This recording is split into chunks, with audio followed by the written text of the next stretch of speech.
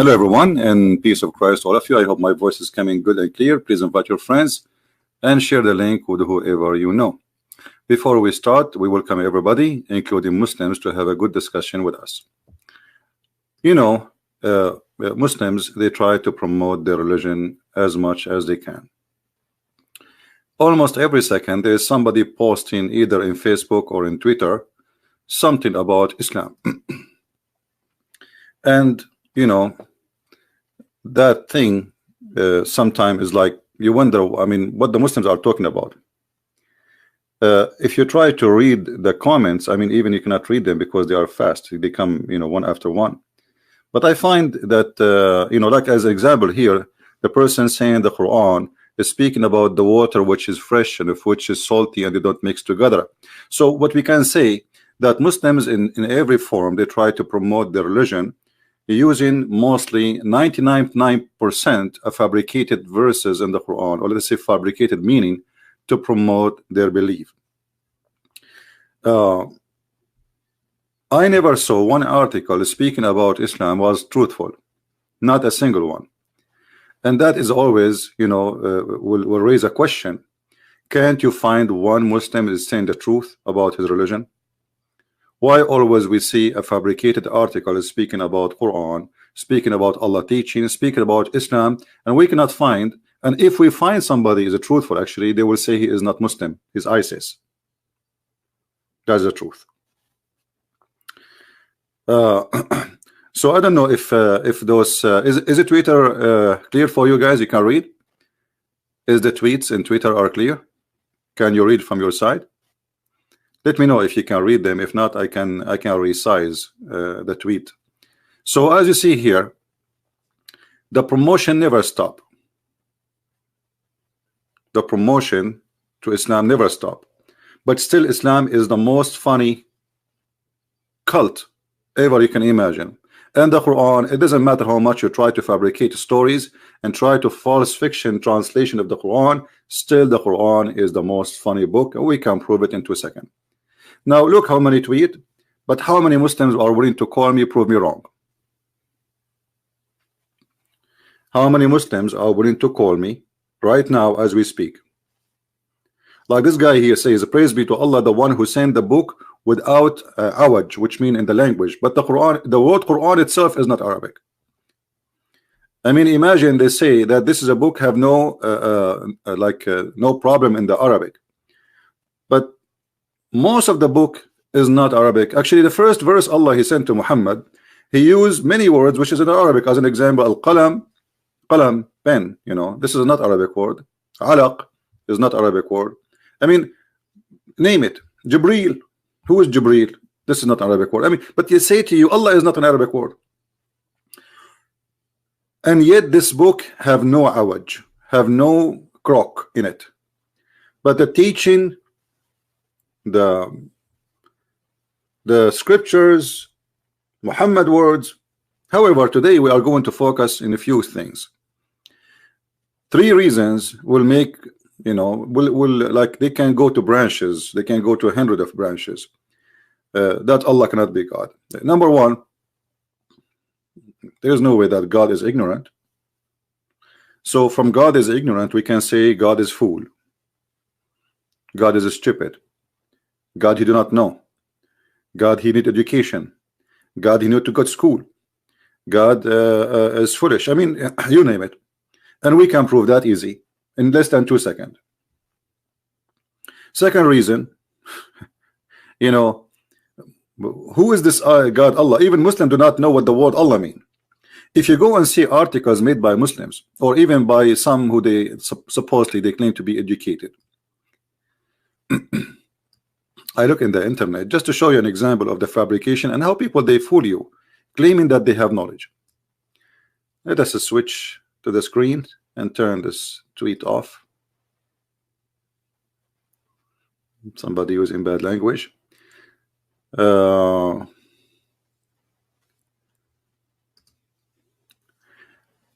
This is an article about who is Allah.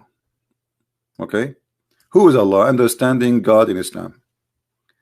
According to Islamic statement witnesses, Shahada, there is no God but Allah. Muslim believe he created the world in 6 days. He sent prophets such as Noah, Abraham, Moses, David, Jesus, and lastly Muhammad, who called people to worship only him, rejecting idolatry and polytheism. Now this is try to Islam is promote idolatry, and Islam speak about one God, but they don't know who is their God. So isn't it Muslims? Is it Muhammad who taught Muslims to kiss the black stone the same as the Arab used to do before? Is it Muhammad who says the one who kiss a black stone or touch it and the Yemeni corner, Allah forgive his sin? You don't like to say things without proving it, but just to show you how they give you definition for things which is far away from the truth. But you know, people, they are copy paste.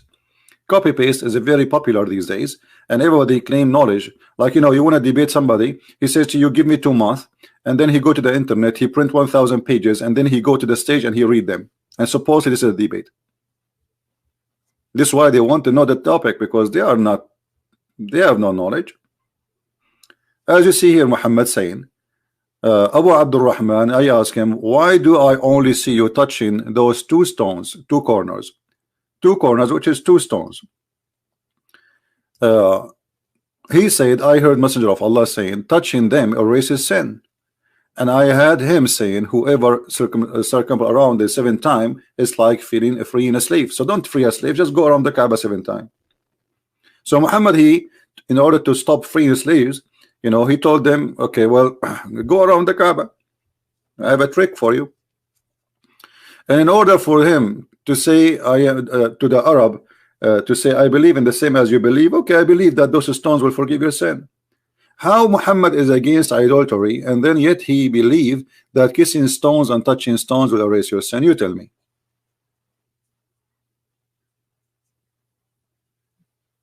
If there is any Muslim there have anything to say, please feel free. You are welcome to call us, and I will open my Skype just to be sure that I can receive Muslim calls, and only Muslims can call me.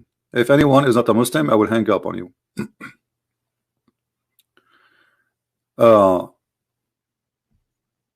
And the reason I say only Muslims, because we want to hear the sound of the Muslims, the voice of the Muslims.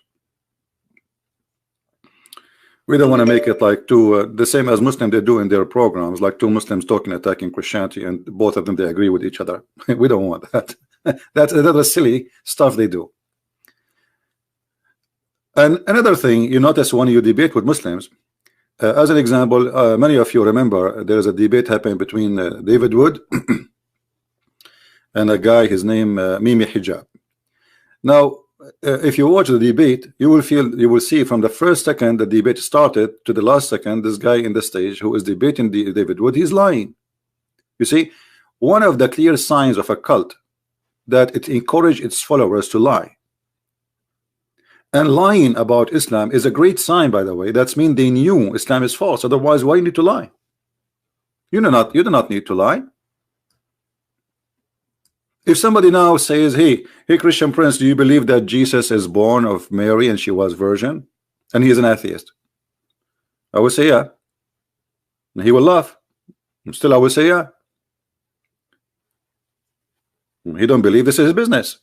So Muslims, in order, because they knew that Islam is false, in order to defend, they lie. And this is the funny, will take us to other side of Islam, which is the second reason Islam cannot be from God. Islam is not ethical, and the one who taught Muslims they can lie is Allah. In many places in the Quran, as an example, not necessarily only one, you can take a false oath and you are fine. You can swear by Allah and you are fine, as long as you don't mean it. So Muslim, he swear to Allah when he speak to me, I swear by Allah that this is what we teach in Islam, but as long as you don't mean it, it's okay. Allah, because Allah judge him by the intention of his heart. Do you see it? So a Muslim, when he swear to you by Allah, he can swear 1,000 times he did not commit a single sin according to Islam, because Allah, he only take you accountable for your truthful oath, not the false oath. A Muslim, he can even lie to his wife, and a wife, she can lie to her husband.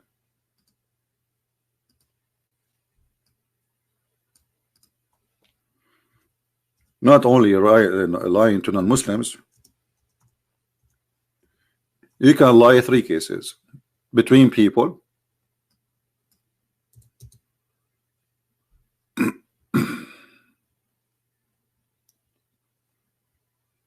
let's see. And the funny, Muhammad is saying that lying is bad, but he is the one who's teaching Muslims that you can lie. Let us see, where is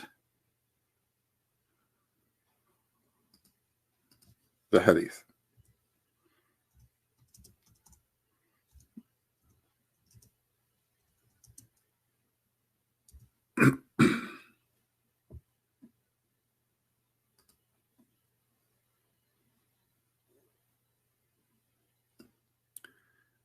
And I want you to think carefully about what we will show you in the screen right now, and try to find out how this can be from God, and how this man can be a prophet.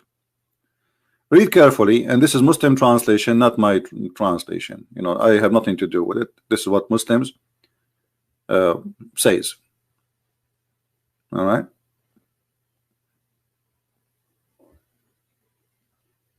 Let us see.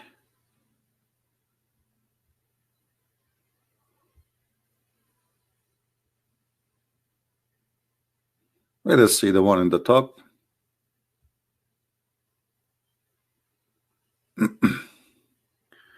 Starting from here. Look at this teaching. If a man, he asks his wife to come to his bed, Allah and the angels will curse her. Muhammad, he is subjugating women to be a sex slave, and if she refused to come to the bed, but remember, the Muslim man have 4 wives. But if the Muslim man refused to come to the wife bed, nobody will curse him. Here you will see another ethical problem. Okay. Where is the hadith? Let's see.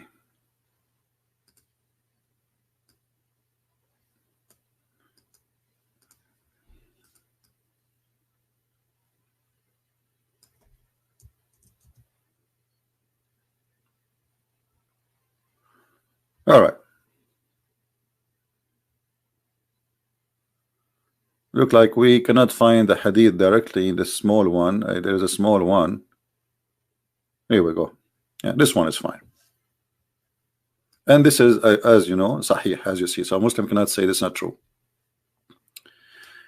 The Messenger of Allah is against lying, unless I don't count as liar a man who puts things right between people. So my friend, we have 2 guys who they don't like each other. Let's say there's something wrong, and now what we do, we go to the first one, we lie to him, and we go to the second one, we lie to him in order to fix the problem between them. Now, is that ethical? In which book? In which religion? But remember, sooner or later, those 2 guys, they will find that I did lie about what I said to them, and then the hate will be increased, and now the hate will involve me. So we will be, instead of being 2 people hating each other, we will be 3. How you can fix problems? By lying. How we can fix problems? By lying. Lying to your enemies, according to Islam, by the way, here they say to you in the case of war, right? But according to Islam, anyone is not a Muslim, he is in war with Allah. War in Islam is not you carrying a sword when I kill Muslims. No. War in Islam, that there is a Muslim and there is non-Muslims. Those who they are not Muslims, Allah, he waged war in them, and we can show you tons of reference, so people will not say we are making things up. Muhammad been given order to fight all mankind until they convert to Islam, as you see. So it's not you waging war on Islam. As Muslims, they try to explain to you, they say to you, oh well, don't you think Islam teach like don't you have the right to defend yourself? This is not what Islam teaching. Islam teach that we have the right to kill and enslave everyone who don't believe in Islam. I have been commanded to fight those who don't believe in Allah until they say the Shahada. And not only that, they have to pay the money to Muhammad. And not only that, they have to eat as he eat. And not only that, they have to pray as he pray. And not only that, they have to recite as he recite. And then and only then he will not shed their blood. Do you see it?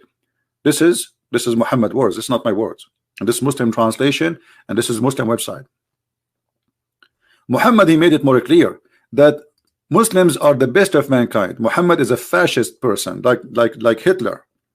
So what he claimed that a Muslim have a duty, and his duty is to bring non-Muslims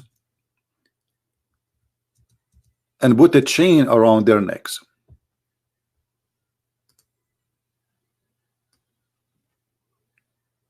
This is Sahih al-Bukhari. This is very, very authentic according to Muslims. So Islam, not only the God of Islam, not only is a fool, he teach fiction in the Quran, and we go there later. The ethic of the Quran is bad, it's horrible, and it's a fascist cult. This is what fascism is. Fascism is to believe that you are superior, higher than other race or group who don't belong to you, and you have the right to treat them like dogs. You know, what do you mean you want to put a chain in my neck? What do you mean you want to put a leech in my neck? What does that mean? It have one meaning, that Islam is a fascist cult teaching fascism, Nazi, and even Hitler is better than Muhammad. Muhammad and Hitler, they share many things actually. Hitler want to kill all the Jews, and he want to kill all his enemies. Muhammad want to do the same.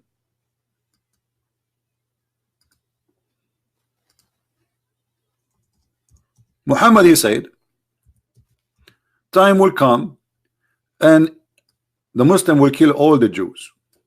All the Jews. Genocide. The earth will be zero Jews. And if a Jew hide behind a tree or a rock, the tree and the rock, they will scream saying, hey Abdul Muhammad, there is a Hassan Nasrallah, hey the Mullah of Iran, hey Osama bin Laden, there is a Jew behind me, come and kill him. A Muslim, he says in the text, yes, that he says he agree that Allah is speaking about the Zionist Jew. You know, my friend, that's because you're ignorant. Do you know what Zionist mean? It's so clear that you do not know even what Zionist. This is the other side of the dumb cult of Islam. Because if you know what Zionist, you are saying that you want to kill the Zionist, right? Do you know what Zionist mean? You don't know. You think Zionism is like an organization created last year. This is not Zionist.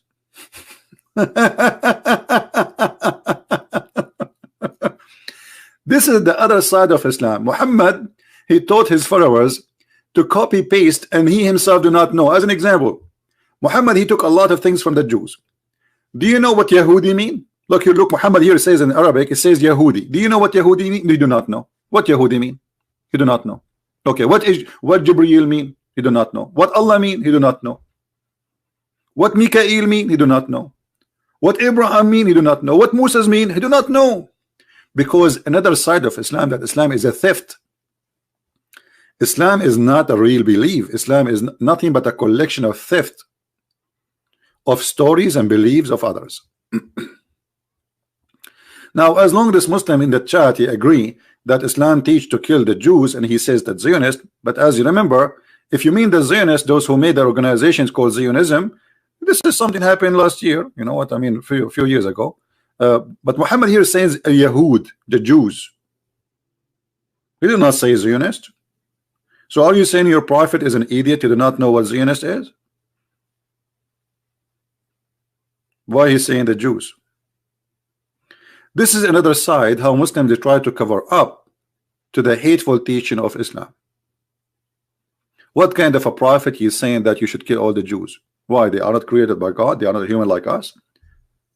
Because they refuse Muhammad.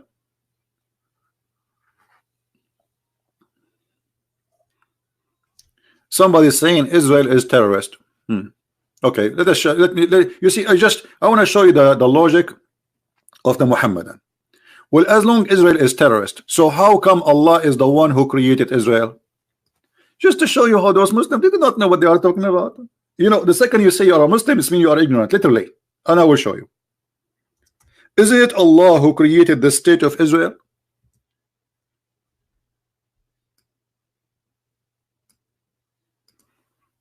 This is your Quran, Abdul. Chapter 5. You can read it from verse number 20, 21, 23, etc. Allah, He told Moses, take your people and attack the land, which is Israel, the land of Israel now, and take it. Enter the holy land which Allah has assigned into you. Do you see it? Do you see it? So your God Allah is the one who assigned Israel to the Jews.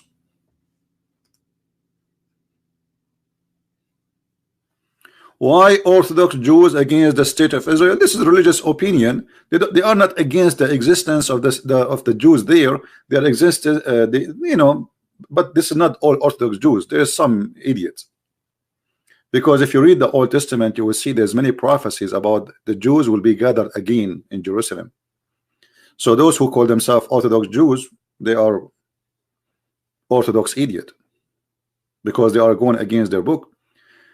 But not all Orthodox Jews, they believe in that. There is a few, you know, little tiny minority.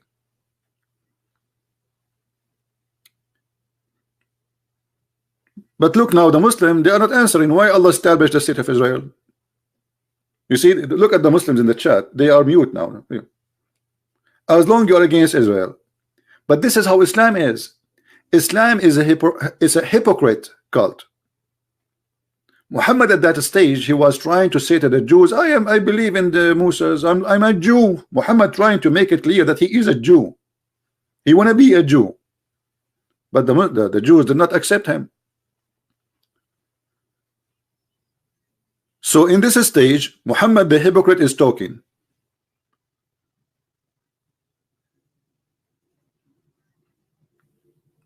In the whole Quran, the word Palestine never mentioned. Any Muslim can tell me why? Allah never heard of it.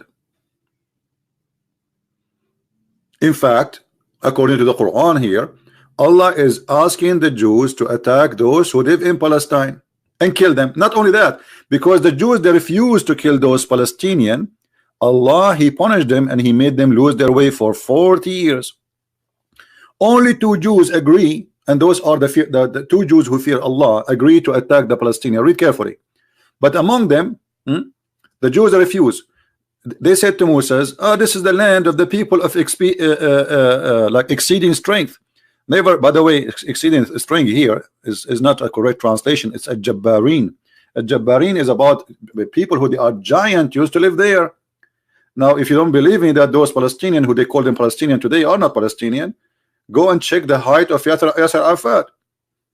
I mean, do he look like a giant? He's not even 140 centimeter height. He always wear high heels like women in order to make himself look taller.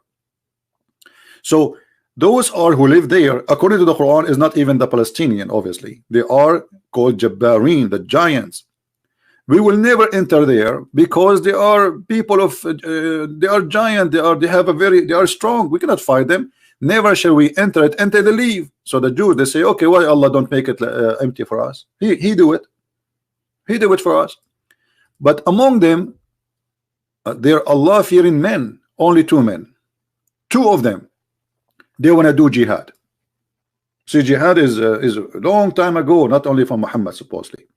From all the nation of the Jews, only 2 Jews, they want to do jihad. They want to join ISIS.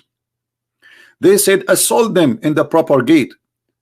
Okay, only 2 Jews. And Muhammad here, the God of Islam, praising them. He says, those are 2 fearing men. They fear Allah. Then they said, okay, Moses, we will not go. We will remain here. You and your God go enter it. You and your God go enter it and fight with those 2 men. And you and your God. And then Allah he get angry from the Jews. So he said to them, therefore the land will be out of their reach for 40 years. Do you see it, Muslims? So as you see, only the only educated one, and they have honesty, they will say what the one who established the state of Israel is Allah. It's in the Quran. Allah never mentioned the word Palestine, not even a single time in the Quran, and we cannot even find it in the Hadith.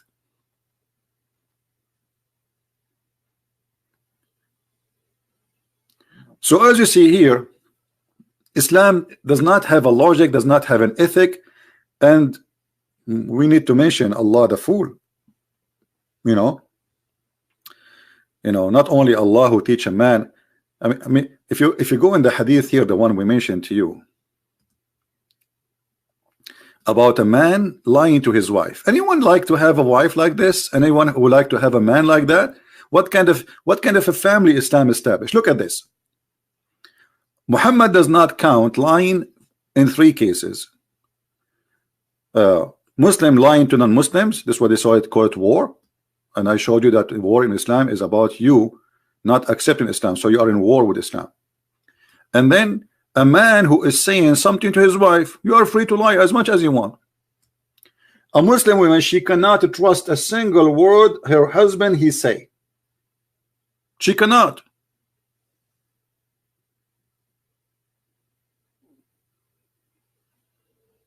And then, or a wife saying something to her husband, you cannot, if you marry a Muslim woman, you cannot trust a single word a Muslim woman saying.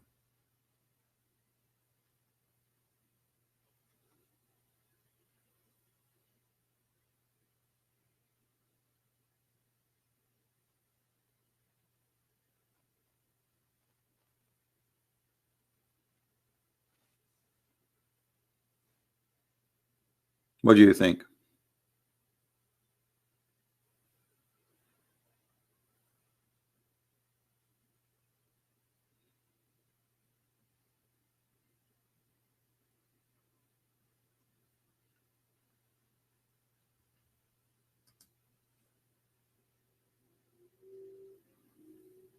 Any Muslim?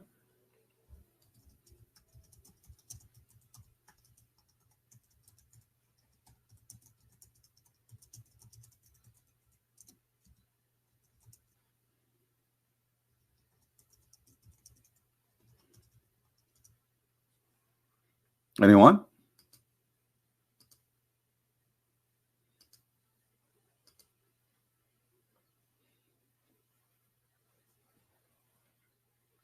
Let us see.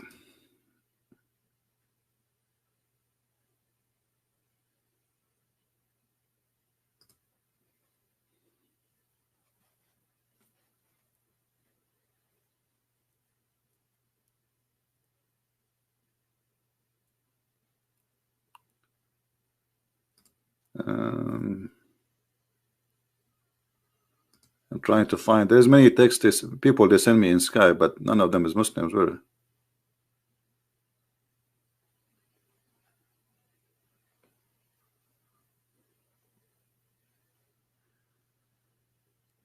I recently watched Ishmael video, and who is Ishmael anyway? I was working. I'm a Shia Muslim and would wish to show evidence against Jesus being God. Okay, this is a Muslim guy from Doha, where he is.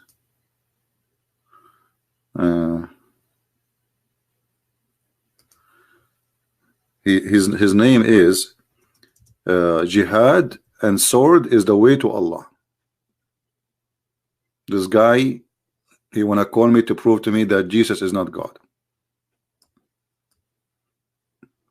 In Arabic it says sword and jihad, the way to the family of Muhammad. He is being truthful. Exactly. I told him, sure, call me. Let us see another Muslim. We have this guy here. He called me many times, but looked like I was offline. Let us see.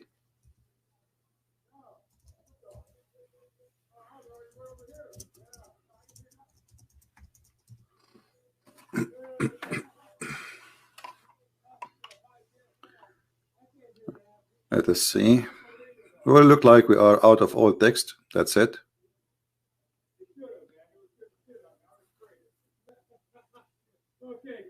Yeah, let us see here.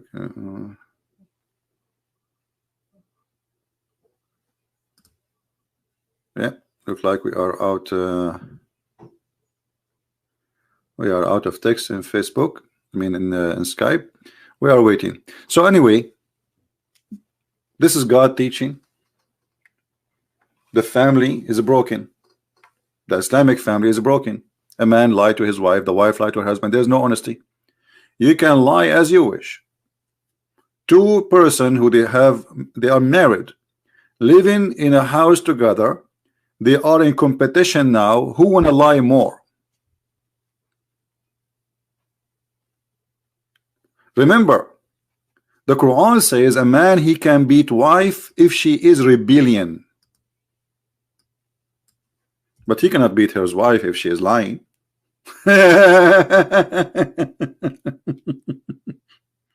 Isn't it amazing? For sure, beating is very stupid, because that will cause another problem to the marriage. And here again, you will see that logic of the God of Islam is a stupid logic. Because what kind of God he think he can fix a problem between a wife and husband, making the wife obeying the husband by beating the wife? That will not. And you see here the Muslim in their translation, they add first and second and last, and there he says beat them, and they put between two bracket lightly. Beat them lightly. Who is a Muslim would like to call me, I would like to beat you lightly? What lightly? Where is the word lightly coming from? And what lightly mean? They put it between two brackets to tell you it's not there. We are lying. Are you saying beat them until you don't break their bones, as Muhammad said? He says, don't beat your wife as you beat your slave until you break their bones, which means Muslim, they used to beat their slaves until they break their bones.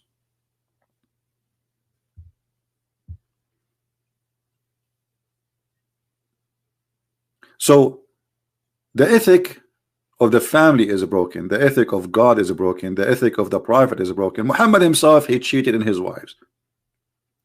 Muhammad himself, he found having sex with the slaves in the bed of his wife. And his wife, she says, Fi bayti wa ala sariri ya Muhammad. In my house, in my bed, Muhammad. Muhammad, he stole his own son wife. He went to her house, and we made many videos about it, and you can go and hear the Muslim debating me. And actually, there's the last one. We have a Muslim who called me to prove me wrong. He left Islam after we did read the story together and other reference. So what kind of religion we are talking about? Now, we did not go to speak about the foolishness of Allah, but this is foolishness, because you know, you are a fool if you think you can have a fixed marriage by beating your wife. How many of you here agree that beating the wife will make your marriage better? Be honest.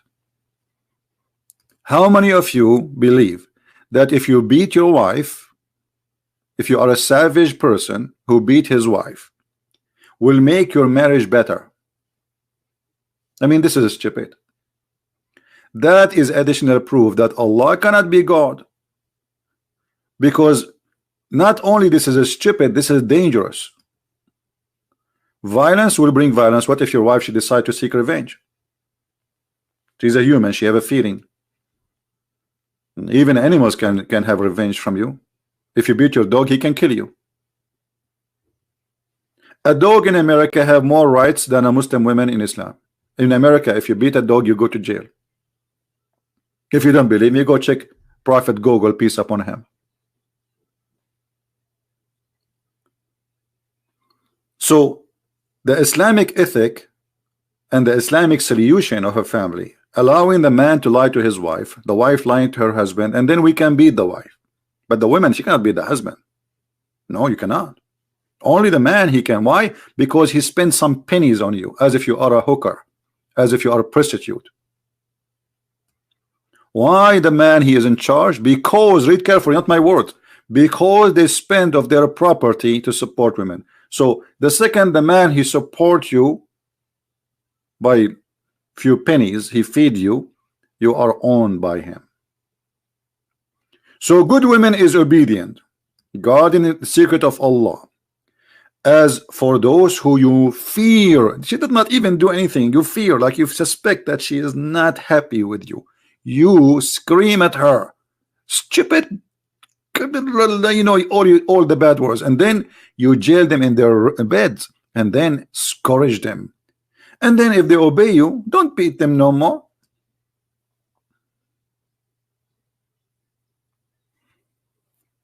How this can be God?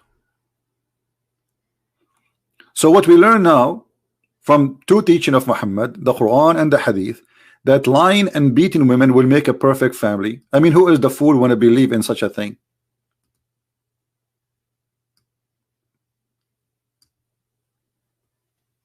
Imagine you are what they call them in USA, a shrink, like, you know, a person who seeks help, advice, mental, you know, advice, family, you know, consolation. So you are a person doing a family consolation between a wife and a husband, and then you tell the husband, beat your wife. You will lose your license immediately, and you might go to jail for such an advice, because this is the most stupid advice ever.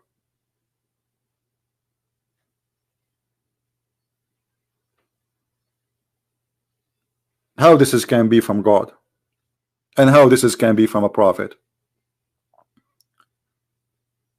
And again, if we turn Twitter on, you will see how many posts the Muslim they post every second trying to promote Islam for us.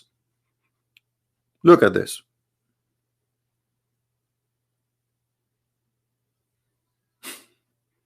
This guy, he keeps repeating about the salty water and the fresh water, and we prove to you that this is a big fat lie. The Quran, you know, let us go there, because this guy, he keep repeating the same lie about the salty water and fresh water. Look at this. Actually, this verse in the Quran proving Allah is ignorant. Here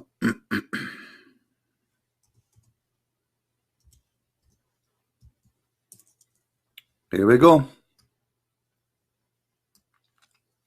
This is appear in the Quran twice. Chapter 25 verse 53, chapter 55 verse number 20. We go to 25 53. The Muslim, they make if you go and see if you search Google and YouTube, you will see tons of article about the two waters are not mixing. Actually, here there's a website. Let me see if I can find it here. As you see, miracles of the Quran, which is nothing but a lie. Let us see where we can find this water thing. Where is the water lie?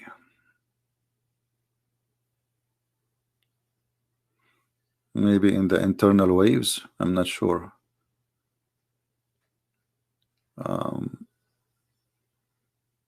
Look how many. I suppose this is all in the Quran. Even flight, even spaceship, I mean, you name it. Shorelines. Look at this. Look. Fresh water, mountain have a frozen fresh water. We will go back here. Let me search. That will make it faster, because this is endless.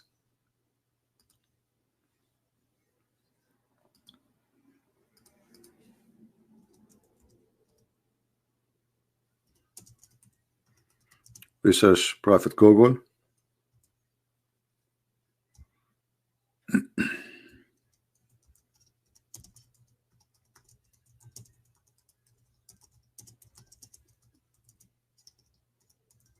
Okay, we type in Google salty water and fresh water don't mix, and then we will find.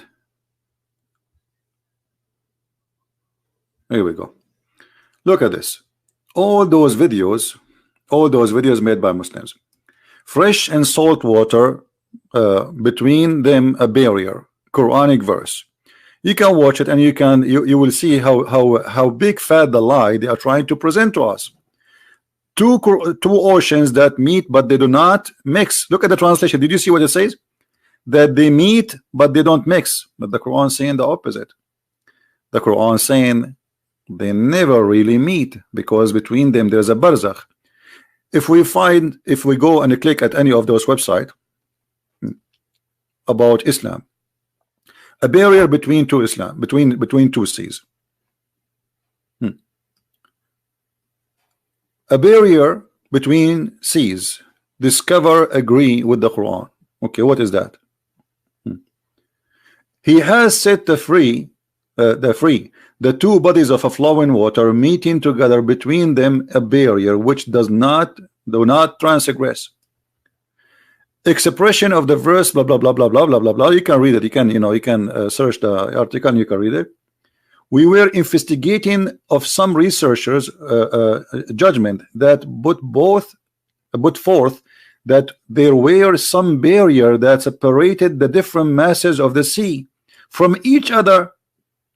Okay, as a result of a various studies, we saw the Mediterranean Sea has a peculiar natural level of so this is about two seas. But hold on, the Quran says, my friend, fresh sea and salty sea,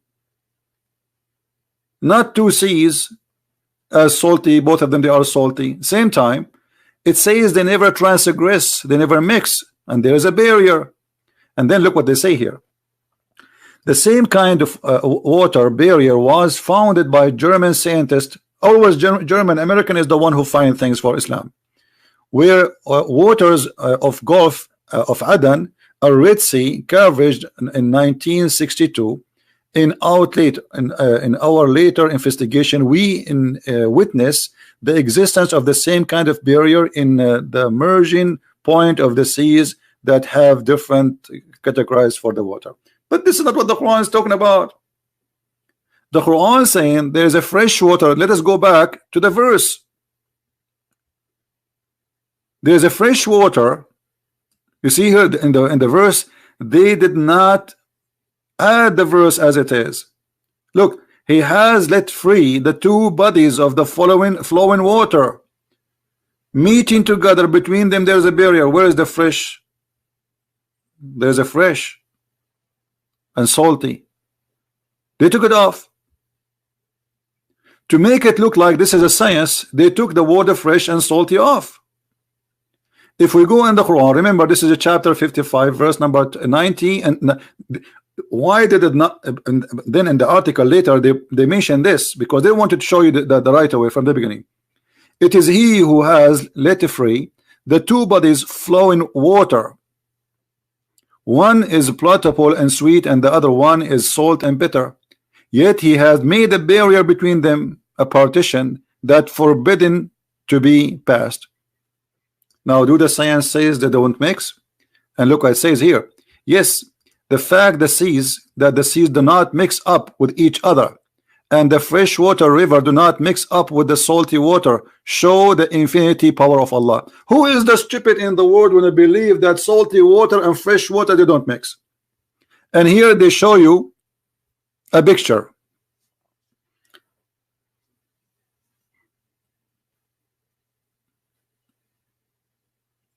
About salty water and fresh water, supposedly. That is the most stupid statement ever. When there is a river coming in the sea, because we have a current of water, so always you will find the fresh water there, but this water here in the side is mixing every second. If you don't believe me, take some salty water and put it in a container, have a fresh water, and I challenge you to find me where the salty water and the fresh water are located. You will see all the water will become salty. It's not the fresh water will be in one side and the salty water will be in the other side. So here they fabricate things for you, while the Quran saying the opposite. The Quran saying they never mix, actually, and they agree. They agree in the article saying they never mix. That's a big fat lie. There's no sense in the word says they never mix. Not a single one. Why they don't mix? One is oil and one is water. Both are water. They will mix immediately. Not a single scientist says they don't mix. What the Quran is saying, proving to us that Allah is a false God. Why? He is claiming that there is two bodies of water. One is salty and one is uh, fresh, and they never mix up ever. What does that mean? We showed you many times. If we go in the Quran interpretation, you will see that the word barzakh wa hijran mahjura, it is a barzakh which is a piece of land separate between them. If we go to Ibn Kathir, just to show you an example about how they lie, and because you don't speak Arabic, so you have to take whatever they say. I mean, you don't speak Arabic, how you will know, right? How you will know? You have to do some search. You know, you cannot take what they say to you for granted, and don't take what I say to you for granted too. I have to show it to you in front of you on the screen, otherwise maybe I'm lying too. All right. And he said, and that salty, and like this is the verse, meaning that salty, it is salty and bitter and not easy to swallow. This is like seas that are known in the east and the west, Atlantic Ocean and etc. But as you know, remember, the Quran says that two seas, one is a fresh and one is salty. And this is Ibn Kathir, who came more than 800 years after Muhammad, saying, well, there is no freshwater sea. Where we can find that sea? So the Prophet, obviously, he meant something else. And here he's counting for you the seas: the Red Sea, the Arabian Seas, the Persian Gulf, the China Sea, the Indian Ocean, the Mediterranean Sea, the Black Sea. But all of them, those are not fresh. Not even single one of them is fresh. So what is the one which is a fresh? Go down, you will see the answer. And he has set a barrier, complete partition between them, meaning between the sweet water and the salty water. Here the word barzakhan, this is from the Quran. It means a barrier, partition, which is a dry land. So do you see how they lie to us? The Quran using the word barzakhan, which is a dry land. The Muslim, they claim that this is about two water meeting together, but they don't mix.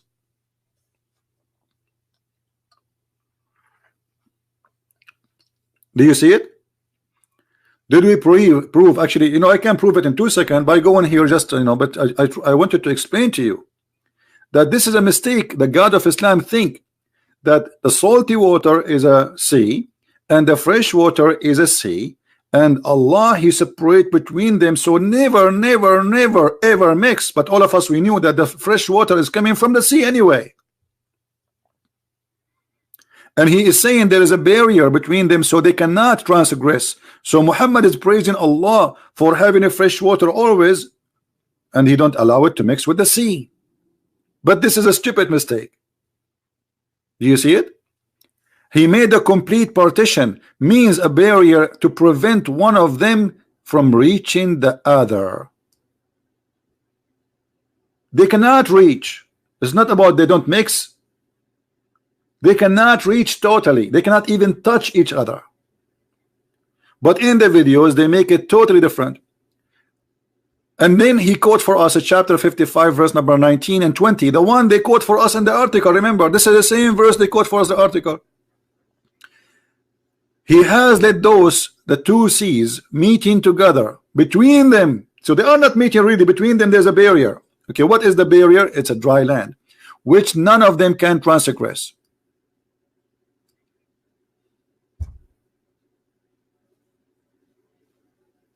Do you see how they fabricate for you stories?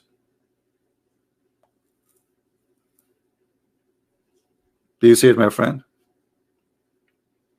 They knew that many of you will be impressed if we make Islam look like a religion of science. And here there's a mistake.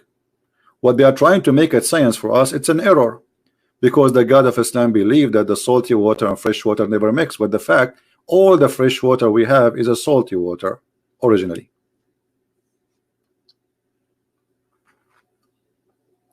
Not only that, as long as we are talking about water and etc. Do you know where ice is coming from? Where is the ice coming from? According to the God of Islam, ice is coming from mountains in heaven. Allah, he break it and he throw it at us. chapter 24, verse number 43. Any Muslim want to tell me how Allah he got this conclusion? You see, Allah is God, right? Okay. Allah the God, he think that there is mountains of ice where hail, when I say ice I mean hail here, actually the word specifically hail, not ice only, hail, and Allah he break from those mountains hail and he throw it at us. Okay, this is God. Is that God, Muslims? Is that your God saying that Allah he break hail from mountains in heaven and he throw it at us to punish the one who don't like?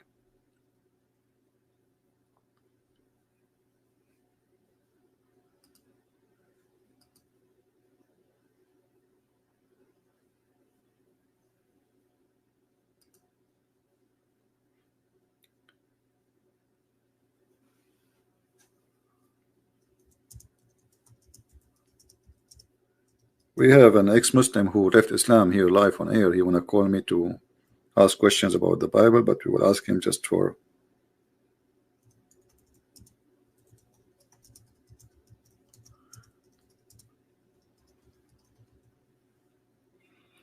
we will let him call us after we finish the topic.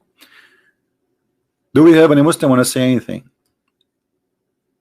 So let us say, you know, for the sake of argument, that all the videos Muslims they make about science and the Quran is true, which is absolutely false. How Allah he says that? And by the way, if the Muslim try to say, oh, Crhistian Prince is lying to you, doesn't mean that. You know, it's in front of you. Even this is the Muslim translation, but we can go to the Quran interpretation by their scholars. How the Muslim understood the Quran for the last 1400 years. This is a chapter 24, verse number 43, and this is the Abdul Ibn Kathir. Here we go.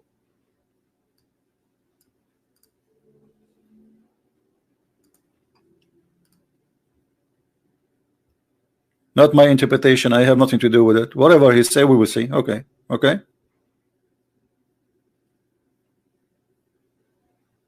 Oh, hold on. 43, sorry, it's not 53. Okay, it is 43. See what happened when you get older.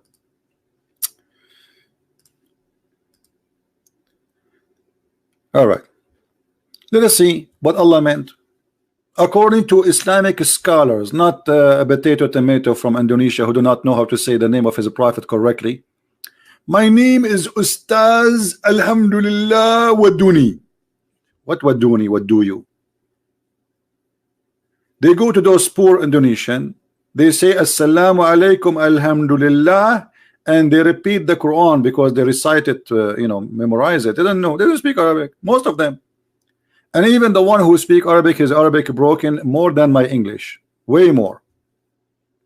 He sent down from the sky.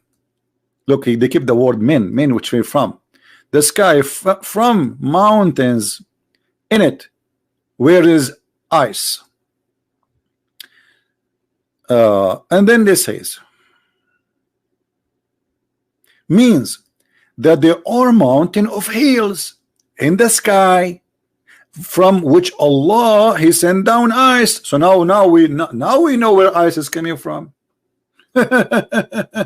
You see, Allah is God. Otherwise, how Allah he knew this? You tell me. You tell me how Allah he knew this. How Allah he knew that there's a flying ice mountains.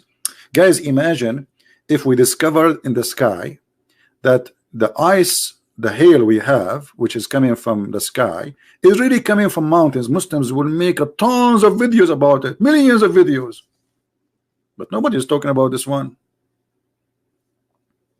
Who is a Muslim want to make a video about Allah discovering where ice coming from? Any Muslim?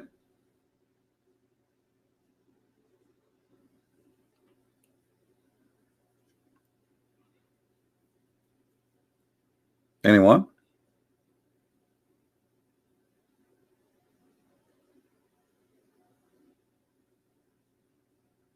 Who is a Muslim agree with Allah statement? Not only this, even the thunder which something we see naturally from in the storm time, which is electronic energy, according to the Quran. It says in chapter 13, verse number 13, a Muslim is asking me, can you read this? Your prophet, my friend, he cannot even read his name. So are you saying to me that I am ignorant like your prophet? Thank you. And yeah, I can read. What about you call me and we will read Arabic together? Can you do so? Do you dare? The one who's asking me, can you read this? Call me. Call me in Skype and we will laugh. Look at this. In chapter 13, verse number 13, the thunder is an angel. Where is the thunder?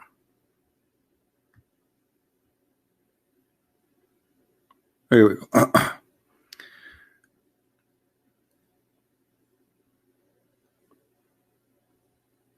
You see, they took the Arabic part of it. Where is the? You see the liars? They took it off. Where it says that thunder is an angel. But don't worry, we will show it to you in different place. In a second.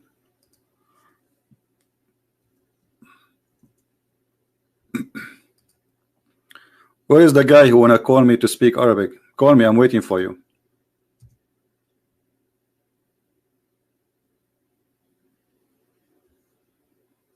And get ready. We will have a lot of fun. This the King of Jordan website never work. It's always down. The same as his kingdom. Give me your ID. The guy who want to speak Arabic, I want to call you. Don't run.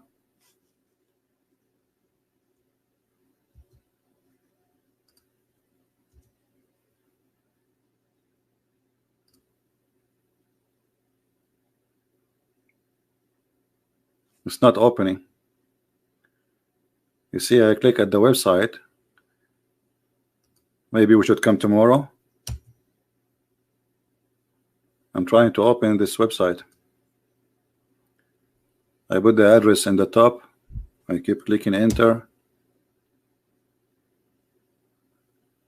Yeah, we have a Muslim. Let us see this guy. Hold on.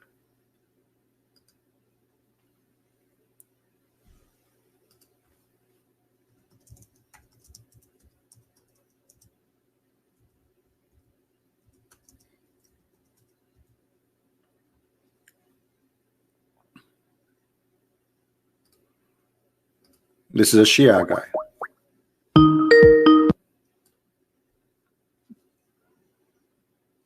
Hello? Hello? Yes, my friend. You are live on air. What do you want to say to us? Oh, okay. I have some regarding some verses of the Bible that unfortunately I wasn't able to ask someone else. What about the topic we are speaking about? I'm not sure exactly what topic you're speaking about. The topic we are saying 3 reasons Allah cannot be God. Allah. Okay, Allah is not God, yeah? Cannot be God. Cannot be God. Yeah. Can I clarify? Can I ask a clarification? Like, when you say Allah, you mean Allah in Islam or Allah in general? What is Allah in Islam? Islam in general? Allah is the God of Islam. But I'm saying when you say Allah as in the name, Allah. No, Allah is a name, my friend. Allah is a name. And Arab Yes. Christian, they use the word Allah because they are forced to use it after 1400 years of occupation. We don't believe in Allah. Allah is a pagan God. He is the moon God. So if I read in the Arabic Bible where it says This is a false translation. This is what I say. This is a false translation. This is a translation. There's no. Why don't you translate it as Ilah? Why don't you put Ilah or Rabb? No problem. I'm saying. I just said to you, this is false translation. Okay, I'm just saying that's what I've read in the Arabic Bible. Okay, let me show you what I read now in the Quran. It says the word Jesus. Can you find the word Jesus in the original Quran? Jesus. Now you want the word Yesua?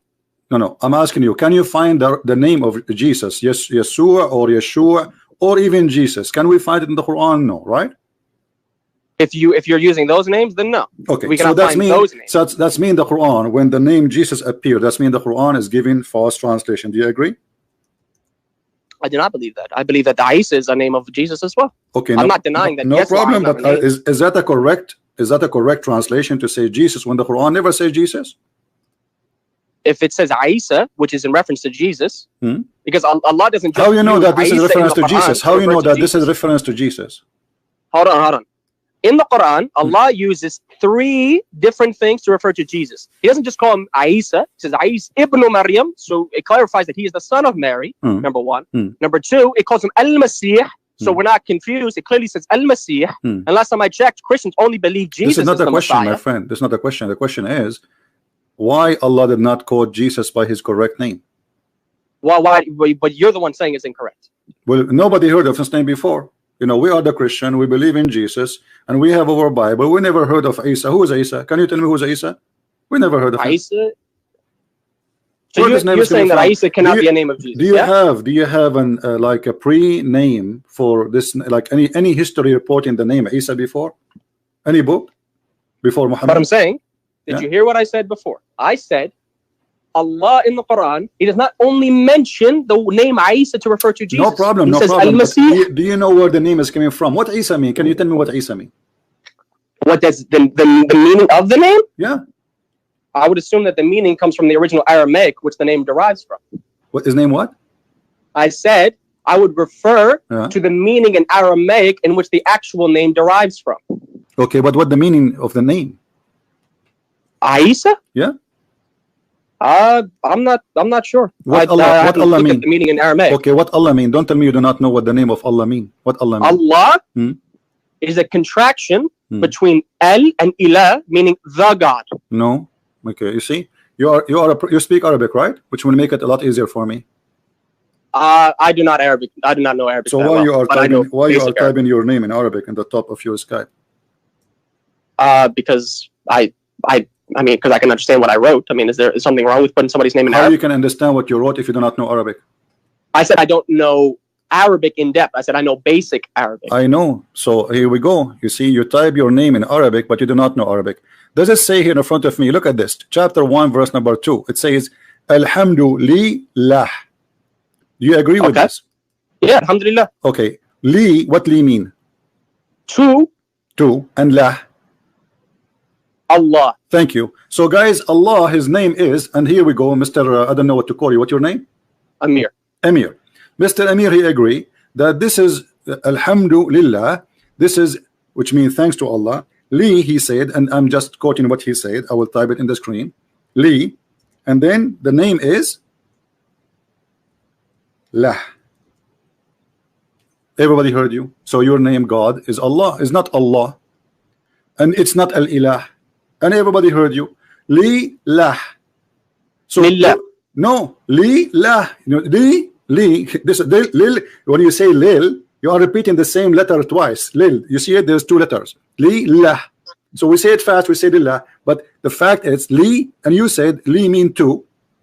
Everybody heard. Okay. How do you say lillah? How do you spell that in Arabic? My friend, you just did. Here we go. Li. How do you spell it in Arabic? Didn't you agree? My friend, didn't you agree? Didn't you agree and says this is mean to Allah? Okay, but here, where is Allah? Where's the word al?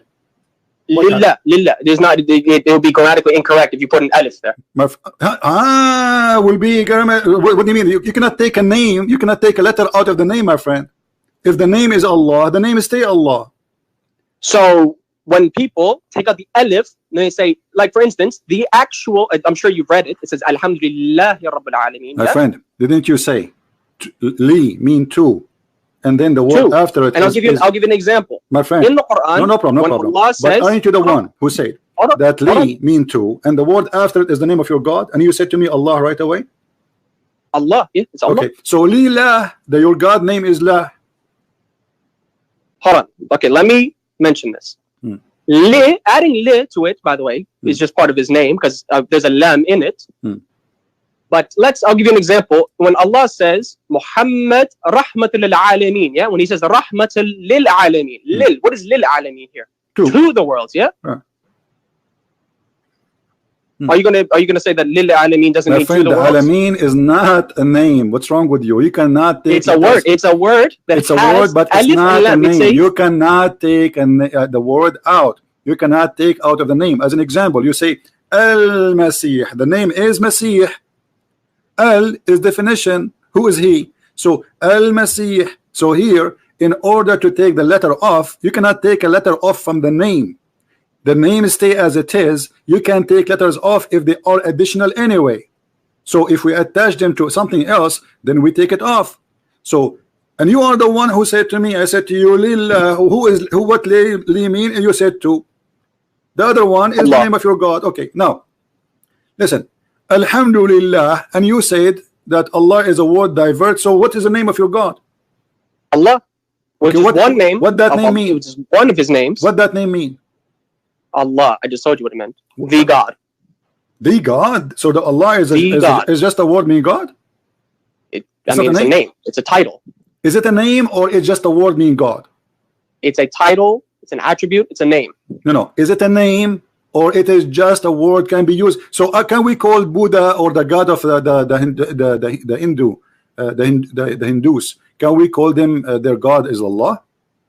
If they believe that is the divine God, then I don't have a problem with somebody using Allah as long as they say Allah in the context of using it with just their God.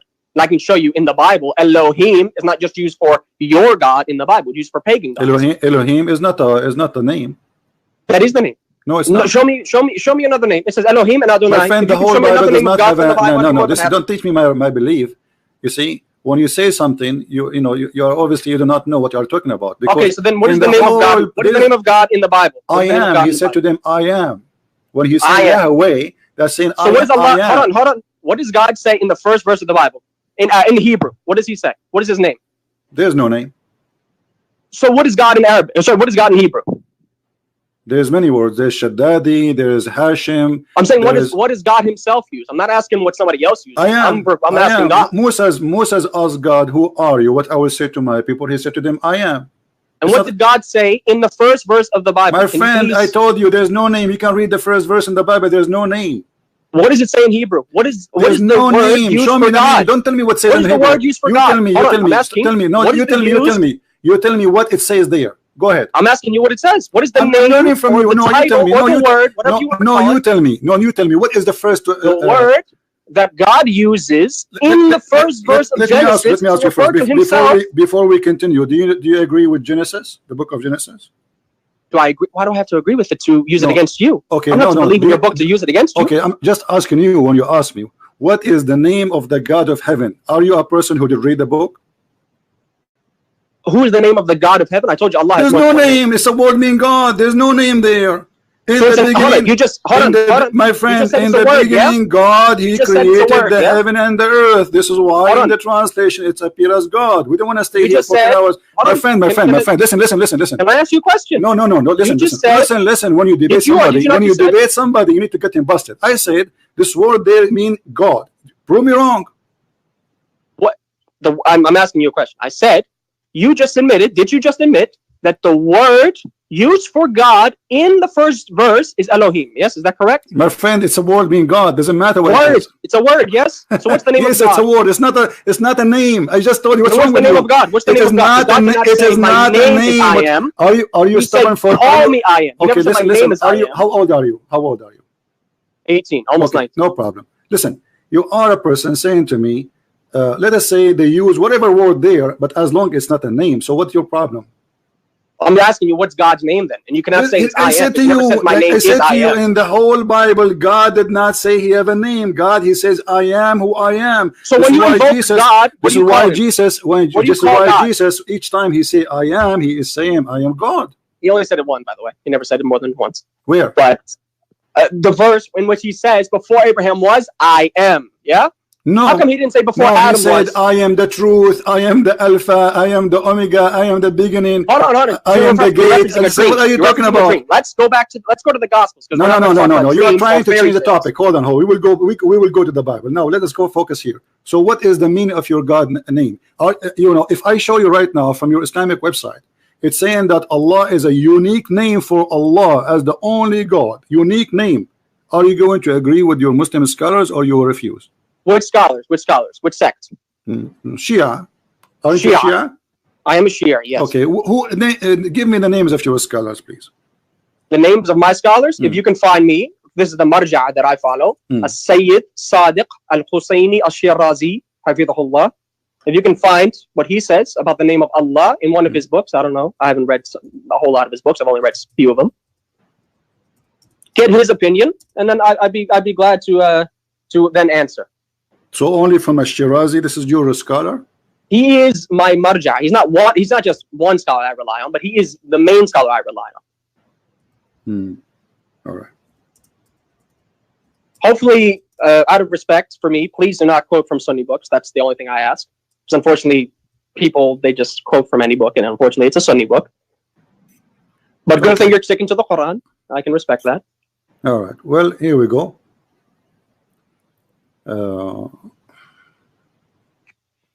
I'm just going to show you a Shia website. I'll be honest with you. I wanted to address certain things about what God in the Bible does or is said about him. I don't want to say he does it in actuality. And see whether or not you can, whether or not you have a problem with this. Whether my friend. Let us not to mix things together. All right? So you want to talk about the Quran, but you don't want to talk about the Bible. No, we are talking about the Bible anyway, because you see, obviously you do not know much about your religion. Isn't it Allah is the one who sent the Bible? I said that Christians use the name. What?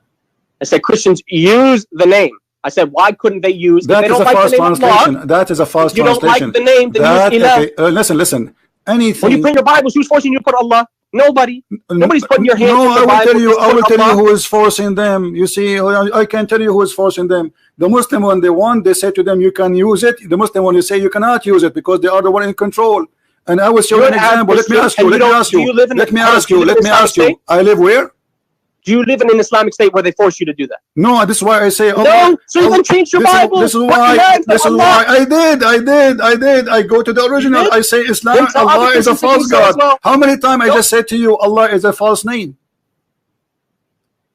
Then tell your Christians. I just told them. The Christians are listening. I told them this is a false translation. What's wrong with you? Isn't it? This is the first thing I said to you.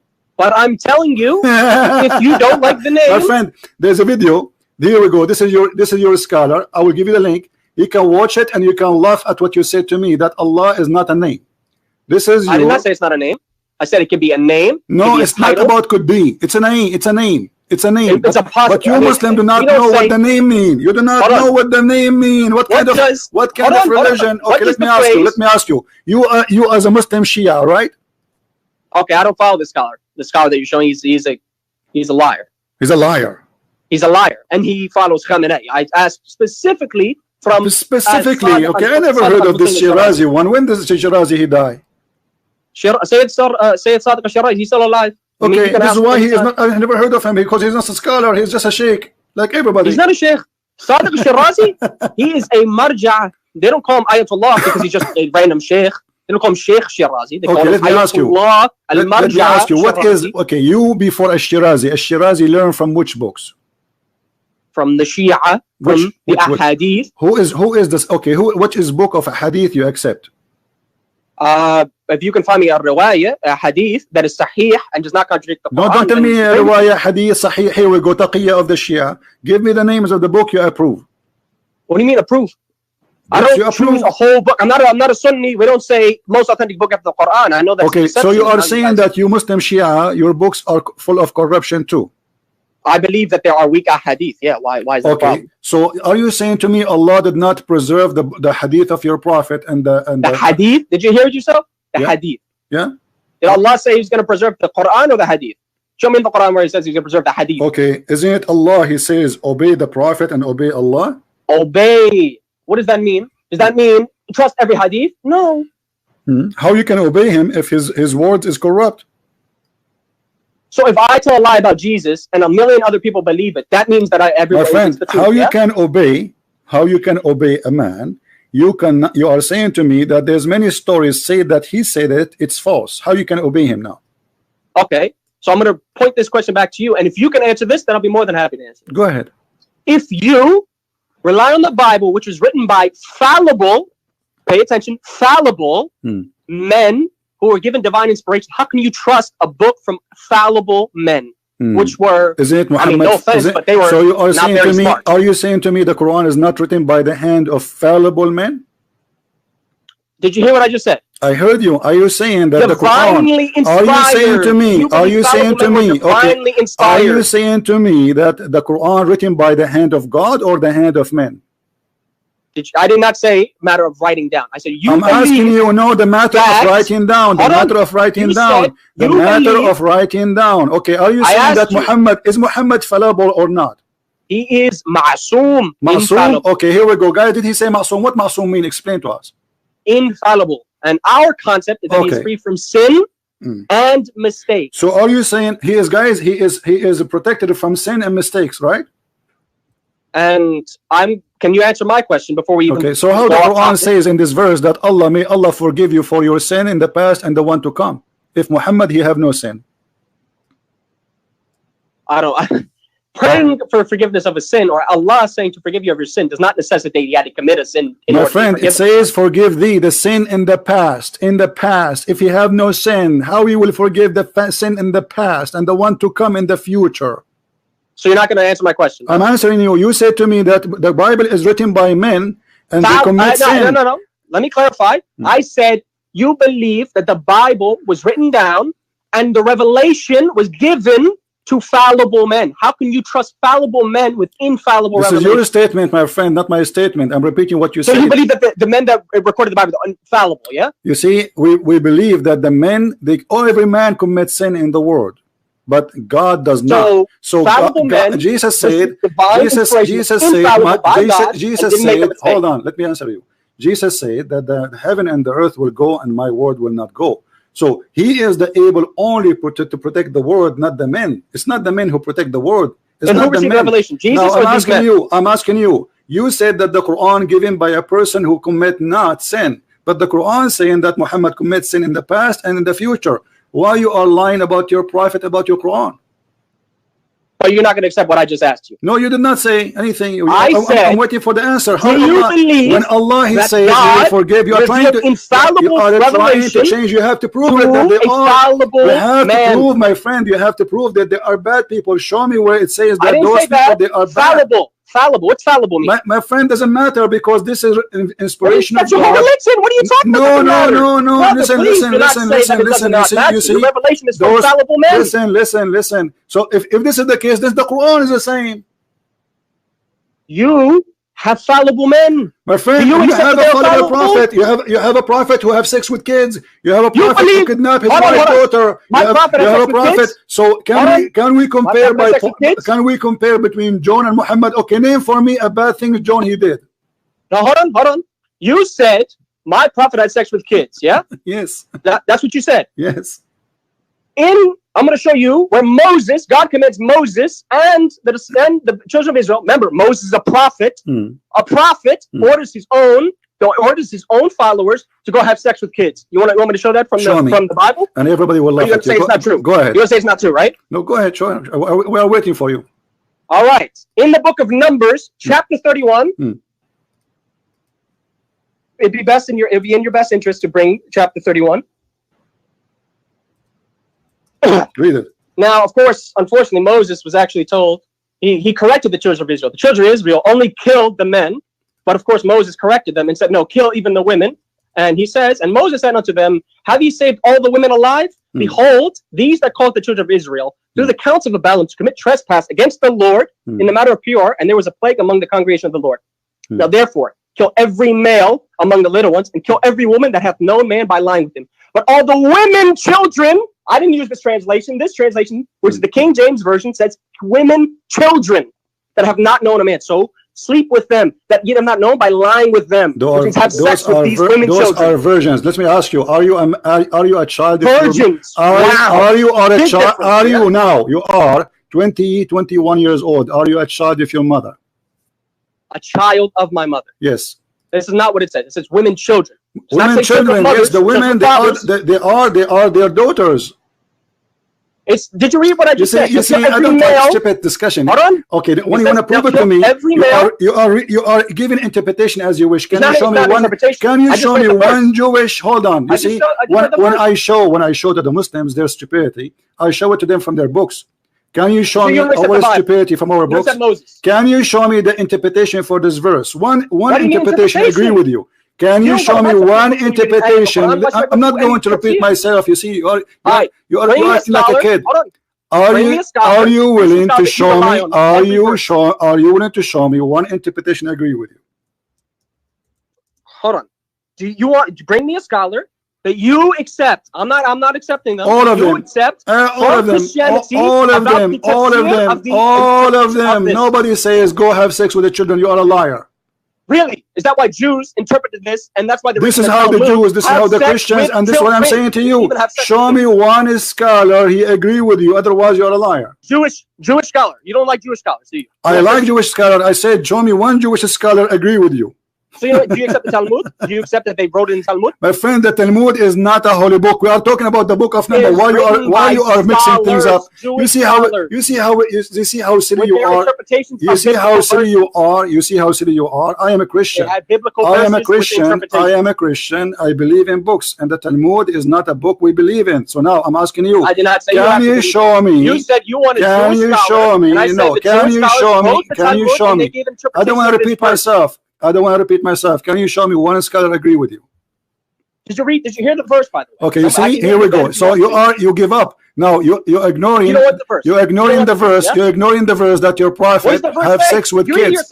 Okay, let me show you. Hold on. You did not answer. You failed to prove anything in the Bible says that, because the word of children there, the word of children. Hold on. The word of little one. You see, what is the little one? Little one. What is a little one? To marry the little one. It says to marry the little one. It says to marry the little one. It says to kill every male among the little ones and kill every woman. Look, it's making a distinction between a woman and a little one that hath known a man. Do you know what women mean? All the women, children. Do you know what women mean? Not known by a man. Do you know what women mean? What women mean in Arabic? What imra'a mean? A woman. I'm asking you what the word women mean. Women. Even a girl could be called a woman. Yeah, but a girl. Here we go. You just use the correct word. Woman means female. So there's a girl. There's a girl, and there's a woman. In the language, the word woman is someone she lost her virginity. She is a woman. It does not say that. It says the female. Now listen. Every non-virgin. Okay, let me. So you fail. You see, this is your interpretation. You can have fun with it. But it's not interpretation. I'm reading word for word. No. This is your interpretation. You have to show me one Christian interpretation. Read yourself out loud. Okay, my friend. Let us make a challenge, me and you. I show you interpretation of the Quran, you show me interpretation of the Bible, and the one who win, everybody will laugh. What do you think? Do you believe the Bible is literal? My friend, do you agree to show me one interpretation?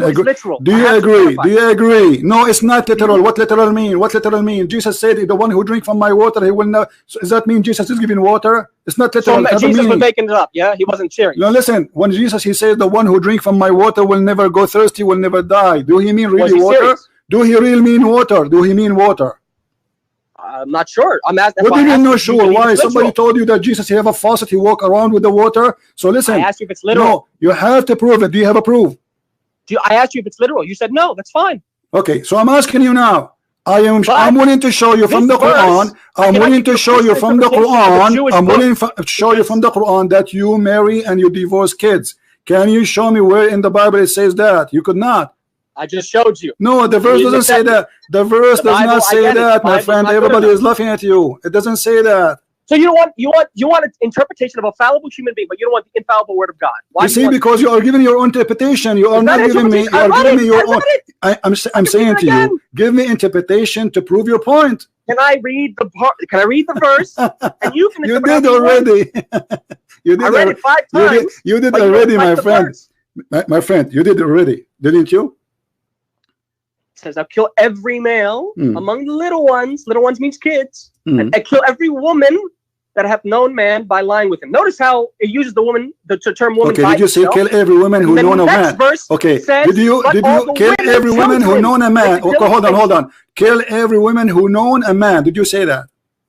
And it says, but all the women children. My friend, look, this branches kill every. Okay, who they will keep? They will keep the women who don't have a female. So, they don't have a man, correct? So kill innocent women, yeah. Well, okay, let me ask you now. Do you want to change topic? We can talk about it. You want to talk about killing or marrying now? Means, yeah, kill the innocent women, yeah. Well, no, they are not innocent according to this book. Did you just hear yourself? You said not. Okay, let me ask you. Let me ask you. Let me ask you. Let me ask you. Let me ask you. All of them. Did Ali burn people alive? Burning people alive for a specific reason versus killing every single person. So what is the reason to burn people alive? God commanded. We believe. I know it sounds really difficult to believe that. Okay. But we believe God commanded Ali to do that. Okay. If a Muslim woman, she leave Islam. If a Muslim woman, she leave Islam, do you kill her? What's up? If a Muslim woman, she leave Islam, do you kill her? Yes, and I can show you a verse in the Bible. But you just said to me, you are killing. But you are saying to me, you see the hypocrisy now. You are saying to me, the verse of the apostate. Okay, let me ask you. Let me ask you. When they asked the prophet, we are going now to attack, and we killed children and women from the enemy. Never says that. Never did says he children. say? Wahum minhum. Never says children. Huh? Never says children. Bring me one where it says kill children. Never says kill children. Okay, here we go. You see, I'm going to show you from the Quran to show everybody that I want the word child. Okay, here we go. You see, because if I show you from the hadith, you will say there's many hadith are corrupt. So let's show you from the Quran. Show me authentic hadith. I said show me authentic hadith. No, I will show you from the Quran.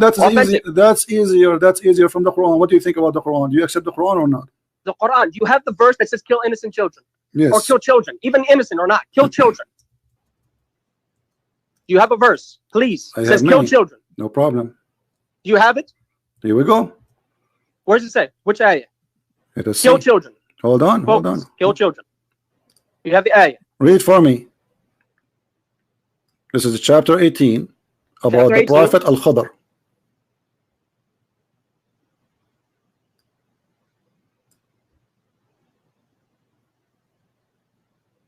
Let me read from here.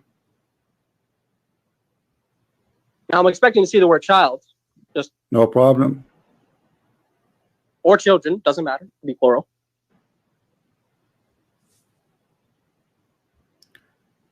Okay.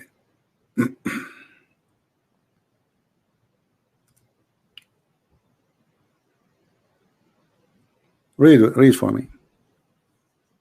Do you have what's the verse? Because I don't have the screen in front. Do you have the verse? Chapter 18, verse number 74.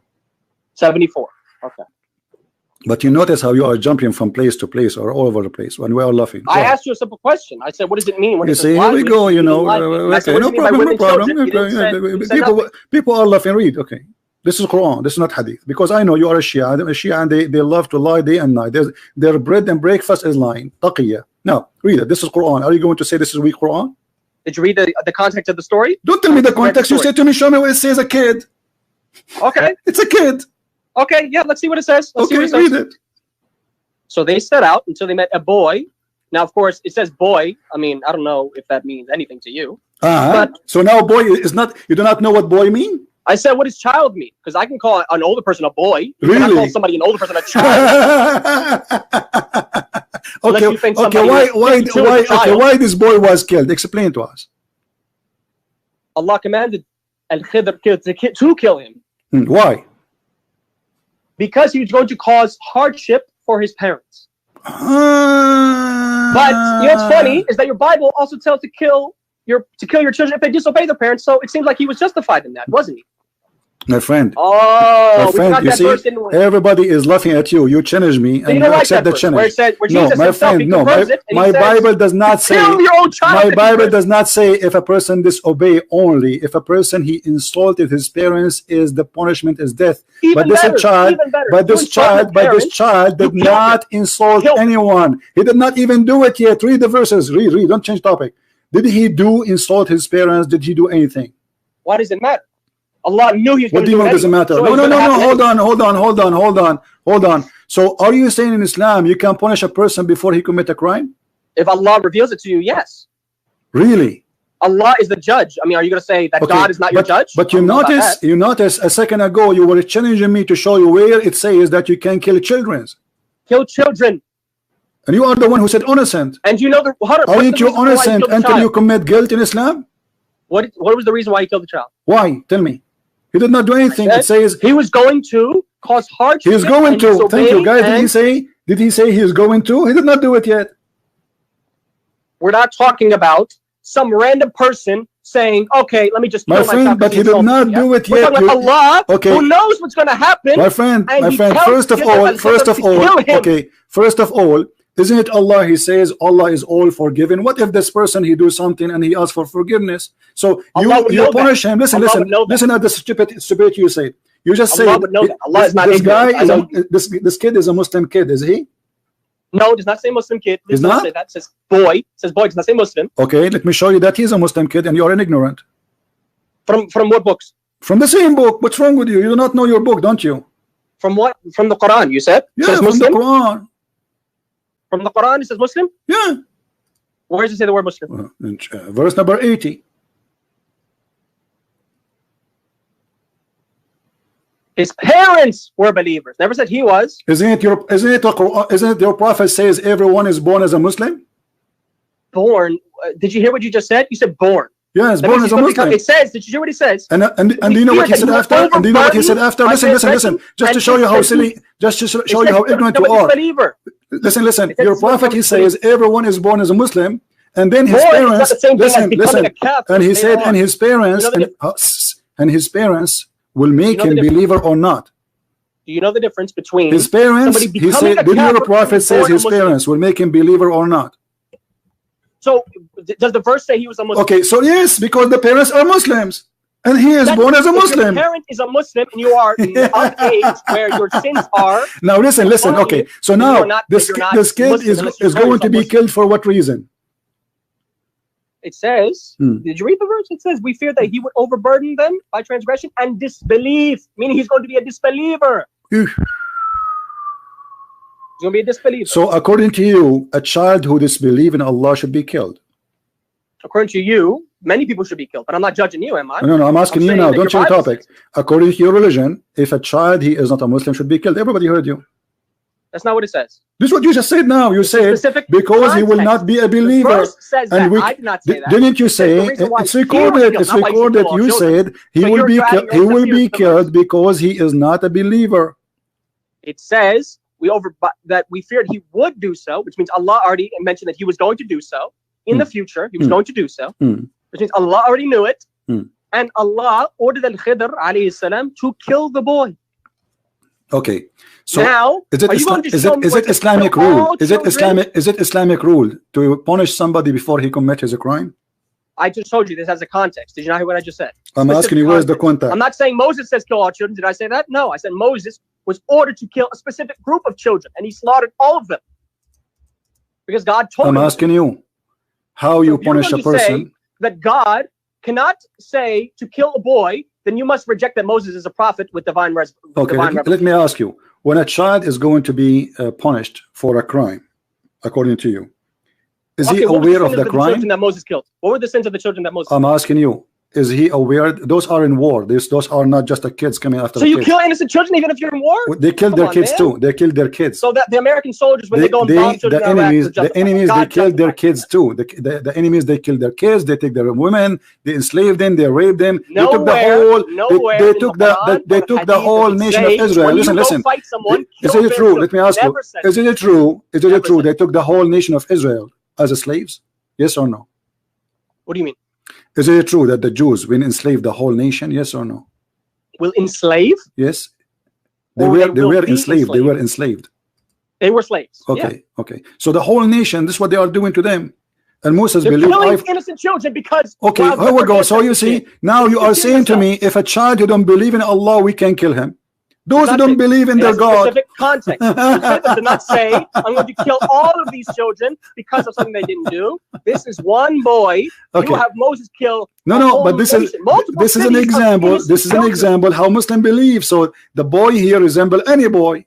Is he a specific person or just a boy? It's a specific person. What do you mean specific? What do you mean a specific person? The boy. What do you mean? What do you mean specific person? He's just a boy. Boy who will the boy. It says a specific boy. The boy. It doesn't say a boy. It says okay. I'm asking you, this boy can be your son. Okay, if Allah revealed to you that your son don't believe in Allah, are you going to kill him? Again, I asked you, does the verse say don't a boy or every boy, or does it say the boy? A boy, it's a boy. It said the boy, do not lie. This is why he don't have a name, my friend. This is why he don't have a name. A ghulam. Read the verse in Arabic. Read the verse in Arabic. Ghulam. Here we go. In Arabic. What is boy in Arabic? In this verse, what is the boy? Ghulam. Al-ghulam. Don't lie. It's al-ghulam. Here we go. It's in the front of you. Everybody is laughing at you. Here we go. Here we go. Read it. Read it where it says al-ghulam. Why it says al-ghulam? Al-ghulam is the boy. Where is the word al-ghulam? Read it. Read it.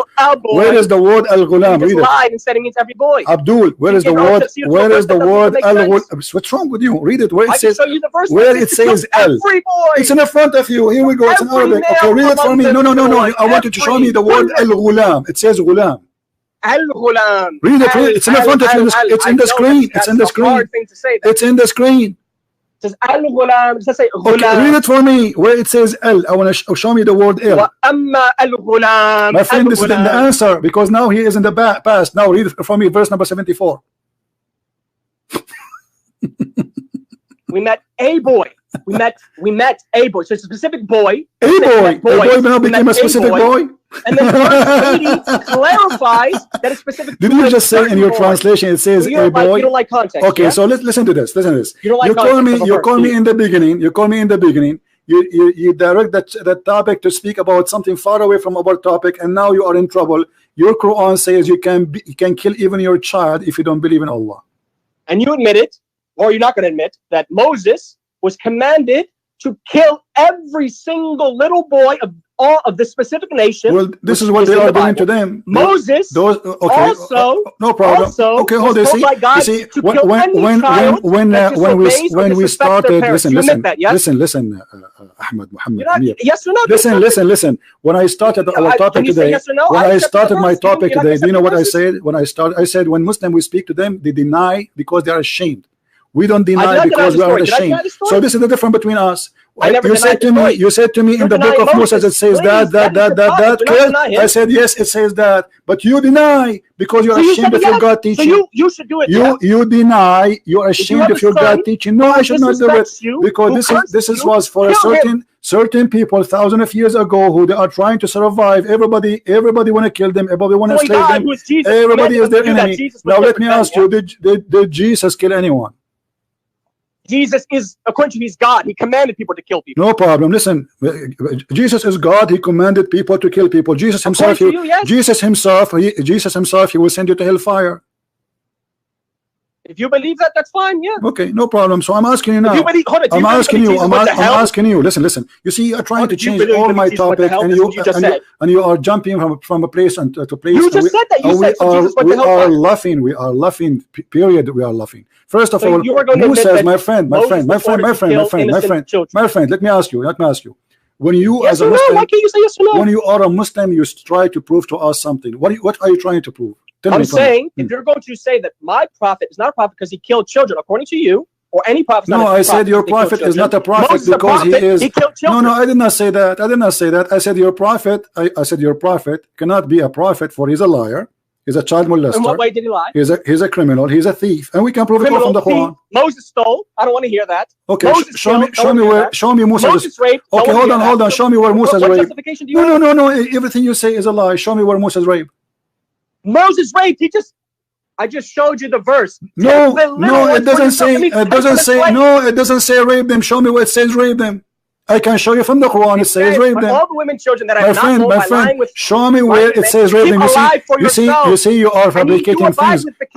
Okay, listen, Amir. A challenge between me and you. If you can show me where in the whole Bible it says you can rape a woman, you are my hero. In the same time, I will show it to you right now from the Quran. Listen. No, they marry them. They don't rape them. I can show you from the Quran where it says you rape women. Deuteronomy. You ready for this? Read it. Deuteronomy 22, 28 to 29. And if a man finds a damsel that is a virgin, which he is not betrothed to, which means he's not married to, and lay hold of her and lie with her, which means rape her, because she clearly didn't consent, and they be found out, then the man that lay with her shall give that, Father, obviously this is your punishment. You pay the father, and she shall be his wife. So he raped the woman, and now he's his wife forever. Okay. He shall have Okay. her, So hold on. It says he lay down. Listen. You are just being a kid. If you read the whole chapter, you will see it says there clearly that if a man he lay down with a woman and she don't scream, there's a woman she scream and there's a woman she asks for help.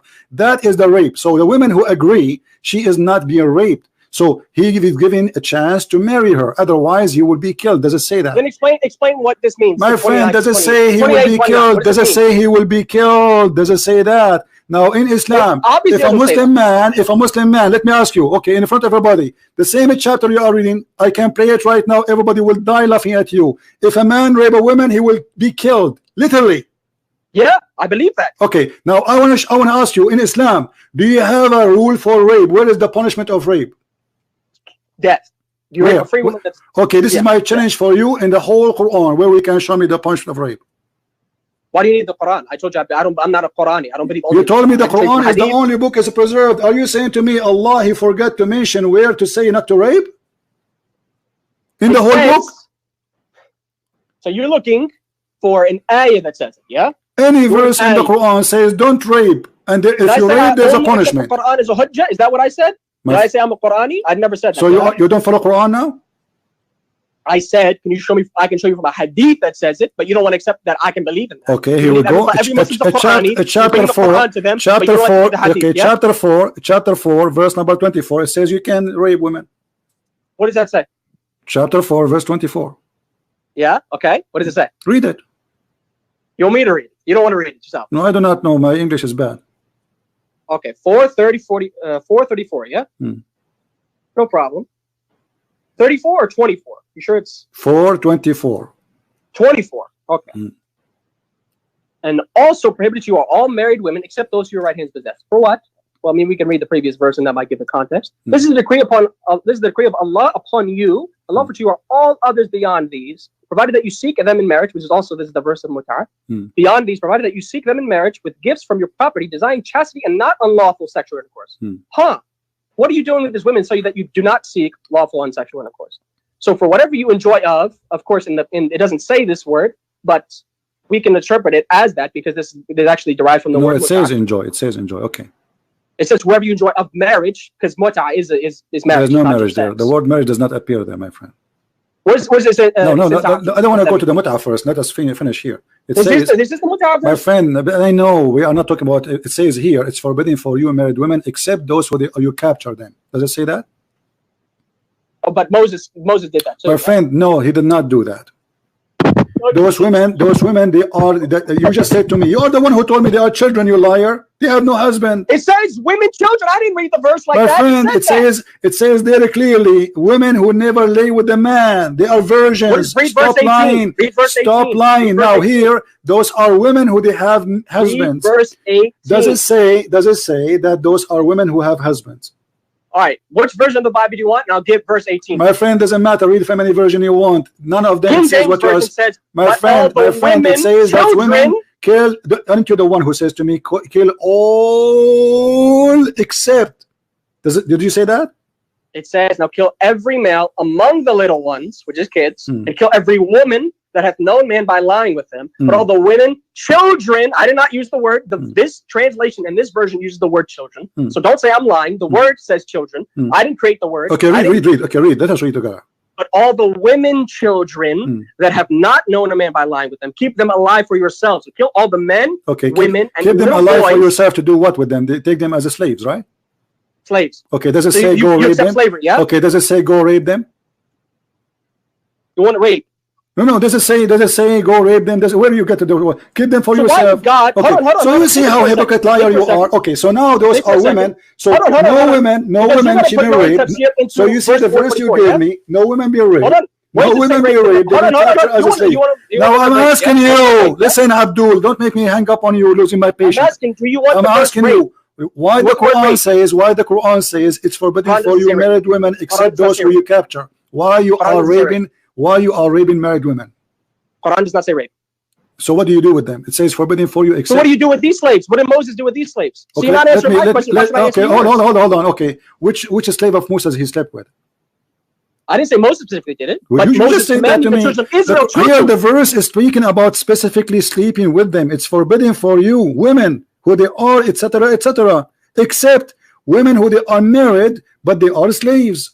But all the women that have not known a man by lying with them, keep them for yourself. Why Keep them as a slave. Keep them as a slave. You see, my friend, everybody is laughing at you, and this is why I'm having patience, because we need a comedian. Now, here the verse in the front of us, it says you can rape women. In the same time, you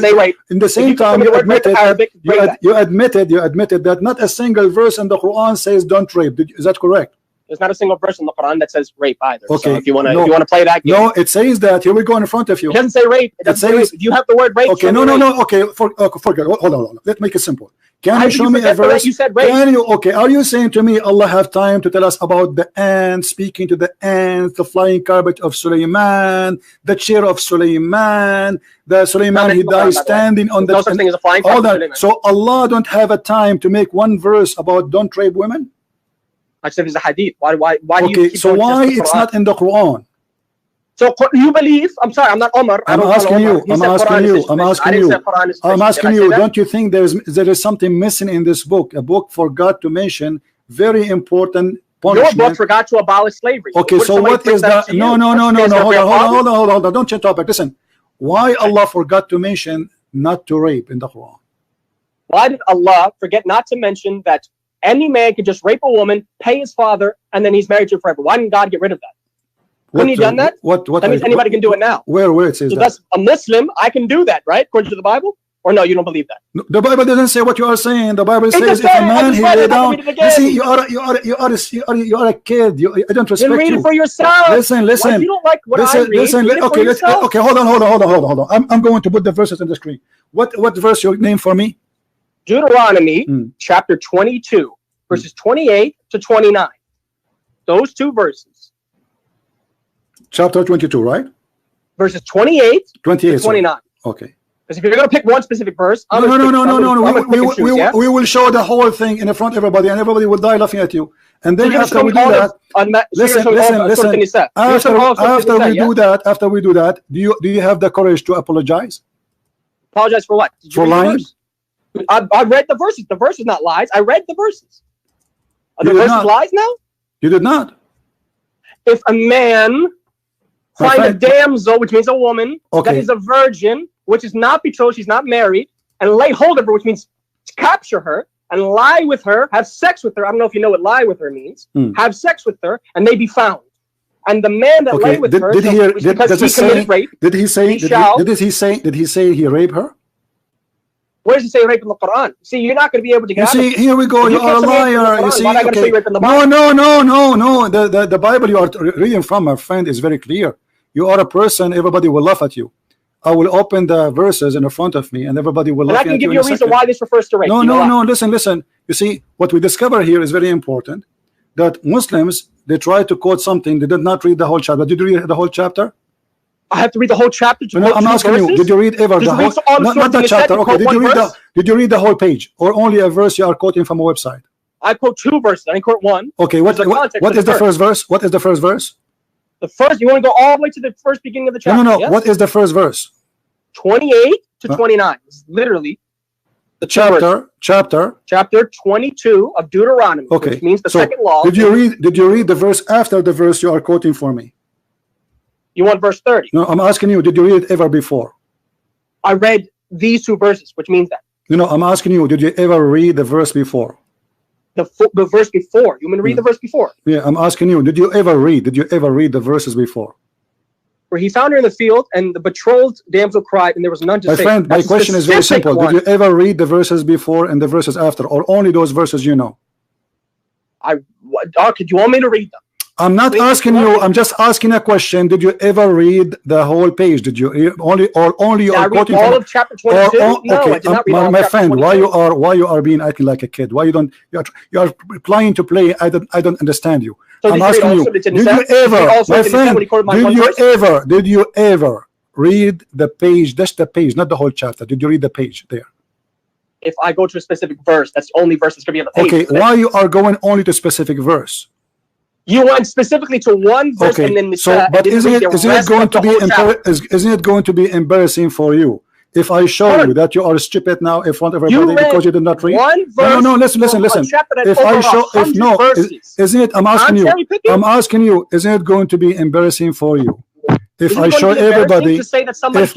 everybody, my friend, if I show everybody that you are an ignorant, isn't it going to be embarrassing? Because you just said. Can you read the verse? Because you just said, yeah. Read the verse. You see, I did not show it in the screen because we need a laugh. I'm trying to. You don't want to read the verse. I want you to be stubborn. I want you to say, I did not read to show anything. The people the verse. I did not read anything except that verse. Did you say that? And you did not read anything. Did you say? Okay, verse okay, here we go. Except for verse 24. The first verse you said the 22, right?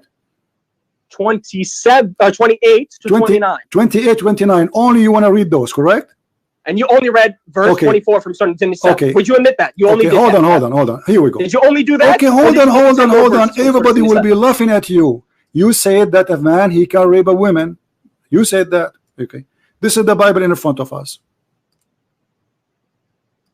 Read the verse and explain it. If a man, he found a woman in the field and he forced her and he lay down with her, he shall die. Does it say that? Where does it say? Which verse is that? Verse 25. 25. And then read 28 and tell me what that means. My friend, does it say if he force her, she shall die? But if a man find a betrothed, you see, you deceive the people. Okay, listen. Does it say if he force her? Okay, does it say if he force her? Yes or no? It's adultery. You just admitted that this verse is no. He forced her. It says a man he forced her. Does it say he? Does it say? Listen. Does it say he forced her? In verse 25? Yes. No. Yes, verse 25. In verse 25, but if a man find a betrothed damsel in the field and the man force her, that means forcing her, and lie with her, then the man only that lie with her shall die. Okay, so the woman, she will not die. Okay, hold on. So the man, he will be killed if he forced the woman to sleep with her. A betrothed woman. Don't doesn't matter. Okay, now here. Okay, no problem. Married okay. Woman, yeah? Okay. The other verse, what is the difference between the verse before it and the verse after it? If a man find a woman which is a virgin, and he lay down with her. To 28. My friend, and he lay down with her. Okay, what the difference between that woman and this woman? One is betrothed, one's a virgin. Yeah, but you see that there it says he forced her. Why is it? But the other verse doesn't matter. Why would I? Hold on. Okay, so hold on. Okay, hold on. Okay, hold on. You're not gonna let me finish. No, I'm letting you finish. You asked me a question I can't answer. Okay, I'm asking you. So if a man he forced a woman, what the punishment? If a betrothed woman, according to the verse, says death. A betrothed. Please don't forget that word. My friend, no problem. Keep saying a woman. Doesn't matter. Does it say? Hold on. Does it say? Don't hurt the woman because she did not commit any sin, because he is the one only should lie because he is the one who forced her. So when a man has sex with a virgin who is not married to him, why is the man only punished? You just said that. You see, you just get yourself busted. He has sex with her. Sex with a virgin. Sex with a virgin. Yes, he had sex. He would not betrothed and lay hold of her. What is hold on. So he had sex. Man. He did not rape her. Does it say he raped her?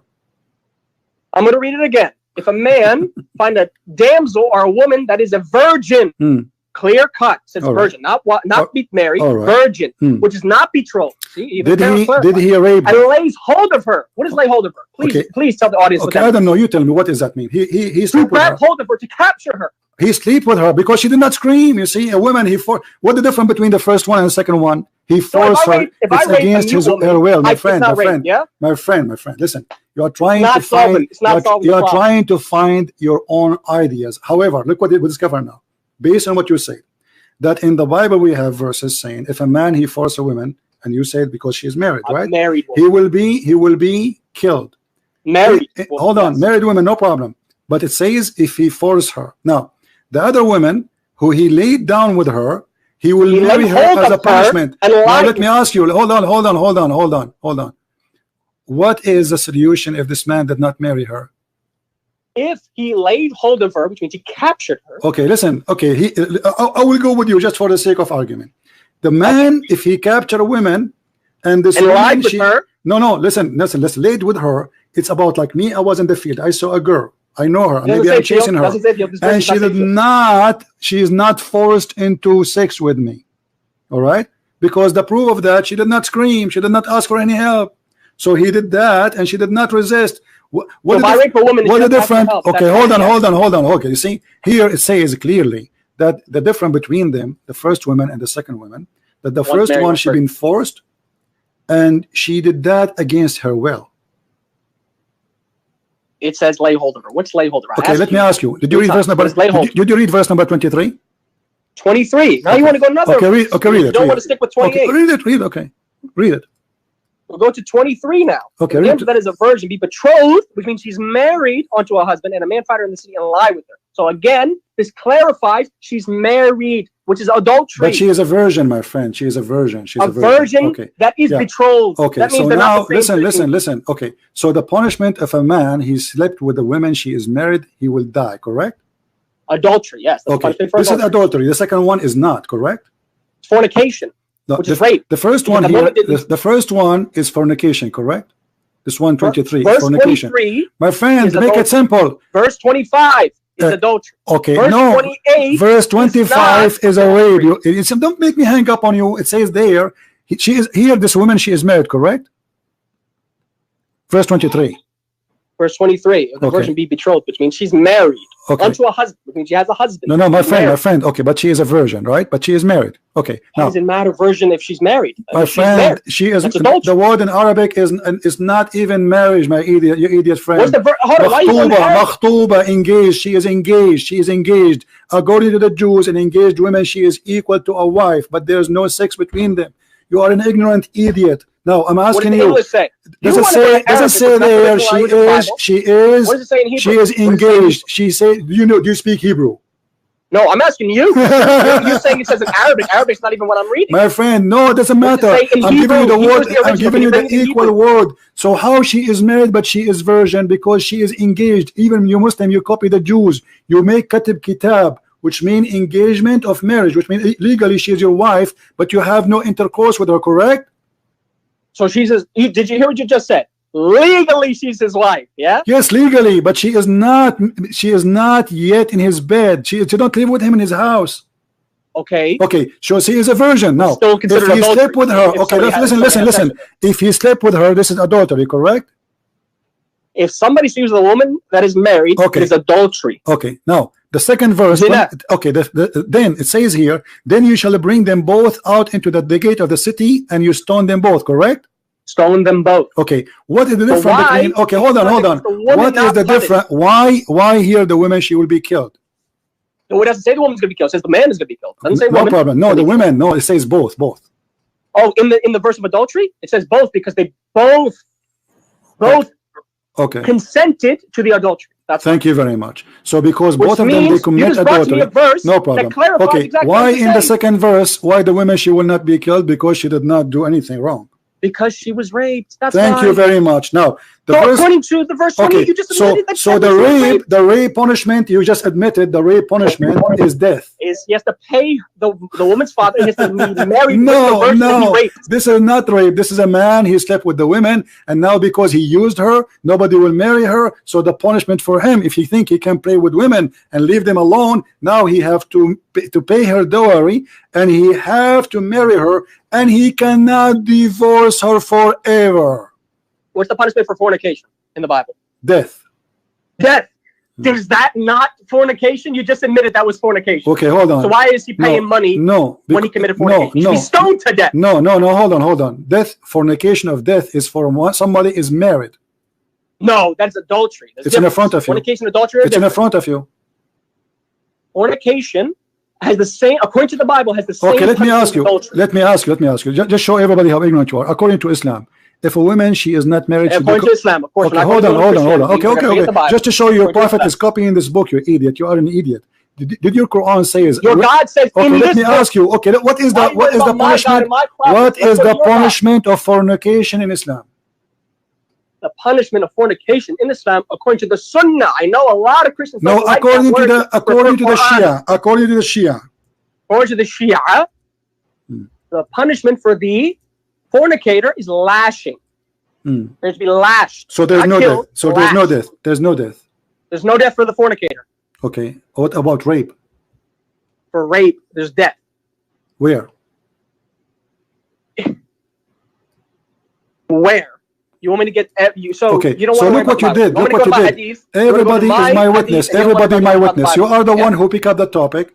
We discover that we have to hold on, my friend. I said let's focus on the Bible. You hold on. You want to go to Sunnah? You want to go to Shia? We don't want to. No, what Sunnah? What Shia? We are reading Quran. Don't you want me to become the Quran, my friend? Show me the Bible. So we discover, according to you, we discover that we have a book. It's called the Book of Allah, and this book forgot to mention any punishment for rape. Correct?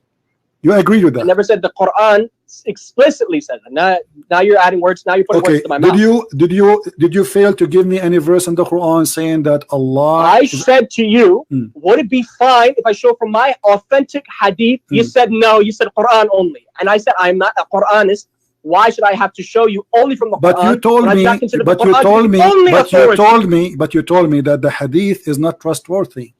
I said, find me an authentic one. If it's authentic, it's trustworthy. And who is the one who will decide what authentic? And why Allah did not mention that in the Quran, but Muhammad mentioned that in the Hadith? Are you saying to me that Muhammad is Allah? There's many things God didn't mention in the Bible. Why?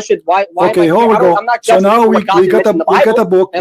It's called the Christian books, the Jewish books. Have a punishment. Books. Have a punishment. One book that's the Bible. Show me another book you have that's more important than the Bible. My friend, hold on. So because the Jewish book is my book too. The Old Testament is my book. So now I'm asking you. The whole Bible. The Bible approved that there's a punishment for rape. You fail to give me anywhere there's a punishment for rape in the whole Quran. Why? In the Quran. Can you show me hadith? I can show. If you want me to hadith, I can show you hadith. But you don't want hadith. You can show. I will ask you to show me the hadith. Just wait. So why Allah he forgot to mention such an important topic? Do you think this is a mistake? Did you hear what you just said? Yeah, I just heard what you said. Allah forget to mention it. Yeah. I can ask you. Why did God forget to mention this, this, and this, and this in the Bible? No, he mentioned. Here we go. He mentioned in details the punishment of rape, of her fornication, etc. Now I'm asking you, what is the punishment of rape in the Quran? You said none. I said it doesn't mention the punishment. I did not say it doesn't mean there is not a punishment. Where? In the hadith. If you don't want the hadith, so let us make it clear, guys. In the whole Quran, okay, thank you, Muhammad, thank you. So in the Quran, there's nowhere it says Allah he punished. It does not say punishment for rape. No. Okay, thank you. So now I'm asking you, which one is more important to tell us about the story of Sulaiman and the ant telling the ants to hide, or to mention to us what is the punishment of rape? What's up? Why Allah have time to tell us the story about Sulaiman flying carpet? Sulaiman he have flying carpet, but it's fine. What? Doesn't mention flying carpet. Does not. Flying carpet. You want to find that word in the Quran? Yeah. What does it say Sulaiman had?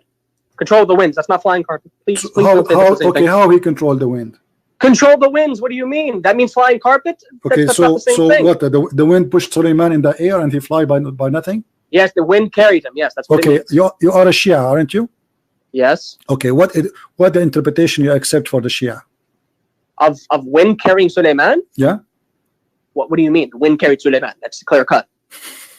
The flying carpet thing. You're saying this is not a flying carpet. Where does it mention it? So show me the verse. Okay, my friend, I'm asking you. What interpretation? You said stop playing games. Said, where is it? We are having fun with you, by the way. I'm asking you. What is the book of the Shia? What is the book of the Shia you agree with, which is going to give us I just admitted to you there is no such thing as a completely authentic hadith book that we have. I am not asking you for authentic hadith. Stop playing the game. You see, each time we put him in the corner, he says, I just mentioned to you, there's no, you just told me authentic hadith, right? Okay, which authentic hadith? I didn't say which authentic hadith can you give me? Listen, can you give me an authentic hadith can explain that verse for us? The tafsir. Yeah. Of which verse? Because I don't know what verse you're talking about. You just mentioned flying carpet and never mentioned the verse. So how you know what I'm talking about then, if you don't know? You said flying carpet. I automatically assumed you're making chapter 34, verse number 12. Delusional interpretation of control of the wind. Chapter 34, verse number 12. And the word says flying carpet, yeah? Or are we gonna make that up? I'm saying the story of the flying carpet is there. And now I'm asking you, which interpretation for the Shia you accept? Hold on. The verse is 30. For this chapter verse. 34. What interpretation? I want you to give me a name. Stop playing games. What's the verse? What interpretation? I told you the verse. What's wrong with you? Chapter 34, verse number 12. Okay, now what what interpretation of Shia you accept? Okay, let's go to verse 12 and let's read what it says. No, this is not the question now. Give me the name of the book. Why do I need to give you interpretation when you can just read the verse? No, why we don't read why the you verse don't want the interpretation of the Shia? Aren't you a Shia now? You don't want to be Shia no more? I said, show me from the verse. My friend, you don't ever are you a Shia or not? Are you a Shia or not? Are you okay? Why you don't want to read the Shia interpretation? What's wrong with the Shia? Read the verse and I'll get the interpretation. I'm asking you why you don't want us to read, because you will argue, you will say it doesn't say that, blah blah blah blah blah. Let us go and see what your scholar says. Okay, what your scholar says about this verse. Can you read the verse? My friend, what is your scholar? Who is your scholar who will explain the verse for us? Go ahead. Can you read the verse before I'm going to give you the read it, no problem. I need you to read the verse first. I'm asking you, what is the verse? What is the interpretation you read for this verse? I'm not going to give an interpretation of a verse you're not going to read. Why not? Because read the verse and I'll give you an interpretation. I give you the verse, you read it. Go ahead. Read it. You read it. What? I do not know how to read. I am illiterate like your prophet. I am illiterate. And to Sulaiman or Solomon, we subjected the wind. That means he gave him control of the wind. No problem here. Its morning journey was that of a month, and its afternoon journey was that of a month. And we made full for him a spring of leopard. Obviously, the rest of the verse is not important, but the first part is. And to Sulaiman we subjected the wind. Yes, that's the part you're talking about. Yeah. Okay. And that's the part of the verse you're focusing on. Yeah, where it says, "And to Sulaiman we made the wind subjected to him," which means gave him control of the wind. Yeah. Okay. Is that the part of the verse you have the concept? Yeah. Okay. And I mean, the rest of the verse I'm saying it doesn't. Okay. And I'm saying, is that the part of the verse yeah. And now, what interpretation you like me to read for you about the flying carpet? You as a Shia. You find me one of the Shia tafsir books with the hadith that is authentic. And you find those three things. The Shia tafsir book is full of lies, you are saying then. I did not say that. So I said there are weak hadith in there and there are authentic hadith my friend, in there. asking you, this is why I'm asking you, which Shia book you accept to be the interpretation any tafsir book of the Shia. You find me authentic hadith. You find me in the Shia book specifically. You are admitting now that the Shia, they agree with me, and you are a liar. I did not say that. Okay, now you know what? Did you hear what I said? Can you give me it or you're not able to? Now let's go back to the question. Why Allah have time to tell us about controlling the wind for Sulaiman and Sulaiman and Sulaiman and Sulaiman? Listen. And Sulaiman, he have an army of birds, an army of genie, an army of a human. And Sulaiman, he dies standing on his stick.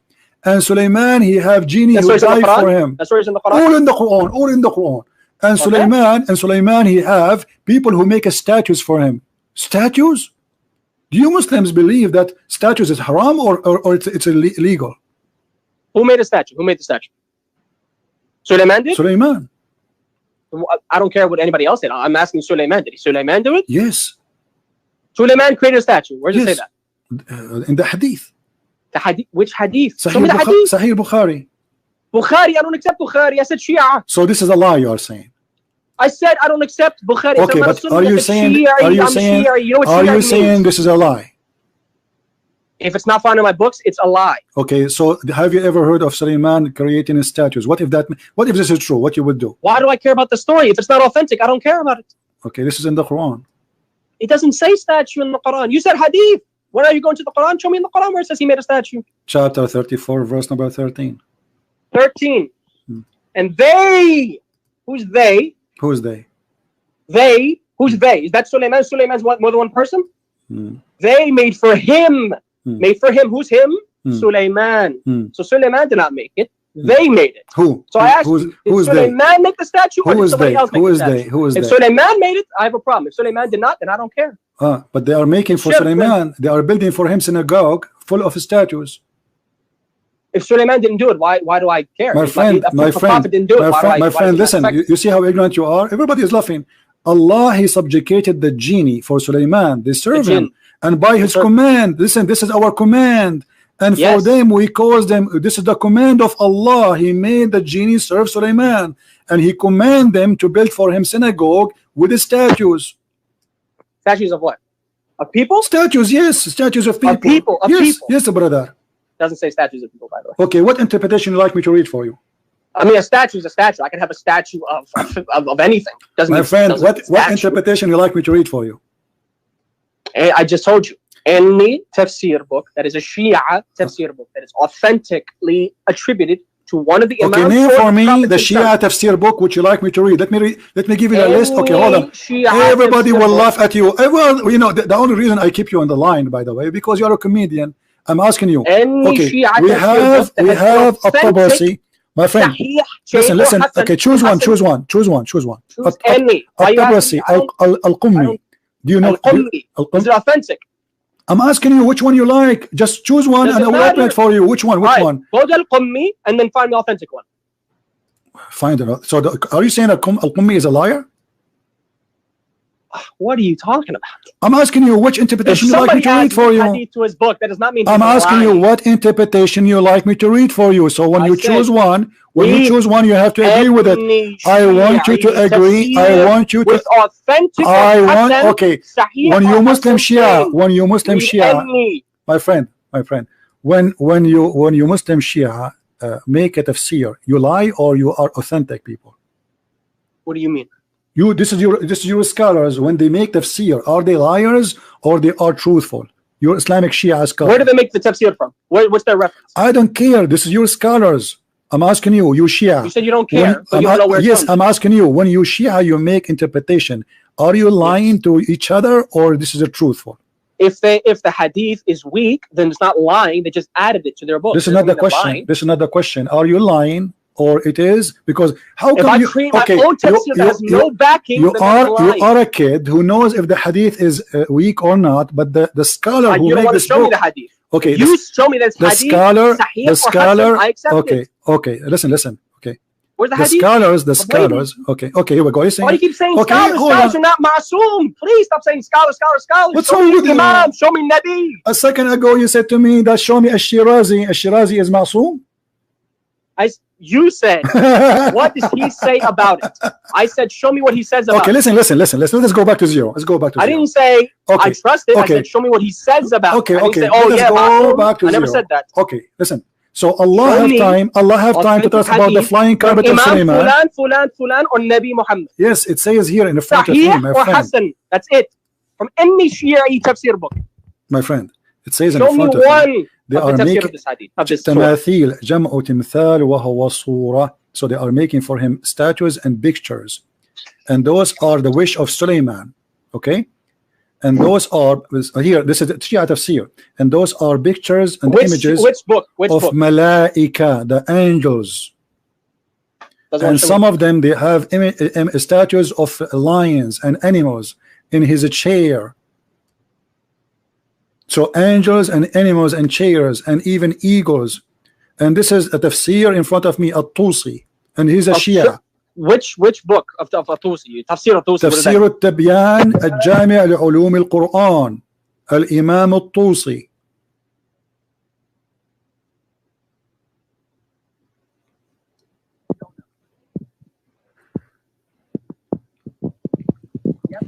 And I'm showing you the interpretation in the screen in Arabic.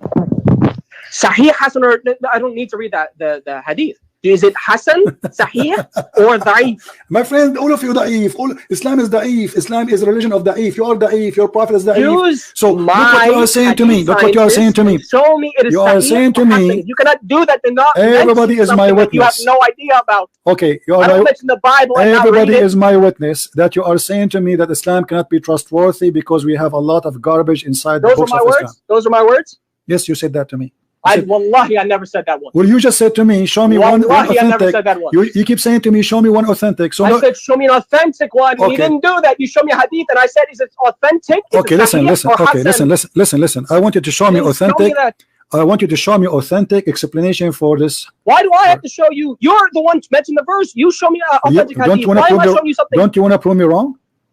You brought the proof against me. Well, I did. I showed you. You said to me, show me authentic. This is authentic. Show me authentic. You didn't do that. This is authentic. This is your scholars. Where does it say it? Who authenticated it? So why you call him a scholar if he's a donkey? Show me who authenticated. Why you are calling? Okay, are you willing to say? Listen, let me ask you. Are you willing to say At-Tusi is a donkey and he's a liar? Are you willing to say that you don't know whether or not it's authentic or not? No, you see, I believe everything in Islam is not authentic.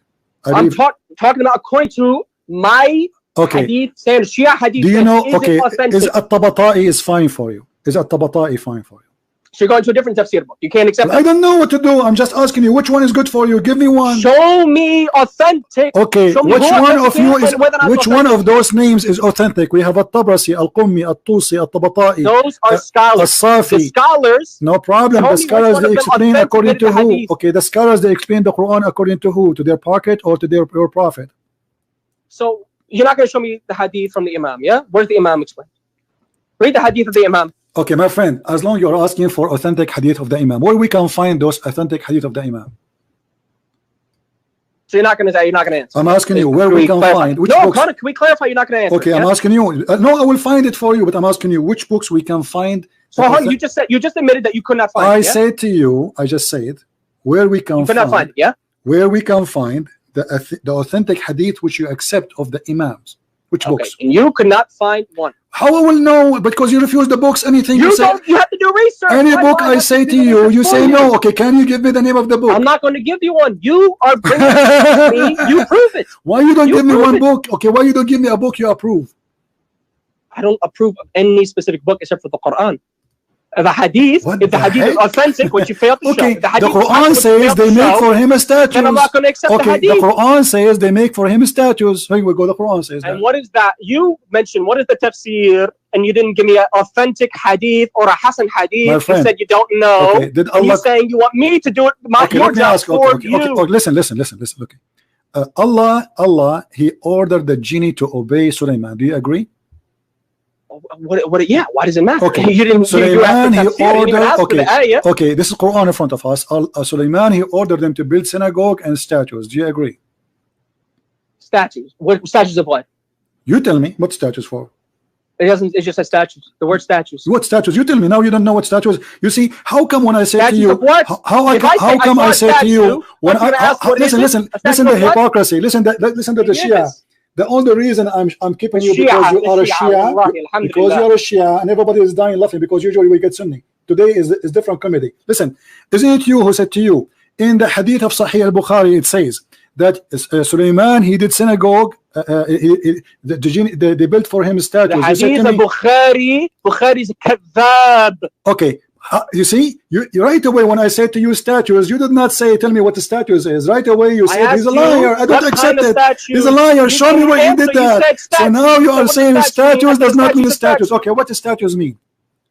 Statue is a carving of something. Okay, for something what? Something what? It doesn't mention statue of anything. It's a statue. Okay, something what? No, something. No, statues is a carving for something can be alive, like an animal or a human or something, right? It doesn't have to be alive. Who said that?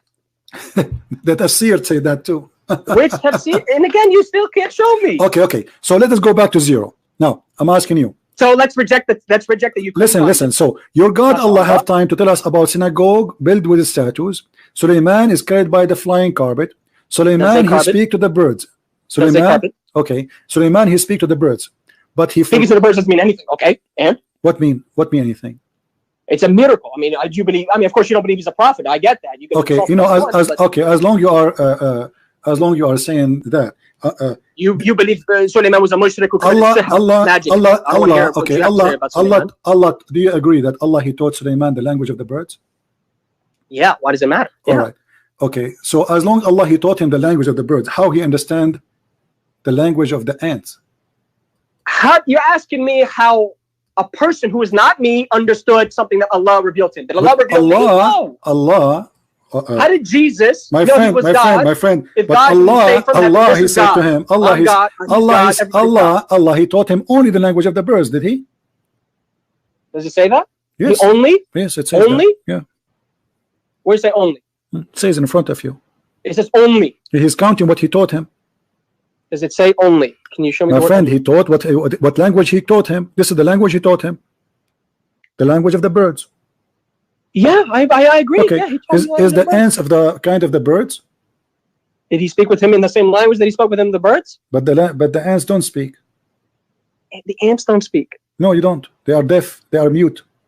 They're mute. Yes, but Allah can't do anything. Yeah, Allah is so limited. He can't allow them to speak. Yeah. Oh, so only that. That's how you limit God. Okay, hold on. You say Allah can't do that, that's when you limit God. And My friend, isn't Allah is the one who created the ants already? He created the ants, but he can make them speak. Or do you deny that Allah can't do that? I'm asking or that you. your God can't do that. Okay, if Allah is the one, do you believe Jesus could do that? If Allah is the one who created the ants, should he knew that the ants don't talk, they communicate in different way? You're missing the point. I said, I'm not missing the point. Ants to speak. I'm not missing the point. Ants, they communicate. Can you answer that question? My friend, whether it's your God or Allah, can he make ants speak? The ants don't. This is Allah is God supposedly, and He is the one who created the ant. So He gave them ability already. Okay, He can't make them speak. Allah, He made the ant He made her mute. He created her mute supposedly. So how He can't make them speak? Okay, He can't. Is that because now we discover that ants don't talk? They communicate, but they don't talk really speaking by voice. So Allah, He is being ignorant now. So you just admitted that they can communicate, yeah? They communicate. What does it say? That all the creatures they communicate, but you see, Sulaiman, he laughed at her speech. Who's? Sulaiman, when he heard her, he laughed at her speech. Who? Bilqis? Solomon. He laughed at the speech. You said he heard her. Who's her? The ant. The ant. Okay. How he heard the speech if they don't talk by voice? They make communication by vibration or by chemical. And Allah can't. I keep asking you. I'm going to ask you again. And Allah can't do that. Allah can't make an ant speak. Can do what? Speak. Allah can't make something speak. Allah created the universe, but He can't make an ant change nature. Yeah. Also, only that ant, Allah, He changed the nature of it. You mean? Why can't He? Yeah. Why was the problem? You believe Jesus can't do something that didn't occur before? Okay. Let us play this game then. Can you show me authentic hadith? Explain it the way you are giving it to me now. What are you talking about? I didn't explain anything. You just said to me, Allah, He made only this ant spoke. You just said to me, Allah, He made. Or no? You just said. According to you, according to your God, listen. Can He make an ant speak or no? It's impossible for Him. You just said, Allah, He made only that ant to speak. Does it say only? Because I didn't see that word in there. Well, you just said to me. You said that to me, not Quran. I'm saying to you. I said Allah can make the ant speak if He wants. Make the ant speak if He wants to. Okay, so is that? I asked you, can your God do the same? Or are you saying that your God can't do what my God can? My friend, no problem. No, my God can do everything your God cannot. But you have a problem with my God doing it, yeah? And you say it's funny because your God made an ant speak, which you can't speak. Because He made a mistake. But when your God does it, it's no problem. Your God is being silly. You see? Being silly. Yes, because Allah He forgot. Listen, guys, Allah He forgot to tell us what is the punishment of rape, and there's nowhere in the Quran we can find it anywhere. But He have time. To tell us about the ant. She said that the ant and Sulaiman, he laughed at the ant speech. But you failed. You failed to attribute to me. You failed to attribute to me what I believe. You said from the Quran. I said, if I were to bring you a hadith, would you accept it? And you said, no, let's go to the Quran. Okay, my friend, but you don't want to go to hadith. My friend, listen, Amir, I really enjoy talking to you, and I want you to stay with me. I want to ask you a very simple thing. Why Allah have time to tell us about the bird, about the ants, about the flying carpet, but He did not mention anywhere the punishment of rape, which is very important for a human being? Which He clearly does mention it, just not in the Quran. Where? It mentions it not in the Quran. I just said it doesn't mention it in the Quran. Okay, isn't it the Quran is the only book of God? No. Okay. No, Quran is not the only source of knowledge. All right. Okay. Do not believe that. Guys, the Quran is not the only source of knowledge. The verse we mentioned. Okay. Do you want me to read our hadith? All right, no problem. Listen. Shia, we say Quran Ahl al-Bayt. I'm sure you know maybe that hadith. Quran Ahl al-Bayt, which means they are our two sources of knowledge, which means Nabi, Allah, Ahl al-Bayt, which are the 12 Imams, including Fatima, who is of the 14 infallibles. Do you know our ideology, or you make stuff up? Are you from the 12 Imam believers? You don't know what Shia believe, yeah? Are you from the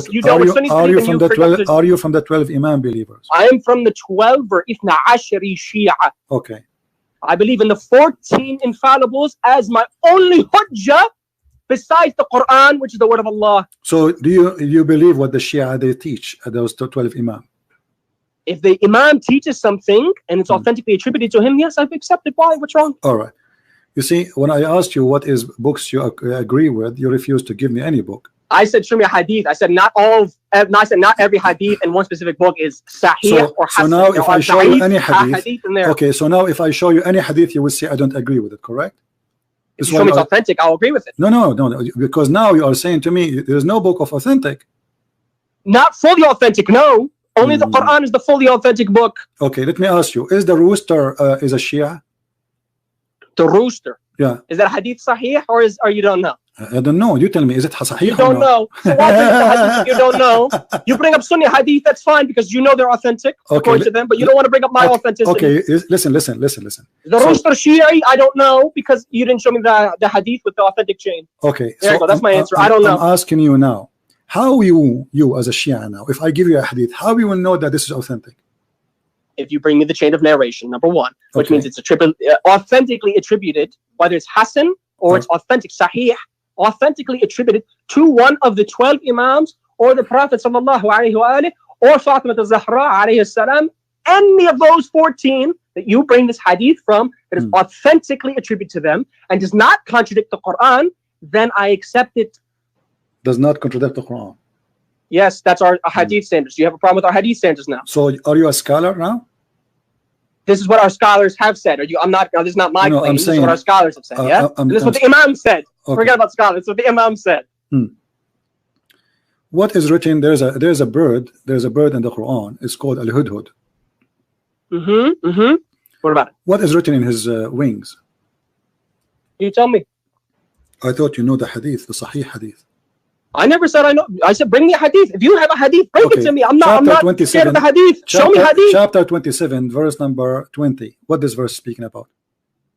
27:20. Let's read. Let's read.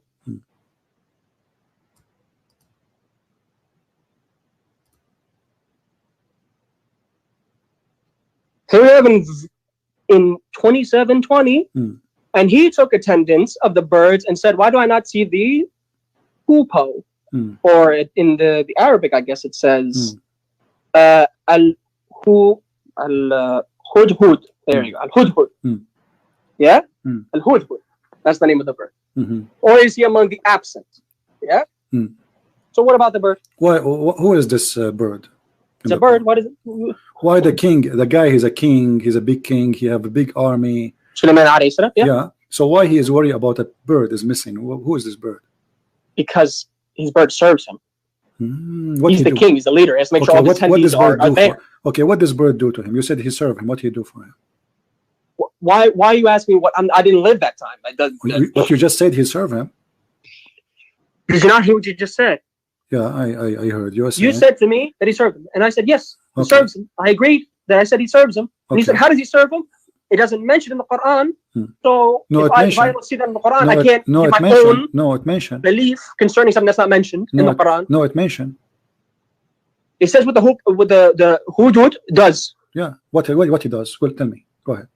Where does it say? Show me what it says he does. No, you tell me. Don't you know what he does? I said I don't know. So you know the book of rape and the book of in the Old Testament. From your Bible, yeah, I read it. But you do not know what the hudhud does in your Quran. You're bringing the proof against me. I brought the Bible towards you. You don't bring nothing. We love. Proof to me from my Quran, from my hadith. This guy, he fly in the wind trying to find women for Sulaiman. Does it say that in the hadith?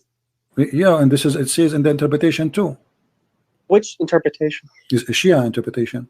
Is it authentic? And if you keep saying you don't know, then how can I accept that something that you don't even know is authentic? Is this bird hudhud? Is he an Arab or he is not?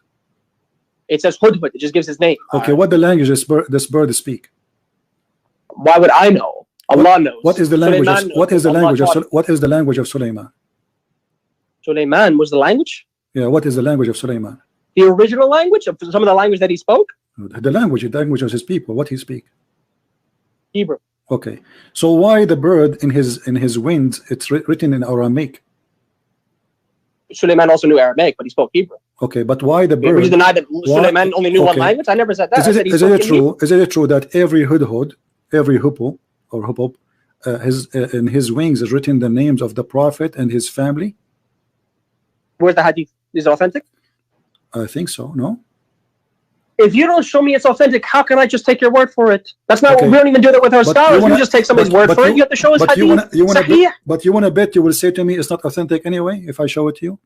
If you show me it's authentic, okay. Why should I reject it? Okay, let's make a challenge. Can you show me that this is not authentic? This is Biharul Anwar, Why do I have to show you it's not authentic? You have to prove You're using the proof against me. Prove to me it's you have authentic. to prove it. And Here I'll we go. accept Okay, it. here we go. Bihar al-Anwar, volume number Bihar 27. al-Anwar, is the hadith authentic? Yes. Where's Alamat al-Majlisi? What does he say about the hadith? Read it. What does Alamat My al-Majlisi friend, say about the hadith? show me where it says this is not authentic. You come on, don't stop being a kid. We don't have that concept. We do not have. Show me where it's not authentic. I want you to show me. Authentic. Here we go. They are mentioning it, and this is a Sahih hadith. Where does it say Sahih? Okay, prove it. It says in front of you. This is why they are mentioning it. Hold on. Who authenticated? Who said it's Sahih? This is Bihar al-Anwar. Do you know who Bihar al-Anwar? Do you know who wrote the book of Bihar al-Anwar? Hadith and has Sahih hadith. My friend, show my me which friend. one's Okay, Sahih. I'm asking you. Do you have a proof that this is not Sahih? I don't have to prove it's not Sahih. You have to prove to me it is Sahih. I just did. Here we go. This is your book. This is who authenticated it? You have an answer. Your scholar, Bihar al-Anwar. Who is he? Who do you even know who wrote Bihar al-Anwar? Okay, listen. Let me ask you. Okay, is that? You just quoted from a book. You don't even know who's Listen. This guys.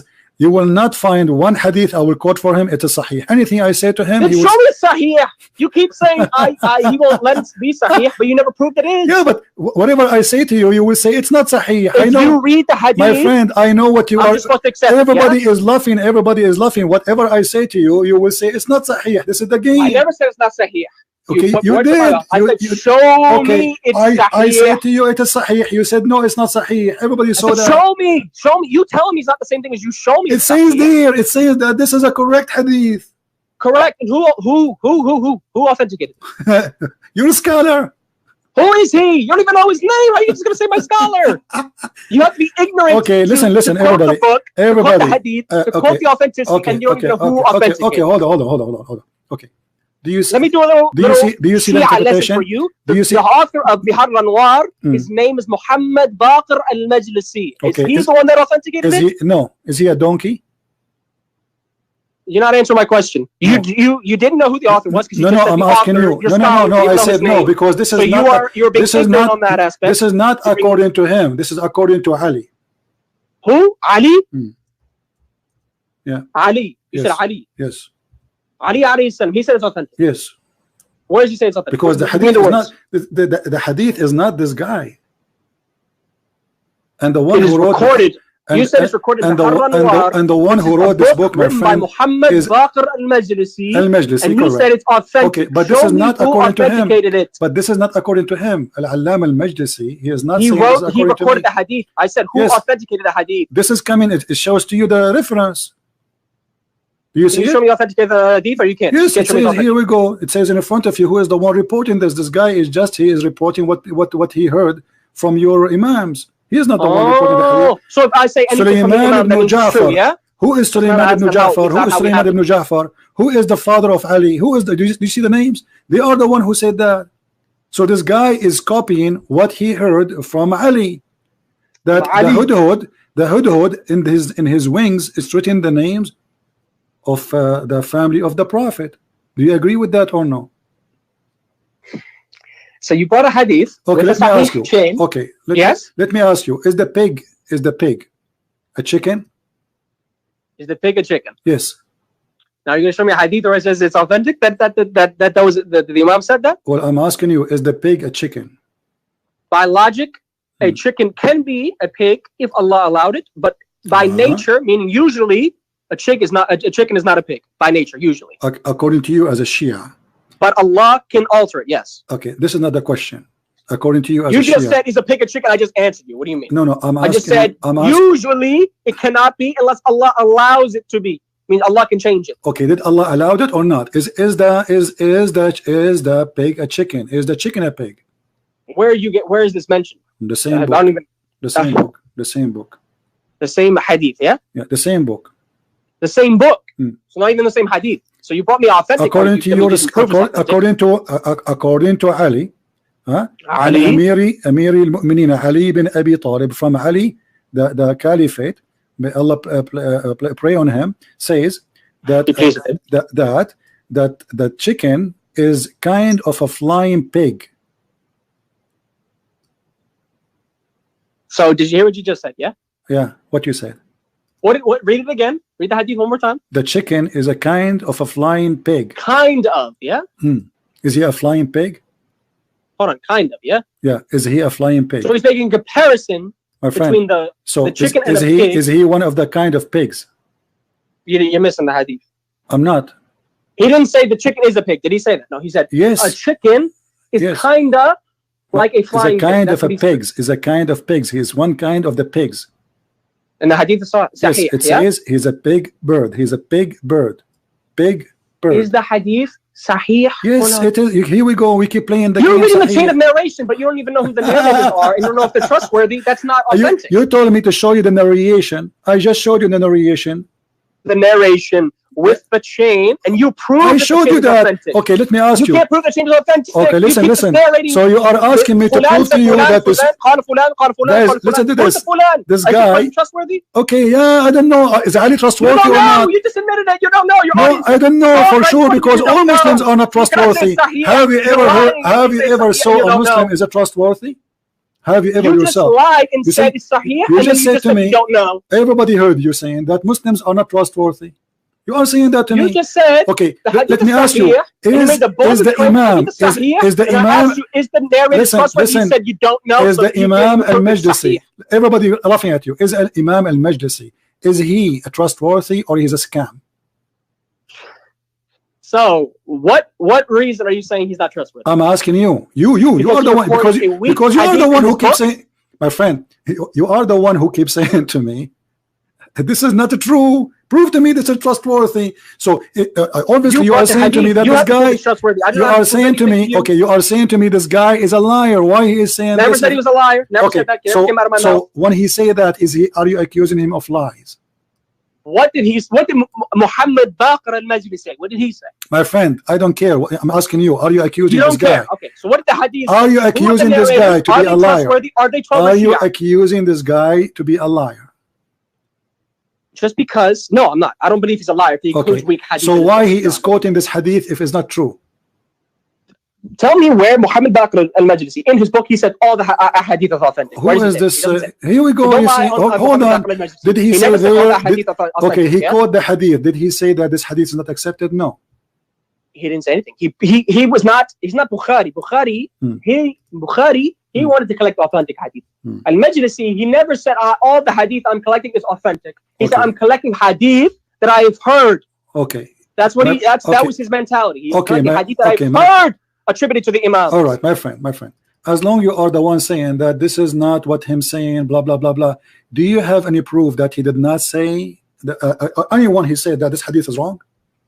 Do you have any hadith saying that? You can't even prove it's right. So why should I have to prove it's wrong? I just showed you from your books. I just asked you who narrated it. You couldn't even list the narrators. I said to you. No, I said to you. I asked you. Are they truthful? You said you don't even know. You can't even prove it's authentic if you don't know the narrators and whether or not they're truthful. No, I did. I said Ali ibn Abi Talib is Ali ibn Abi Talib. That's who they quoted from. Next narrator. The rest of the names are there. Who are the rest of the names? Okay, here we go. It says, here we go. Let me read for you. عن السياري رفعه وقال ذكرت اللحمان عند أمير المؤمنين عن علي أبي طالب, and then he says this is a kind of a big bird. السياري. Do you know السياري? So who are the narrators besides that narrated from Ali ibn Abi Talib? It says there السياري. السياري? Yeah. Who else? I don't know. You tell me the list. This is what he reported. One narrator. This is what he reported for me, my friend. This is what he reported. This guy. This is what he reported. He reported. One person reported it. Nobody else reported it. Okay, I'm asking you. So, are you saying this guy? He is a stupid. He is reporting only one hadith. Nobody agree with it. If nobody agreed with it, then that seems like he's a liar. Don't you think? Yeah. So, okay, I'm asking you now.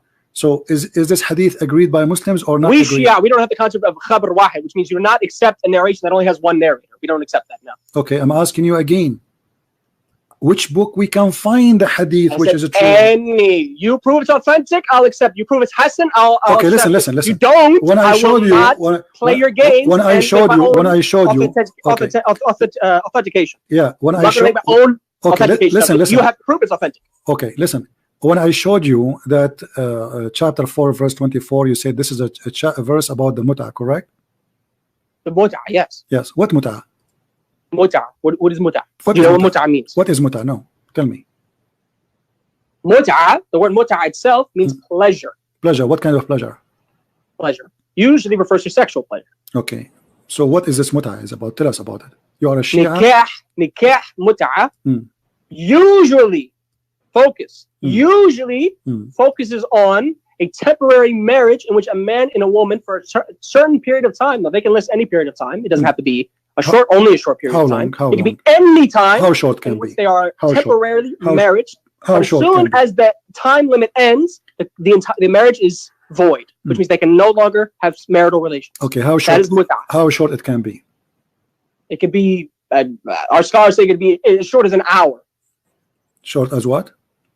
Some scholars say it could be as short as an hour if you wanted. Okay, so but it's mutual. Focus on that. It's mutual agreement between a man and a woman, not rape. You quote for me from the book of Moses that fornication. You said to me that if a man he lay down with the women, he have to marry her, correct? And he cannot divorce her. That's what the verse says. Okay, and he cannot divorce her forever. Now, a man in Islam doesn't have a choice. It says that no, he cannot divorce her forever. He have to marry her. He cannot divorce her. Now, in Islam, you can rent a woman and you have to pay her money, correct? Did you hear what you said? Rent. Yes. Does she have consent or no? Doesn't matter. No, absolutely wrong. Please do not lie. Thank you. It does matter. Okay, do not guys, say it does not matter. Guys, Mut'ah is consensual. It is haram if it's not consensual. It's prostitution if it's not consensual. Thank you very much, guys. So if he just said, okay. Did you hear what I just said? Okay, no. I just said that. I just said that because if I say something, you will oppose me anyway. But I made you admit it now. Listen, guys, did you hear what I said? The women agree. Did you just say? According to this guy, the women. What I said. Okay, okay. The haram and it's zina if it is not consensual. Then Thank you. Rape. Thank you. So the women, she agree to pay her money to take off her panty for 1 hour. Agrees. Did you hear what you just said? Agrees. Okay. Agrees. And this is not fornication in Islam. No. Okay, why is that? So the verse where it says the man lies with the woman, that's fornication, right? I'm asking you. It says an unmarried man and an unmarried woman lay together. And he has to marry her forever. He cannot divorce her until he dies. Right. The woman has to suffer with some man who raped her for the rest of her life. No, he did not rape her. She laid down with him. Does not say she laid down with him. Please no, do not add the change the topic. The Bible. That okay. is so listen. So now. Nowhere says the woman lied with the man. We confirm. Okay, hold on. So what we confirm, listen. Please don't add your own tafsir to the verse. What we confirm that in the Bible, if a man he use a woman, he cannot use a woman, and he will be punished. If a man grabs hold of a woman and has sex with her, he has to pay her father and he has to marry her because nobody will marry her. Those are Jews, and women she have to be virgin when she get married. Otherwise, she is a fornicator. So now, because he did have that to her, he have to pay her dowry as if she is, like normal marriage. You make that fornication. And he cannot have divorce with her ever. Now, in Islam, your sister she can take off her panty for $10 for 1 hour. That's what you said to me. You gonna answer the question? Or no, you're not answering. Okay, you're gonna keep asking me questions, not answering questions. I mentioned the Bible to show you to compare. If a man he wanna have fun with the women, if a man he wanna have fun with the women, sex with her, he cannot divorce her. Grabs hold of a woman and has sex with her. Where is the dignity of your sister if she come back to your home? Of the Yahudiya, listen. Don't change the topic. Everybody is laughing. Everybody is laughing. Did any of your family practice mut'ah? Most of my family are not even Shia or Muslim. So you are the only Shia? I am the only Shia. Okay. Do you have if you have a daughter and she came back to you and she have a guy with her, and if she wanted to commit mut'ah and she take him to the bedroom and she says in mut'ah, hold on. Mut'ah requires the parents' permission. If she's underage, so don't even. If she's not of legal age to get married, then no. What is the legal age? Legal age as long as you go through puberty. Just like it says in the Bible. Where it says that in the Quran? Where it says that in the Quran? In the Quran? All right. You want it from the Quran? Give me a second. Versus puberty, yeah? Even though the Quran also corrects it as well. Imagine the Quran answered every single one of your questions when it comes to the woman. The Quran answered every single of my question. Until now, you didn't answer nothing. I said to you where it says the punishment for rape. Hold on. You just cut me off. You didn't finish what I just said. I said the Quran mentions everything concerning how you are able to marry somebody if they go through puberty or if they have yet to have their menstruation. You didn't let me finish. You right away cut off and said, "Oh, you see, the Quran answers every question." I never said that, by the way. I mentioned further, I said on this specific topic it does. The Bible does not at all. So that is something that God, I guess, according to you, he forgot. I'm waiting for your answer. You're doing blah blah now. I'm asking you, where in the Quran it says that the age of women to marry from? Because you said to me something weird. You said to me that she have to have her puberty. Isn't it Muhammad he married Aisha at the age of 6? Can you prove that from our books that he married her at that age? At so 6? If I show you a hadith from the Shia books, aren't you going to say to me that says 6? That says 6? That says 6? He is. That says 6 years old, yeah? Yes, he have intercourse with her at the age of 6, yeah. Does it say 6? Does it say 6? Yeah. In Shia hadith. No, he married her. Listen. Okay, listen. Okay, listen. If now any hadith I will show you, you will say to me it's not authentic, correct? If you can't prove it's authentic, I can't say it's authentic. Okay, listen. I'm asking you now. Okay, you can you show me? For something all right, let us do this game. Can you show me an authentic hadith saying the age of a child to marry in Islam? Age? There's no such thing as that. Okay, show me. What do you mean? Meaning, Allah says in the Quran, I will have the verse for you right now, that it says when she hits puberty, that is the age of marriage. Where it says that? Show me. All right, you're going to have this. It is in Quran 65, which is Surah Al-Talaq. And we read in... Okay, here we are. It says here. What verse? Hold on, let me... verse number 4, right? Yes. This is about, if you doubt their periods, it's 3 months. Okay. This is obviously this is regard to talaq, but it also includes mentioning about marriage in general. But it's mentioning that those are the one and the ones who did not have their period. And for those who have not menstruated, their period is 3 months. So if you doubt or no, they did not. What do you mean? Have their period, they don't have their menstruation. You are divorcing them, and yet they don't have menstruation. You don't know what menopause is, do you? I'm asking you. I mean, I know you're not. I'm asking you. Okay, now let us do this again. Let us do the same game again. Which interpretation you accept for the Shia to show it to you about this is about marrying kids? What interpretation? Listen. You see, everybody's laughing at you. Which interpretation you accept to show you for you this keep verse? saying which one. I don't say which you know. Chapter 65. Chapter 65. Here we go. Even your Islamic website is not working. Nothing working in Islam. I'm asking you, which interpretation you accept for this verse from the Shia books? We do not have one tafsir book. I know you think we only have one. We have multiple tafsir. My friend, you have many. Can you give me tafsir? Give me an authentic hadith from that Shia okay, tafsir. my friend, what's wrong with you? What's wrong with you? What's wrong with you? Listen. You see, I'm going with you. I'm just trying to help you. Okay, which interpretation you like me to read it from? Doesn't matter. Show me one. No, it doesn't matter. If I show you, you will say I don't agree. If you can show me it's authentic, then I'll agree. That's the deal. The problem. Anything I show you, you will say not authentic. You are a Shia. You are a liar. Show me it's authentic, and I'll agree. But you can't do that. Okay. Keep quoting hadith after hadith. How we will know it's authentic? Okay. He said I don't know. Your Majesty. Your Majesty. Shia Taqiyya. How we will know which of your books is truthful and which of your books? If you can prove it's authentic, then it's clear. I'm asking you. No. Okay, which book? I'm doing okay. I need your help. Listen. I give up. I want you to give me an authentic tafsir for this. You give me one. Why do I have to give you one?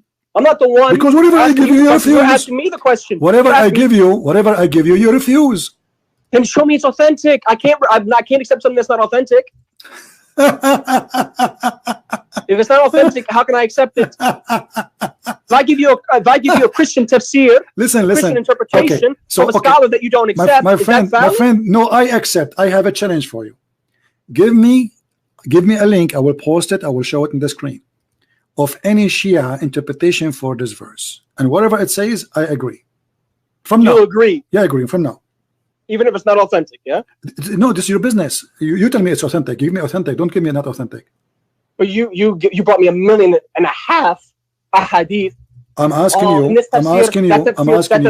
But not a single one you showed me was authentic. Not a single one. You admit that, yes? Please, can you please? Do you admit that? Can you please give me one hadith? I'm asking you a question. Okay. I will, inshallah. I will look up later. But can you right now? Since right now. Why not now? Are you going to admit are you going to admit that you cannot show me one hadith that was authentic from my books that you quoted from? My friend, your books is a piece of garbage. Nothing of you couldn't show it authentic according to and us. you proved that to me.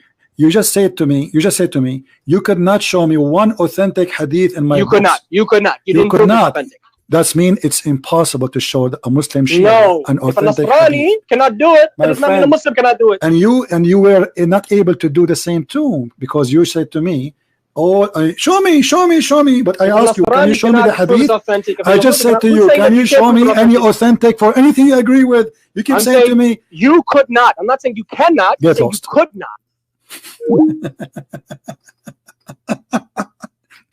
Sorry guys, I kept him just for comedy.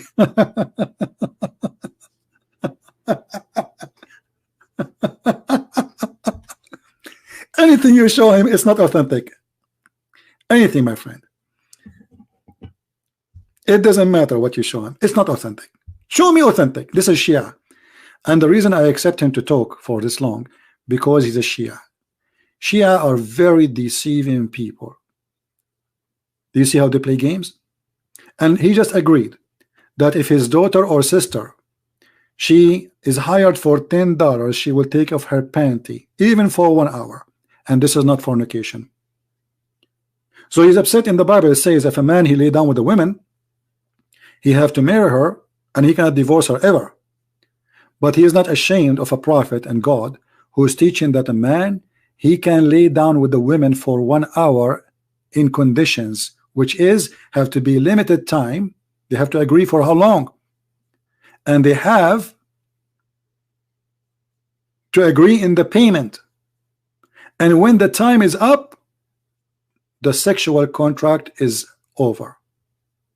Actually, let me show you a Shia website explaining this. Hold on. Isn't it amazing how those people, how they play? Let us see.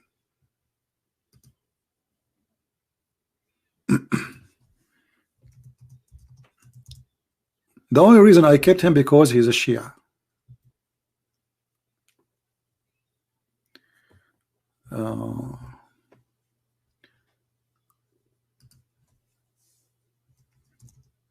There's a Shia hadith.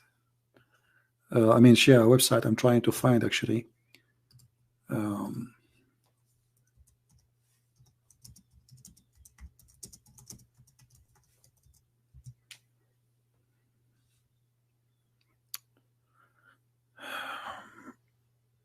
Here we go. This is a Shia website. Let us put it for you in the screen.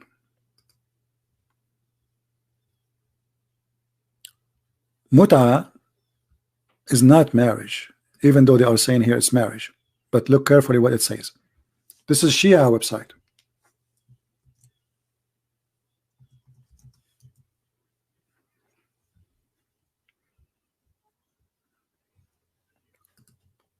In some work, a special term is applied to women who participate in mut'a, musta'jarah, rented. Women in Islam, she's rented women or rented women for mut'a.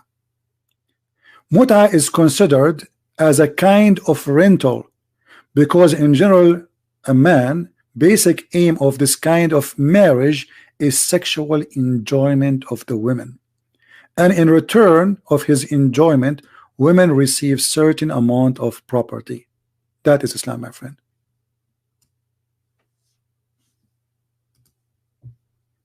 I accepted to speak to this kid all this time just to show you how they play games endless.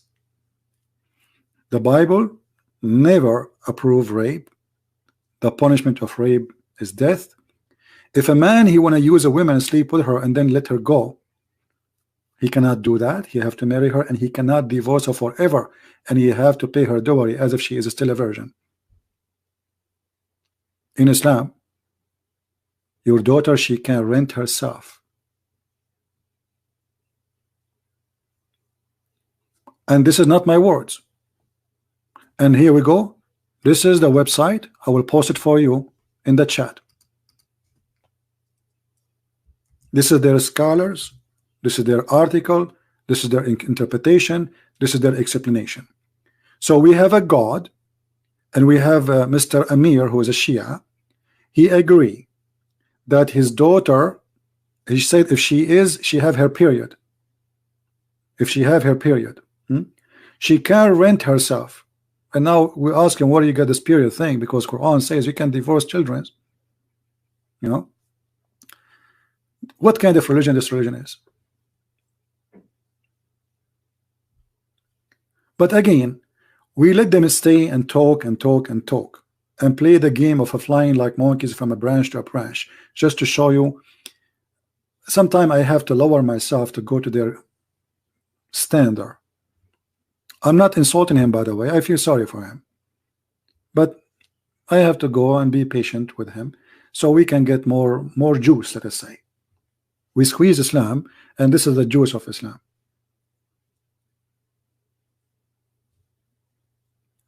Not a single verse in Quran speaking against rape. Never even mentioned. Because Muslim, they were raping. And we have an ethical God who agree that women, she can take off her panty for 1 hour, and we heard him saying, even it's for 1 hour. Isn't this prostitution? What is prostitution? You pay a woman money, and she agree to do sexual business for you for a period of time. This is exactly what prostitution is about. And the Muslim, they call this marriage. This is why I say in Islam there is no marriage. Actually, the word there is nikah, which is the F word. The word zawaj in Arabic is the word for marriage. Zawaj, not nikah. Nikah is the boom boom. So a woman, she can do nikah of mut'a, which means she can hire a man. Sorry, a man, he can hire her. And when the time is up, there's no divorce. There's no divorce. You believe it? There's no divorce. In this kind of contract, he will not divorce her. Because as you see, she is rented. Like when you, are you going to divorce your rental car? No. You ride the car. And then 1 hour, the car is not yours no more. You open the door, you get out. Your ride is over.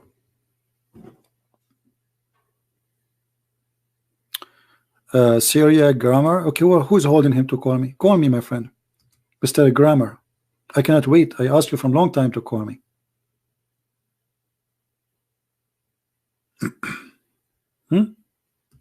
I mean, I'm asking you all this time.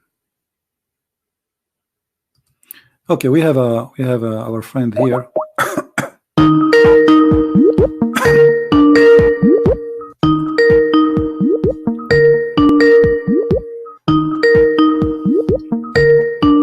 You have a questions, we're gonna answer them.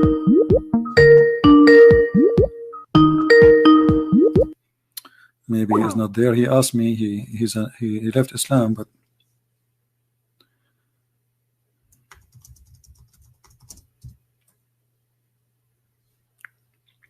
call me if you I called you. You did not answer.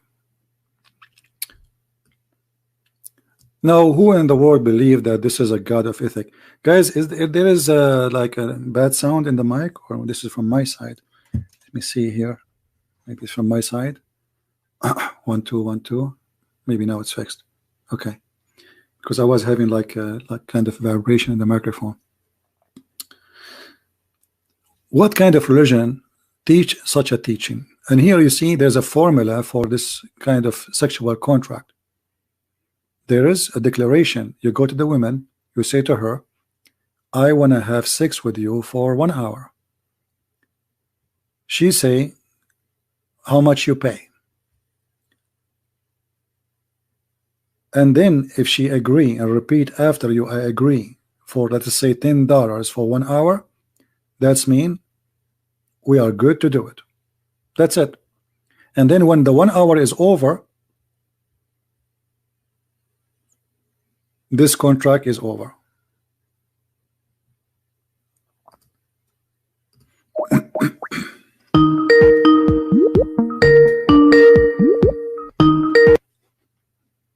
Hello.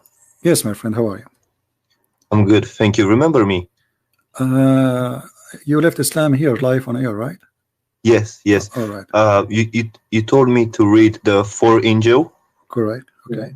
And I read them, and I am ready to accept Christ. But I've got a few questions that I want to ask you. Sure, no problem. Go ahead.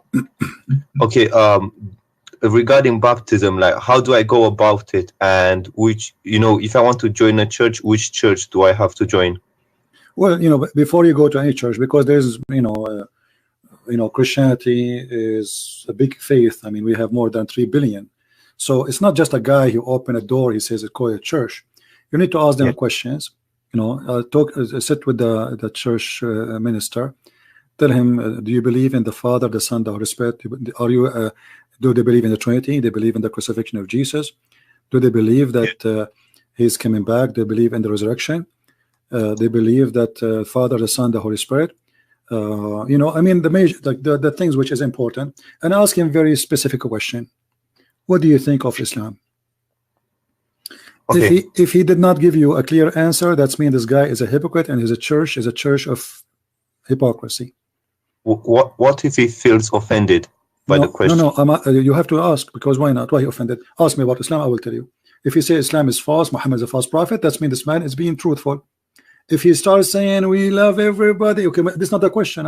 We're sure we love Muslims. We love Muslims. I'm not asking you if you love Muslims or not. What do you think about Islam? So what I'm saying to you, try to ask the minister a direct question, because that will tell you if he is a hypocrite man doing a business, he's a politically correct, or he is a man of God. Man of God is not politically correct. You know what I mean, my friend?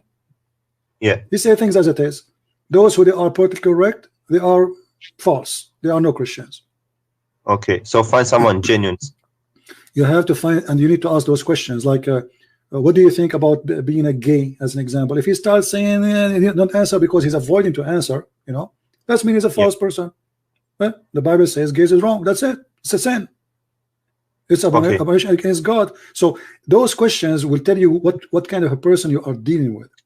So real people, they will say real teaching as it is. As it is. This is what the Bible says. I believe either I'm a believer or I'm not a believer. But you know what I mean? Yeah. Otherwise, he will be like this Muslim guy he called us, trying to avoid anything. Yeah. Yeah. And so if I go to a church service on a Sunday, is that when like Christians gather and all?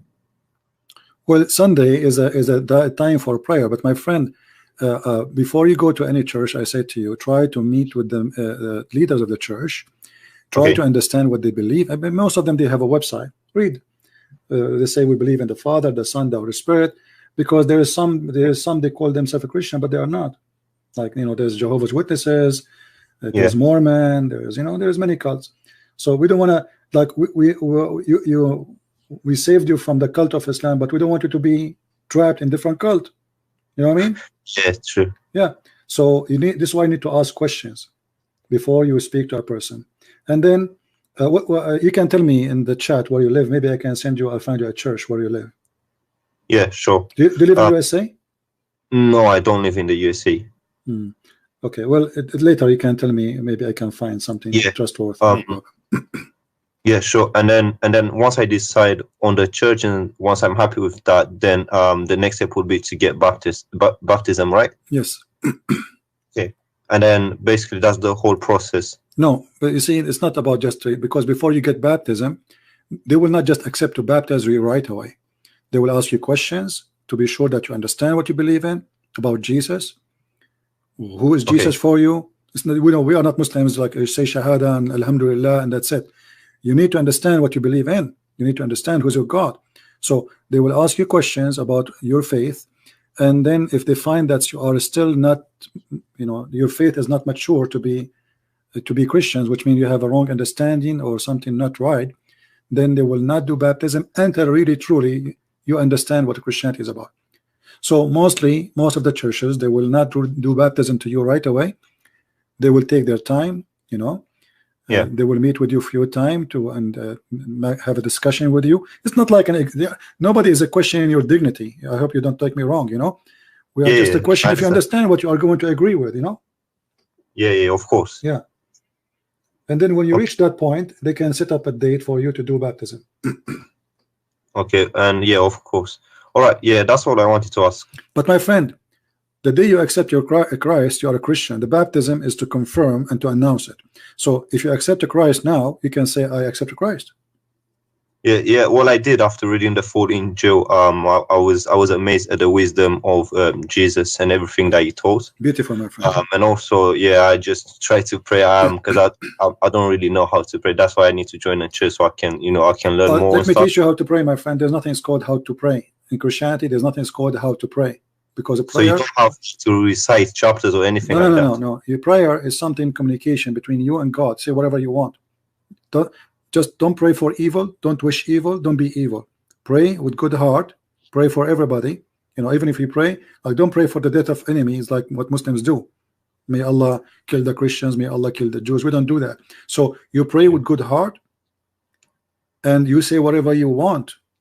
For sure, God, a word of love and respect, and then you ask God for help. That is a prayer. Anything else is not. We don't have something to repeat. Now they asked Jesus in the Bible how to pray. They said to him how to pray, because they don't know really. I mean, okay, so what we will say, how we talk. So when Jesus, he said that to them, he is not really saying to them, repeat this prayer. He is telling them the concept of the prayer, like, forgive to others. Yes, forgive to others the same as you forgive to us. Like, asking for forgiveness, be forgiving yourself. Give, so you will be given. Forgive, so you will be forgiven. So it's not really about you pray like this only. It's about you pray, and this is the concept. This is what is the logic of the prayer. You glorify the Father, our Lord, and then you confirm that you believe in Him and His kingdom, and He is the one, is the Lord of all, and then wish to to pray for the good of you. Now you can say that in the words of your own, not necessarily in the words as Jesus said. Yeah, sure. And also, do you know any YouTube channels that you recommend that I can watch? Yeah, there's Sam Shamoun channel. Maybe somebody can post it in the Sam what? Sam Shamoun. Okay. Okay, just this one. Do you know any other ones that I can go to and learn more? You see, there's many names actually, but Sam Shamoun is more than enough. He's like a walking library.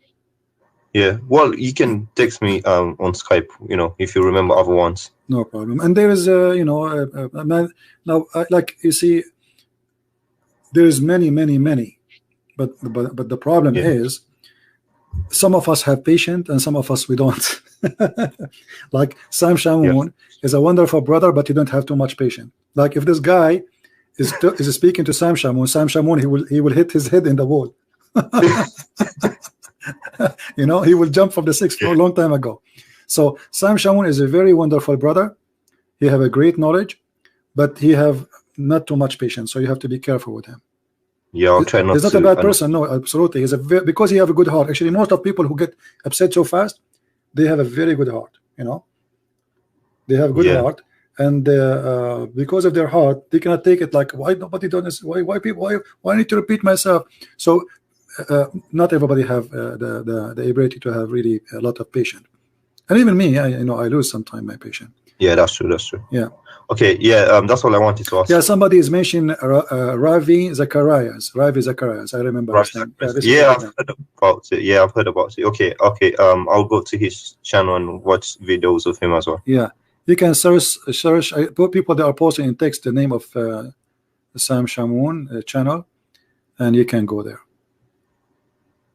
And actually, I will search for his name. And there's David Wood, but I believe Sam Shamoun is way better in explaining the Bible. The Bible. Yeah. All right, my friend. So I'm happy for you that you accepted the Messiah as your savior. Yeah, thank you so much for the help. That's a good news. Thank you, my friend. And for the Muslims listening, I would like to tell them to listen and to listen to what you're saying and double check everything and go back, and read on, and stop just denying things. If it's written in the Hadith or in the Quran, then that's what it is. Denying it won't help you, because it's about your salvation. at the end of the day, you're fooling yourself if you're denying something that is so clear. Yeah. Well, thank you, my friend, for your call, and I'm happy for Thank you so much Take care. for your help. God bless. Bye-bye. I have delivery. Hold on, guys.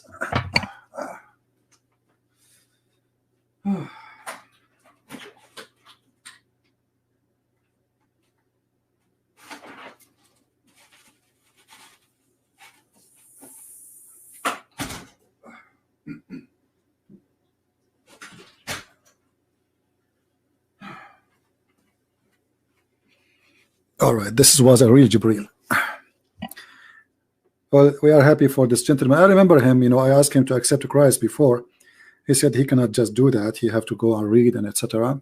Here we go, and he came back and he called us, and he decided to accept the Messiah. Now, where is the guy who want to teach us a grammar in Arabic? What happened to him? I did not forget about you. I want you to call me. Where are you, my friend? Even though I'm speaking for long now, losing my voice. Are you there? The guy who want to call me? He said to me, I want you to read this. What happened to him? Hello? Yeah, the grammar guy. What happened to him? What you get delivery? Versions. Versions, they want to do mut'ah. What your prophet get delivery as long you know how to read? How come your prophet do not know how to read and you are a grammar guy? How a prophet is going to teach us how to read, but he do not know how to read? Have you ever heard of a teacher is hired in a school, but he do not know how to write, how to read? And your prophet is teaching us that we can rent women? The grammar, did you rent any women before? Be honest with me. It's okay. I'm like your grandfather. But not from Muta, I mean.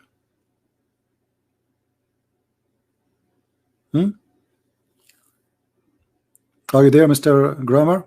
And why you are not calling me until now?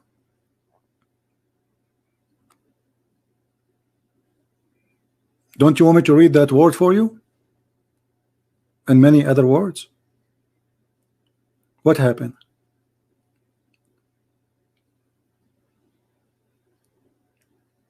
Renting women? Do you people have a shame? Do you people have a shame? Why we have only 1.2 like? Only 1.2 like? We are talking about renting. Come on, this is very interesting. This is God. So you are upset. And look what he said, this guy. He said that Moses, he said, go and attack them and kill them and then rape their women. Doesn't say anywhere, rape their women.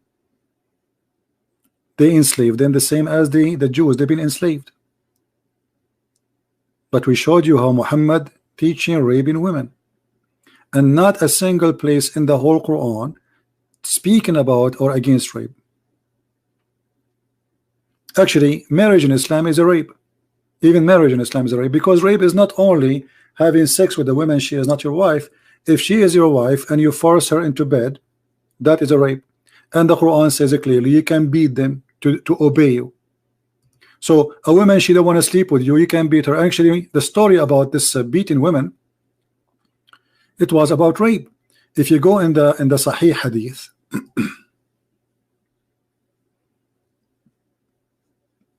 what? Hold on. I'm trying to read what this Abdul is saying.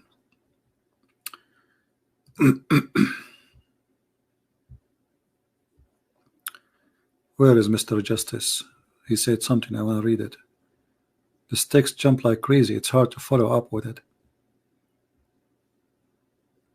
Okay, let us put it in the screen. CP, when Allah is a teacher, he can make an illiterate man the greatest ever scholar. Okay. Well, the greatest ever scholar says you can lie to your wife and you can beat your wife. And you can rent a woman for one night stand or 1 hour. What kind of... And the illiterate teacher, he says that sun set in the murky water. This is what happened when a miracle of Allah happened. Here we go. This is a miracle of Allah, guys. Allah, he made Illiterate man, speak and be a teacher. Okay, then here we go. He's teaching. Do you see his teaching? So do you agree with that, Mr. Justice? Do you agree with this? The greatest teacher ever believed that the sun set in a murky water, in a muddy, hot water. Are you there? Mr. Justice, are you there? I'm really convinced that Muhammad is a teacher. That's it. The greatest teacher ever. Not only a teacher.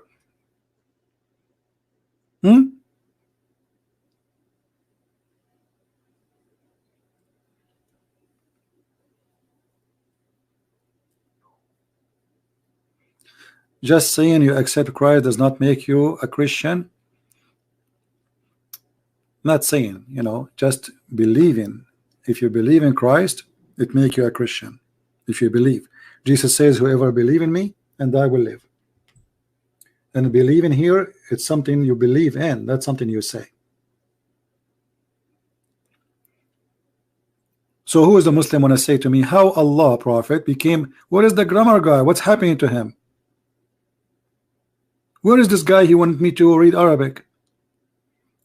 The Muslim, they make a video saying that Crhistian Prince, you do not know how to read. And supposedly a guy in the chat room, he asked me how to read a verse. And the guy in the video is the one is lying, saying, oh, he says this. I did not say that. And I made a video about it. They cannot be decent ever. And look today, anything I show to this guy, show me authentic hadith. Show me one authentic. You cannot show him an authentic hadith because he's saying to us, we Muslims, we lie. You know what that means? Anything you show him, he says, show me authentic hadith. So how we can trust Islam? Can you show me an authentic Quran? And by the way, even the Shia agree that the Quran is corrupt. There's a sheikh. Let me find you his name. He's a Shia. He have tons of videos about the Quran is corrupt. Tons. Not one, not two, not five.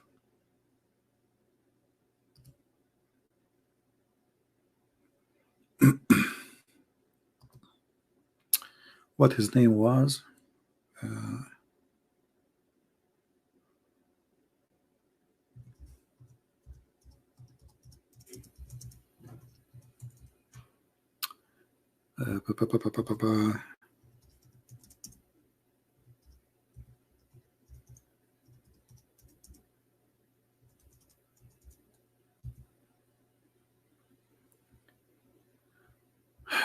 You know, I forgot his name.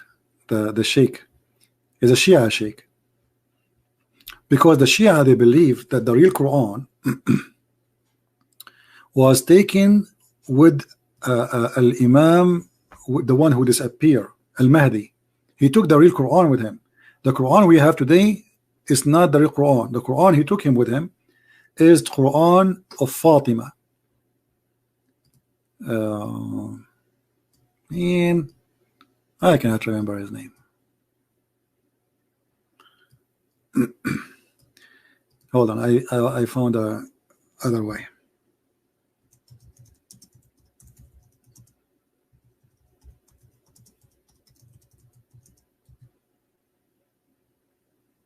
Here we go. Yasser al-Habib. If you go to the channel of this guy, and he is a Shia sheikh. You see him? He is a Shia sheikh. He have a TV station, you know. So go to his channel, and actually let me do the search right now, as long as I remember the name.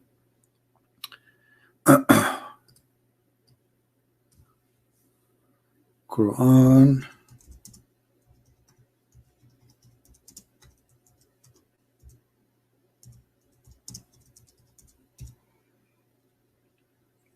All right.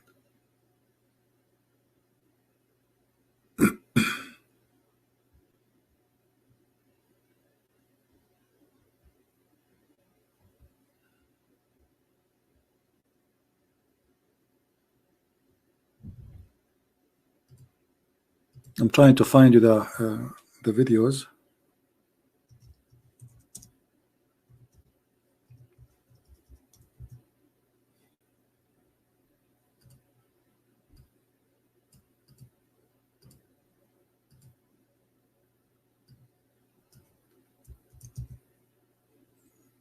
All right.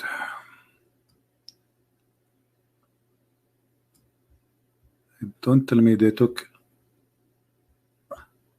Okay, here we go. If you go, here we go. Search for this video.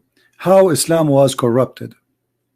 How Islam was corrupted. And there's many Islamic books, Shias, speaking about how the Quran, the true Quran, where the true Quran now, etc. You know, this is the Shia.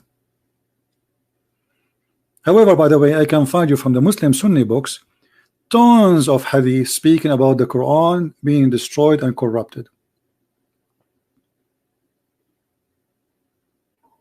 Do we have any Muslim? No, his name is Yasser al-Habib. Yasser al-Habib.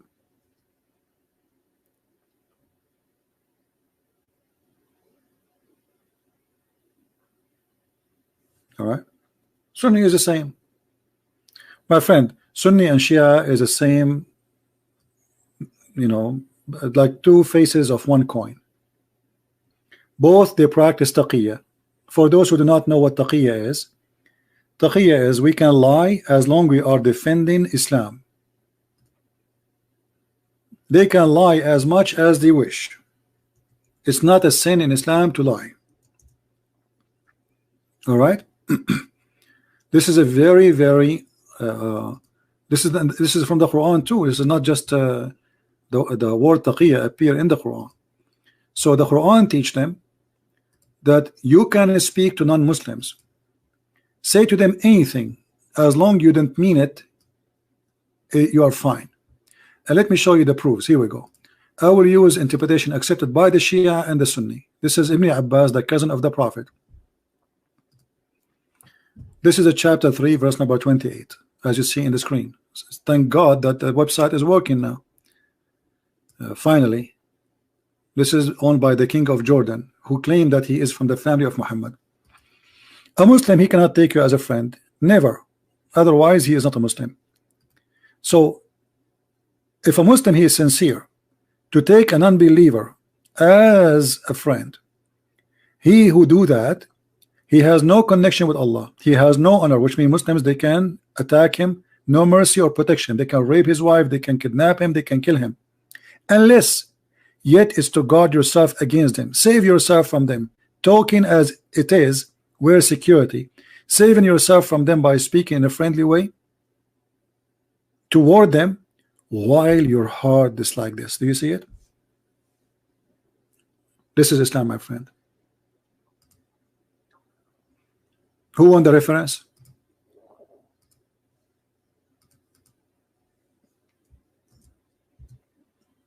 Here we go. The grammar hinter, he wanna talk to me. Okay, where?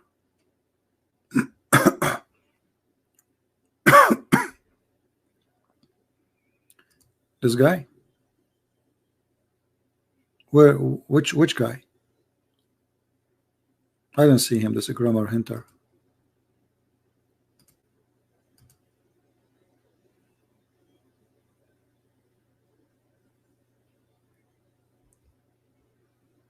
Where? I have nobody contacted me in Skype.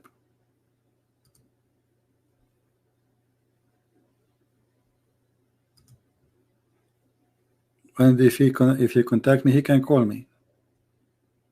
But I don't see any text from him. Okay, here we go.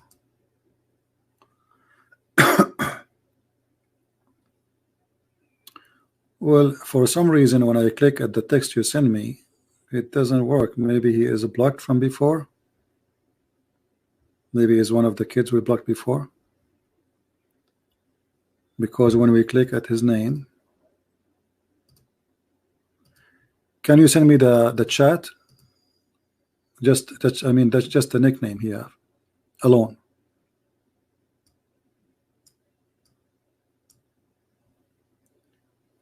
Let me search here. Shafiq.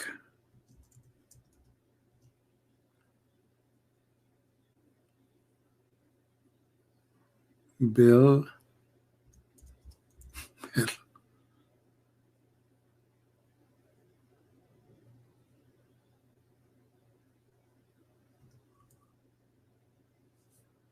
Okay, hold on.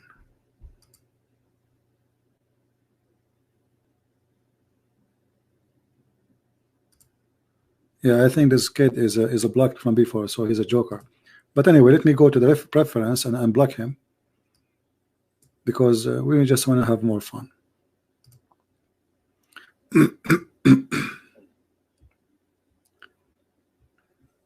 Okay.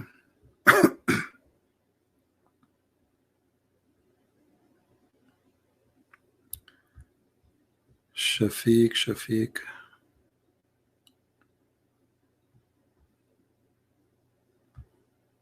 Trying to find his name.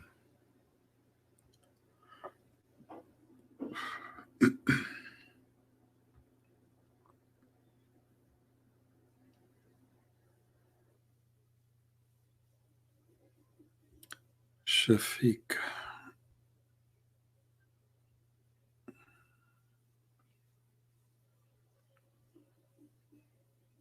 Here we go. All right, Mr. Shafiq, are you ready?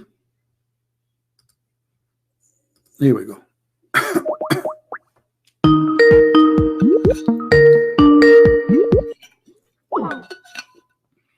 Call declined. What happened? Why you are declining the call? He declined again. Hello? Hello? Hello, Mr. Shafiq. Can you hear me? Yes, I hear you. How are you? I'm ready. So, who is Allah, like you said previously? Do you speak Arabic?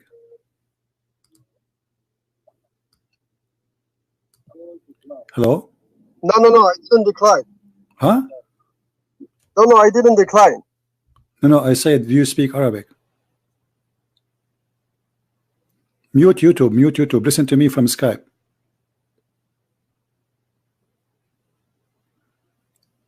Hello?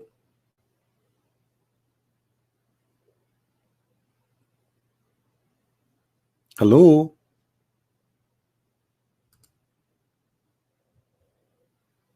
Are you there?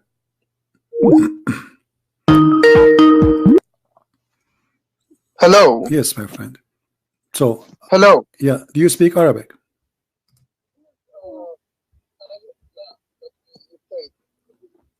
Do you speak Arabic? أنا بحكي العربية. نعم. You speak Arabic? نعم. Okay, speak Arabic to me. Go ahead. نعم. Speak Can you Arabic. hear me? Wait a second. No, speak Arabic to me. I want to hear you speaking Arabic. I want to learn from you. Go ahead. Wait a second. Let me fix my mic. No, your mic is fine. I hear you very well. You said naam. No, I can't hear you. No, you don't speak Arabic. I think you are. Wait a. You don't speak Arabic. Tara. Okay, speak Arabic. Wait a second. Speak Arabic. Wait, really? Speak Arabic. Yeah, can you hear me? Yes. Can you say to me those words you said to me in Arabic? Can you hear me? Can you say? Yeah. So who's? Tell me who's. Can you say? Can you say? Wait a second. Who? Hold on. No. Wait a second. Why you? Who's Allah? Why you are? Who's why you Allah? are calling Allah yourself? is the name. Allah. So your name is Arabic. Allah is a title. But you don't know. Al-Illah. That's an illusion. So you don't speak Arabic. So you don't speak Arabic. Do you know what is an illusion? Why you are lying? Why you say this?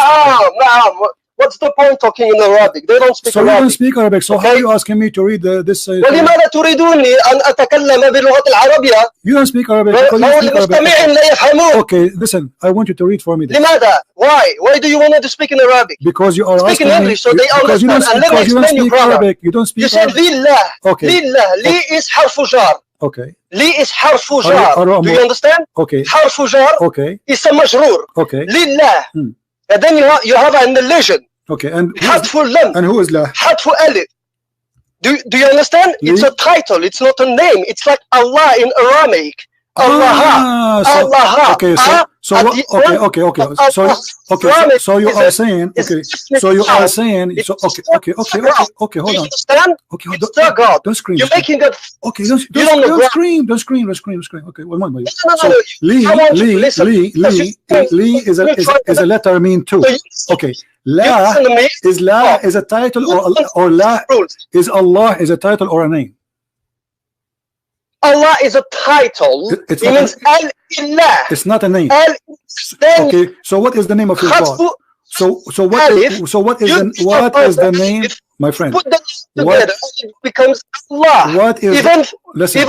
Even We cannot keep screaming. You know, we need to have a conversation, my friend. Otherwise, you will force me to hang up on you. I'm asking you. What is the name of your God? What is the name of your God? What is the name of your God? My friend, this is not. I'm asking you, what is the name of your God? My friend, do you know the name of your God? Al-Ilah. It's a title. It's not a name. So what is the name of your God? Not a name. So put this in your mind. Okay, what is the name? Okay, what is the name of your God? Listen to me. When Moses, this is not a question. I'm asking you, what is the name of your God, my friend? Okay, do your God? Okay, I want you to answer me. Listen, don't force me to hang up on you. I lost my voice screaming. I'm asking you. Hear me. I can hear you. Listen to me. We cannot talk in the same time. Okay, can you make it short? No problem. What is the name of your God? What is the name of your God? And while you're Muslim, you say, okay, here we go. This is the Muslim website, Abdul. This is a Muslim website. Are you going to ask me to hang up on you? Are you asking me? God came to Moses. Are you asking me to hang up on you? Are you asking me? We can talk in the same time. Have a breathe. Give me a break. Do you speak Hebrew? Listen, I'm asking you, what is the name of your God? What is the name of your God? Do you understand Hebrew? No, I don't understand. No, I'm asking you. You are the one who will teach me. What is the name of your God? What is the name of your God? The last time I will ask you, I will not scream more. Do you know the name of your God? Shut up and get lost. You see, this is why I block you. Because you are a talking machine. You are afraid to let me talk. This is the whole point. You don't want me to talk. Allah, the unique name of God. This is what your Muslim article is. And I can show you tons of websites saying that.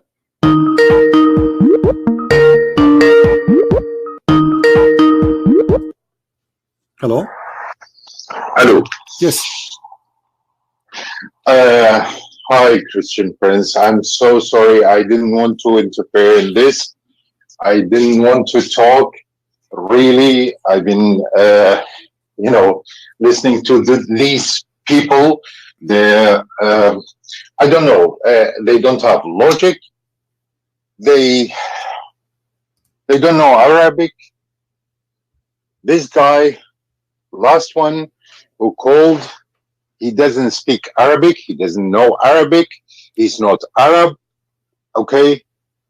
I don't know what was his name. Whatever his name is, Potato. Anyway, so my friend, are you an ex-Muslim? I'm not Muslim. I never been. Okay. So, okay, my friend. But we say always. I told you for one reason. Only we want. No, I know it's only Muslims. Okay. But I'm from a Muslim background. Okay. All right. I called just to explain one thing. These people, they just defend something they believed in, or they somehow went in and they don't know how to get out. They think they should defend it without knowing why. This is wrong. Come on. The Shi'i guy, I lived in Iran 10 years. Okay, my friend, just I want to apologize from you. I cannot continue with you because we want Muslims to call us and we want to debate the Muslims. Guys, listen to the carefully. So this guy, he says the word Allah is not, it's just a title. And he is saying that he's asking me in the Bible what it says. Elohim have nothing to do with Allah, because the word Elohim, and this is your ignorant, you Abdul, it is the word El. El. If we type here, El is the word God. El. This is why it says Ishmael, Israel, Michael, Gabriel, all of them names either end with El or even start with El. As an example, one of the names of the Messiah, Emmanuel. Emmanuel, God is with us. All right. So El is a word meaning God. It's not a name. So those people are stupid. What Elohim have to do with Allah? Nothing. If you want to say Al-Ilah, here we go again. That word proven to me. Al is a word meaning God. La originally is the moon god. Al-Ilah. Al is a word meaning God. Even the word El used to be Al, and I made videos before about it, about the old Hebrew and the ancient Aramaic. Israel, it used to be Israel. Ishmael used to be Ishmael. Mikael, Mikaal. So El and Al is one word. Old Aramaic or El, the old Hebrew, used to use the word Al, sorry, instead of El.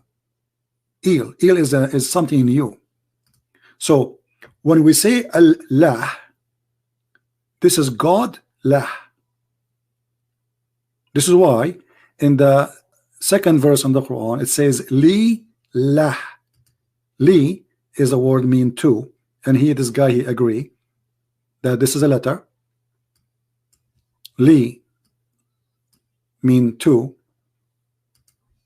to lah, thanks to lah.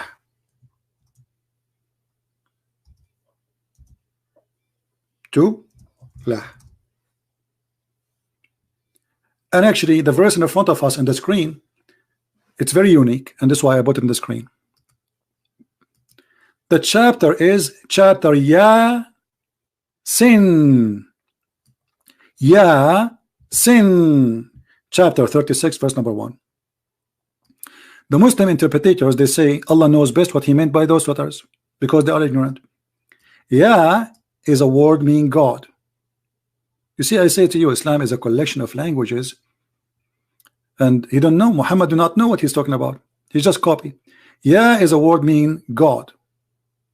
Sin is the name of the moon god. God sin. You can go right now and search in Google, Prophet Google, peace upon him.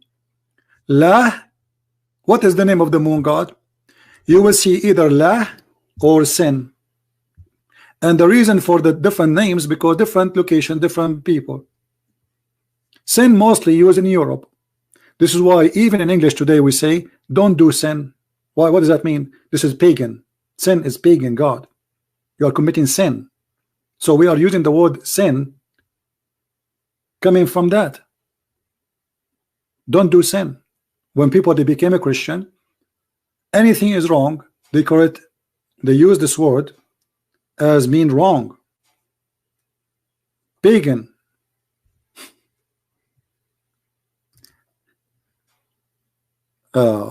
In the old days there was two religions, major religions. One of them worshiped the moon and one of them worshiped the sun, and that actually appeared in the Quran.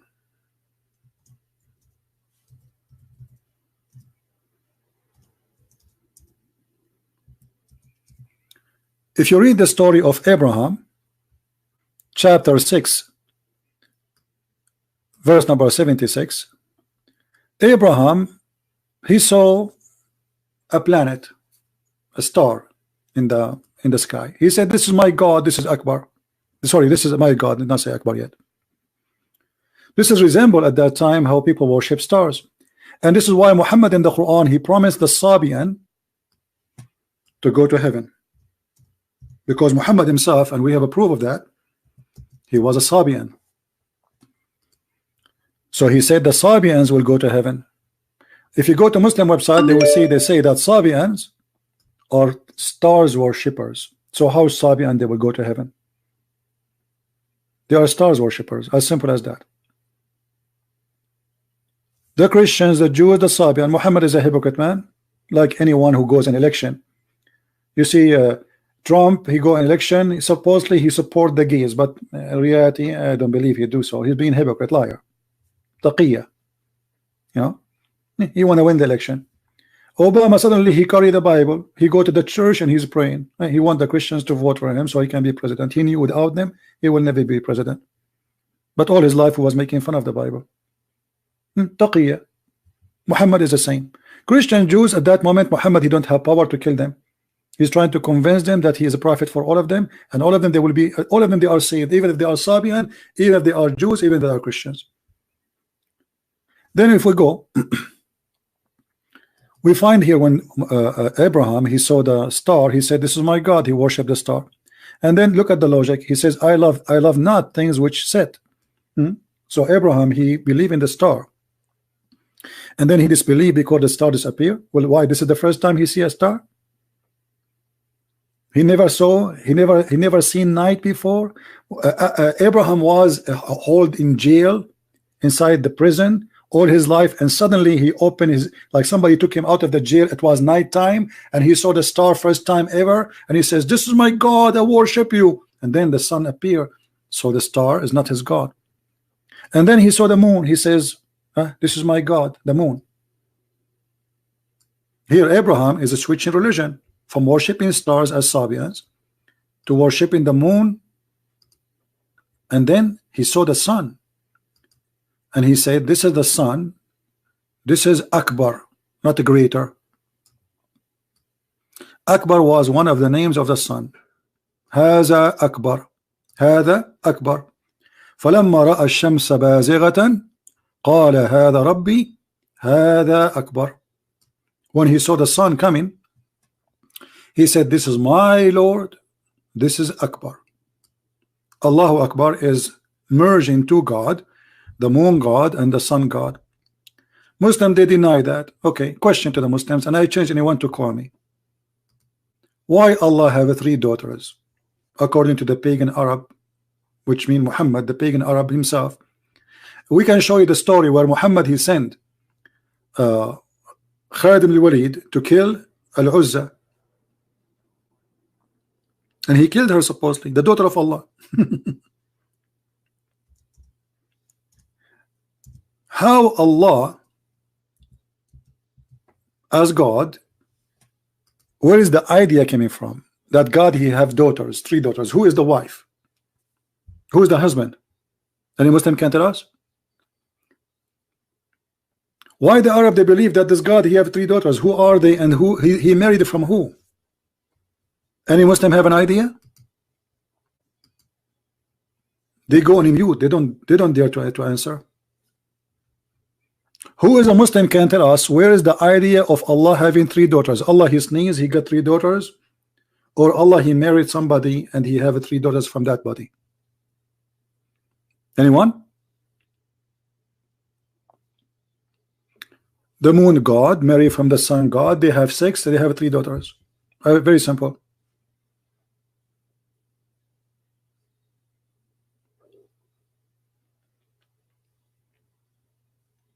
Otherwise we change anyone to tell us from where.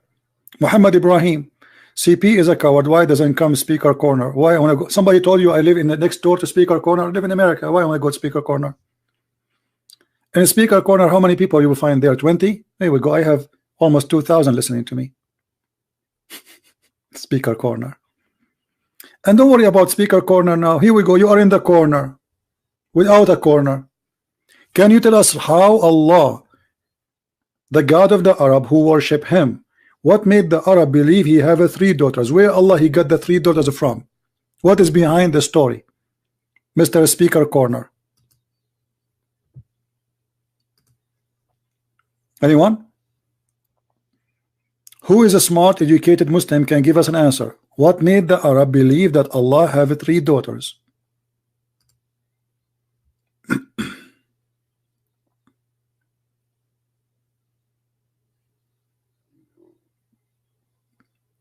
Anyone? They have no answer. It's a challenge. You know what? If a Muslim, he can call me and tell me what is behind the story of Allat and Al-Uzza and Manat,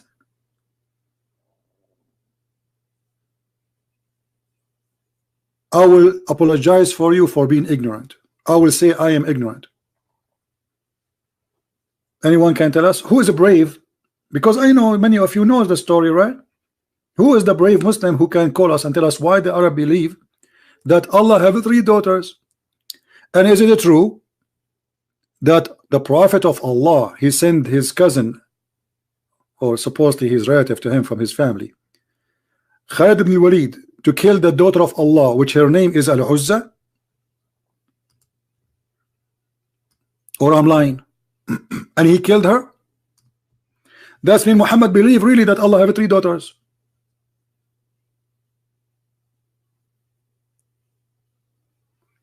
My friend, the one who want me to, you want to ask me, you can ask me. You do not need to call me.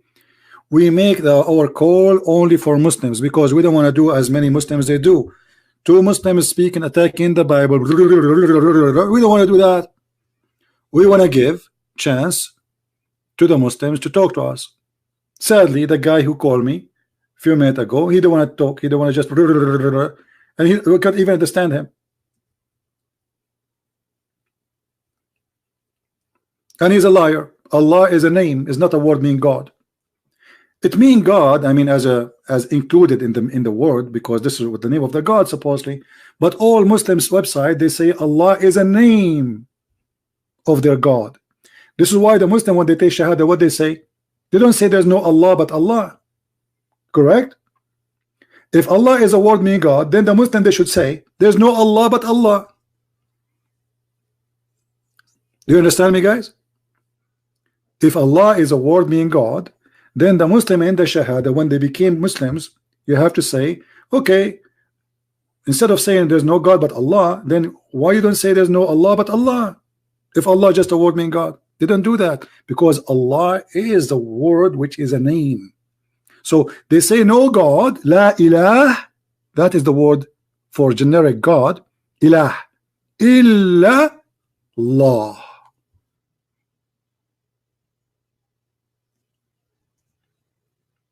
And you can find right now, you can search in Google, you will find all Muslims agree that this is not a word mean God. It means God as included because this is the name of the God, but it is a name, not just a word. All right. We go back to the topic. So as you see, Islam is a collection of crazy stuff. And look at the logic of Allah. Why Allah is rejecting having daughters? Anyone? Did he have rejected daughters here? Look what he said. He says, what? Like what? For you the males and for him the females? What kind of God he says that?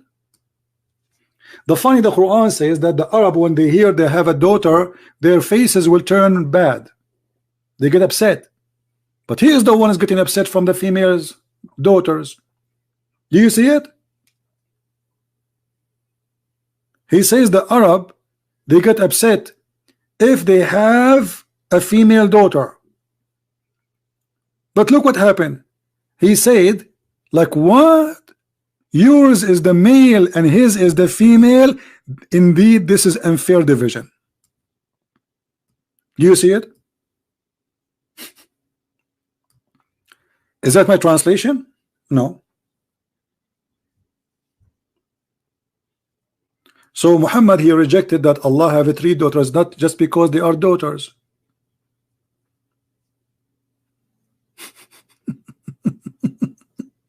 What is that?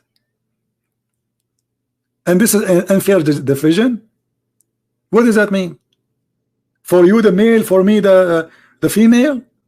What does that mean? This is like a kid is talking. Like what? For you the chicken, for you the duck, for me the chicken? What is that? This is God speaking?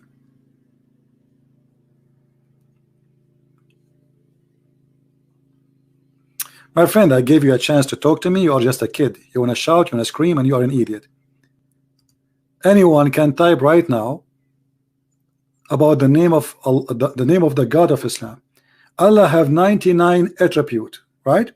But one of them is a real name of your God.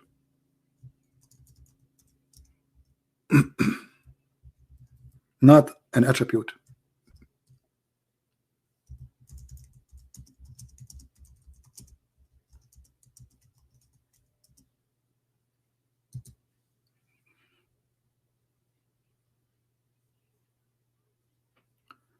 All right.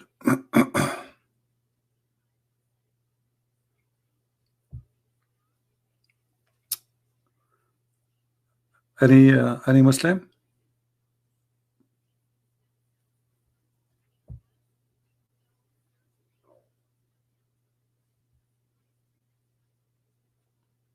Hmm?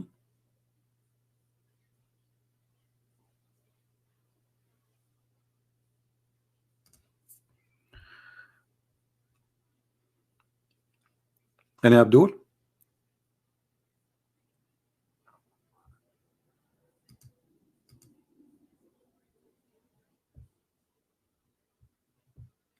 Nobody?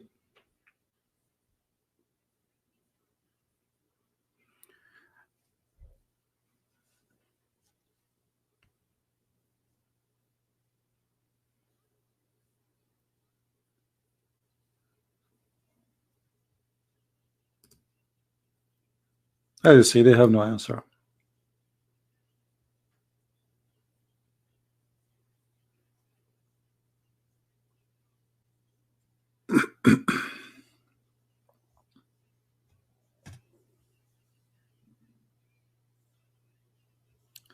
This is a Muslim website.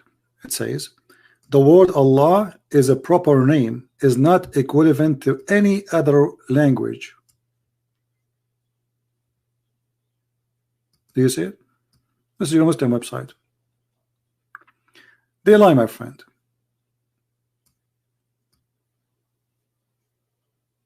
They lie.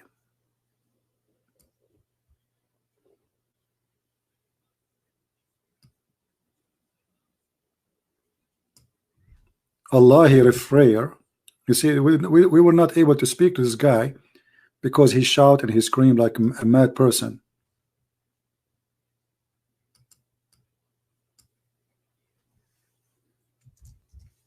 But the Quran confirmed that. When Moses asked his God, what is your name? What I will tell my people? He said, I am. We did not give him really a name. Now, when you read in the foreign language, you might think this is a name. Like when a person he say, okay, it says Elohim or it says Yahweh, he might think this is a name because it's a foreign language. But this is not a name.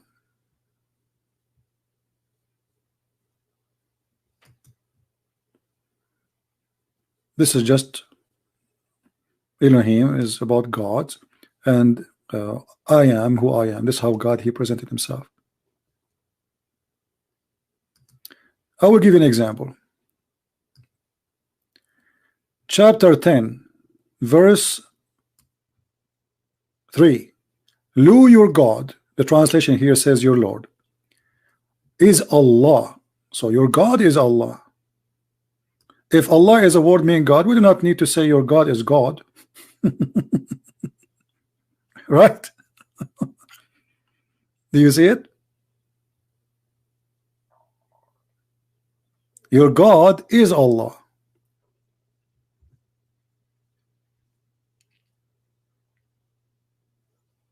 That is what the Quran is saying. But when you speak to an ignorant kid, he shout, scream, and he is being stubborn, he is an idiot. He is upset because we expose that Allah is nothing but a moon god. La is the moon god. This is the whole story. This is why they're upset. If you search right now, what is La? La is the moon god.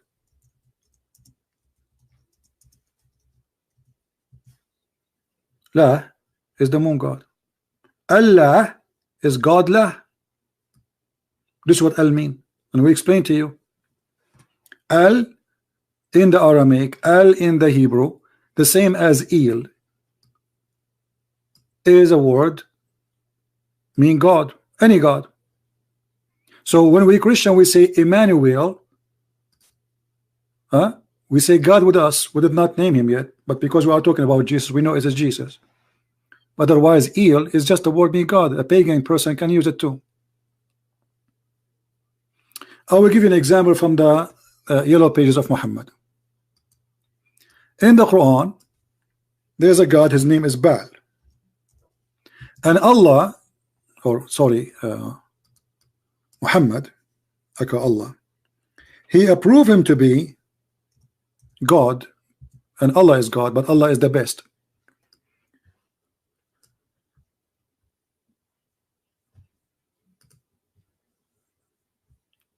Ba al is the word God. The God is Ba, and his last his title is Al, is God Baal.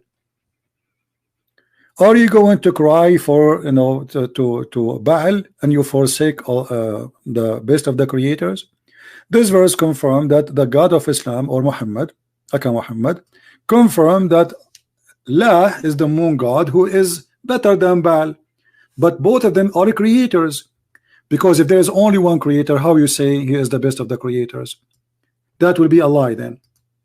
If there's only one creator. When I say I am the best of the student and I'm the only student, that's him. I'm lying, because I'm the only student. Correct? Do you understand? If you say I am, okay, if you go to your mother and you say, let's say you were a kid, hey mom, I am the first in my classroom, and you are the only one in the classroom, you are a big fat liar. Because the second you say the best of, that means there's other like you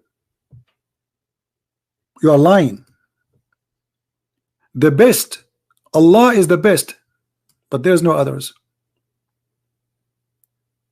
unless he agree that there is a creator. And then if we go and read the interpretation for this verse, we will find that the one who said this, it was not Allah, it was not Muhammad, it was a guy, his name is Abdullah ibn Sarh. He was the inscribe for the Prophet, supposedly. Muhammad, he was reading Quran, or let's say reciting, claiming that this is received, this is from Allah, asking him to write it. So the guy, he says to him, Abdullah ibn Sarh, and this is appear in two places in the Quran. When he heard this, he says, praise be to Allah, the best of the creators. Who is the one who said that? Abdullah ibn Sarh. Muhammad, he said to him, write it down, this is exactly how it came to me. And I can show you this from the interpretation of the Muslims. You believe it? I can show you that this exists in the interpretation of the Muslims for the verse, saying that this guy, he said, when the Prophet said this, he said, Allah, so please be Allah, the best of the creators. Muhammad, he told him, write it there. He said, write what? He said, just write what you said. So blessed be Allah, the best of the creator. He said, but I am the one who said that. He said, it came to me the same as it came to you.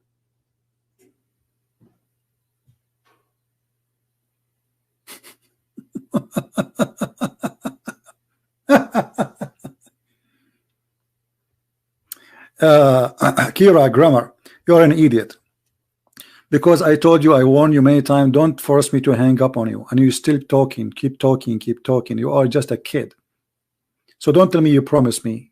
I don't trust somebody. You see, you're a man, you're an adult. All what I ask you for, let us talk, me and you. And I told you, don't force me to hang up on you. And I told you, this is why I blocked you before, obviously. And here we go, I blocked you again. You're a kid.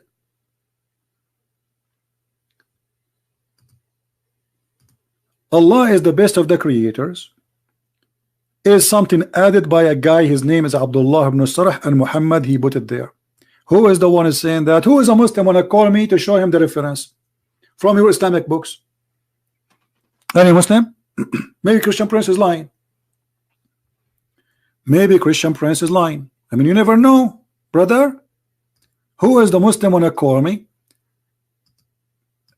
And he challenged me to show him the reference from your Islamic books that this is what the Prophet did. He took what the guy he said and he put it in his book. Anyone?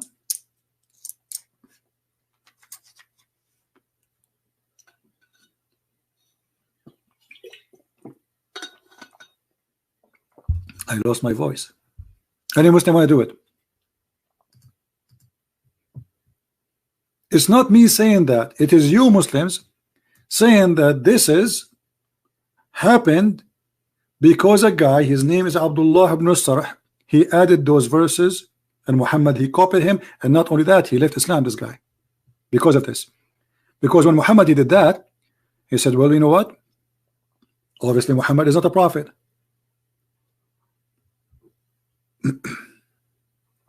He's not. If we go in the books of Muslims, chapter 23, verse number 14.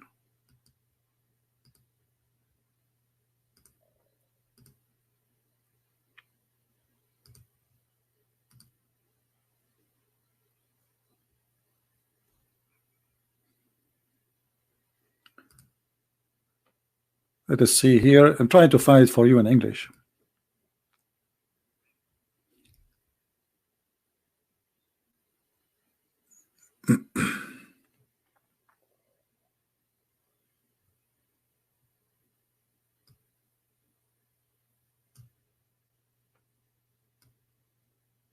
Let us see if we can find it.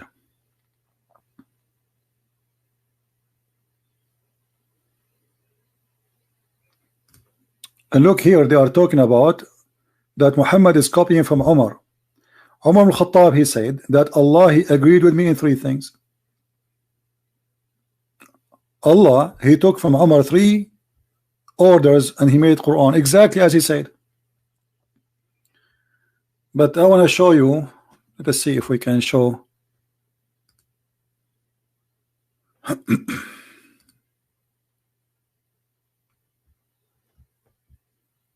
There's nothing here in English.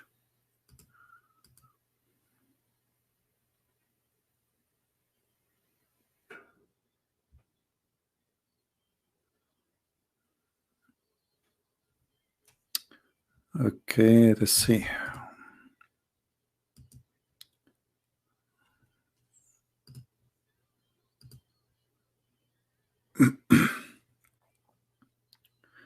Let us go to chapter 37, 125. No, but this is enough actually. But if we go in Arabic, for sure we will find it. If we go in Arabic, there we go.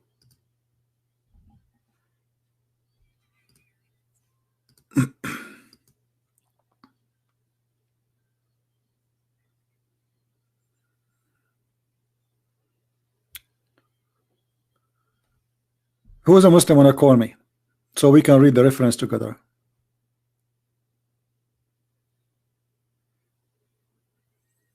Anyone?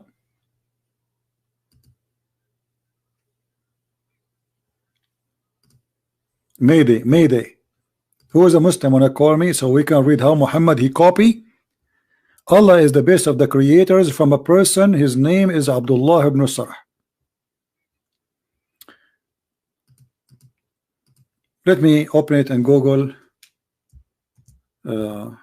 browser so we can translate to English. I could not find it in English directly, but so we will do this. This is the website of the Kingdom of Jordan. This is the book of Al-Qurtubi, Tafsir Al-Qurtubi, chapter 23, verse number 14. I will click in front of you, translate to English.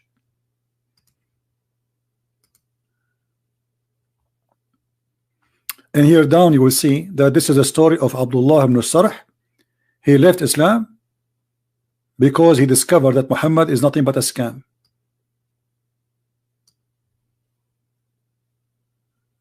All right.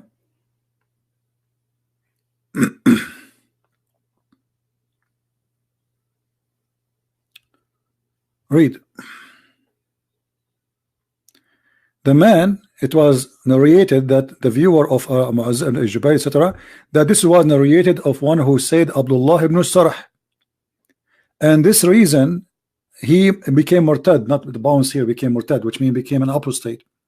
And he said, well, this is what came to me as I came to Muhammad, because he's the one who said that.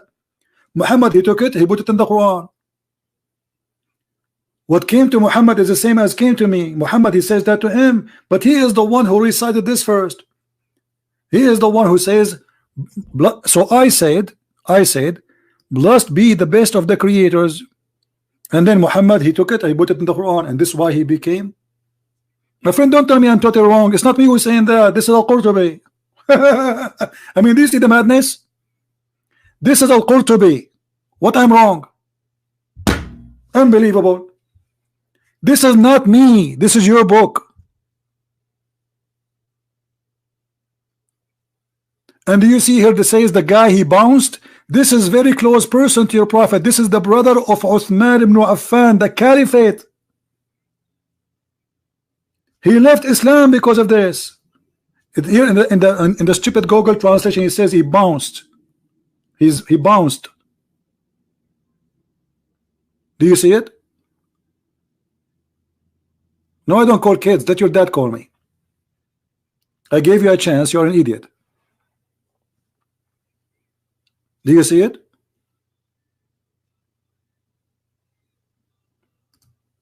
Your prophet is copying the guy and adding it in the Quran.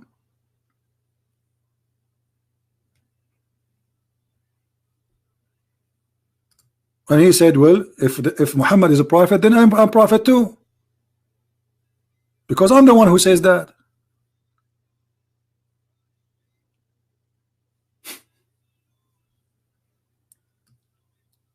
And Muhammad always, he copied from people. You know, he copied poetry from Imru al-Qais. He copied from Umar ibn Khattab, as we showed you. Crazy stuff.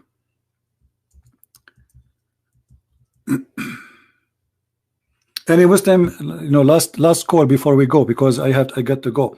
Any Muslim would like to call us? We can take one more call.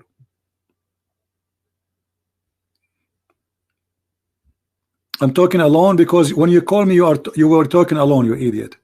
Get out of here. I gave you a chance to call me. I am the one who called you, actually, and I wanted to have a conversation with you, but you did not let me talk. You are a mad person. I feel sorry for your wife, by the way, if you ever get married. I mean, what kind of a person you are? You can't let people talk. Are you calling me to talk?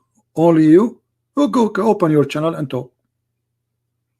But I will tell you why you don't want me to talk. Because you are afraid of me talking. So the only way you defend your religion is we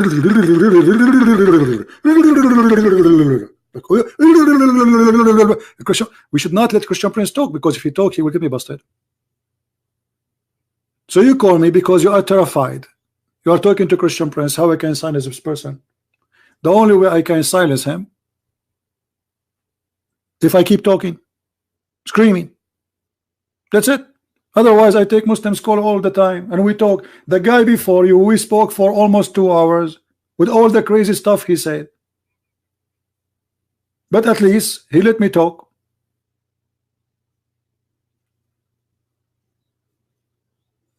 And the topic is very simple. Is Allah is a name of God or not? It is. You do not need me. You can go right now and Google, search, ask any Muslim. You know, there's a website. It's called Ask an Imam. Send them a question. Is Allah is a name or a word mean God? Send them a question.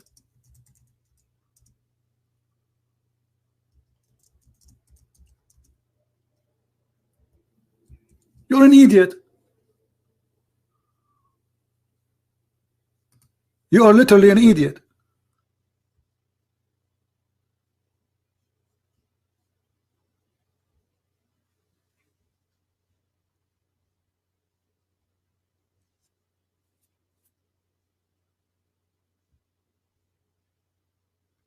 There is tons of Islamic websites giving you answers. Madness.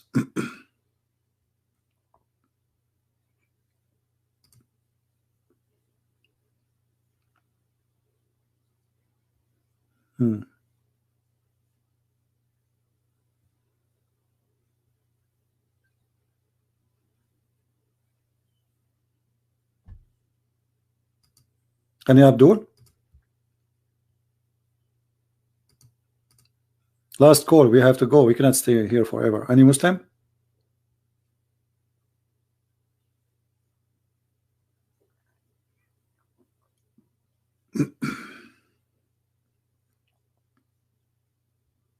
Nobody.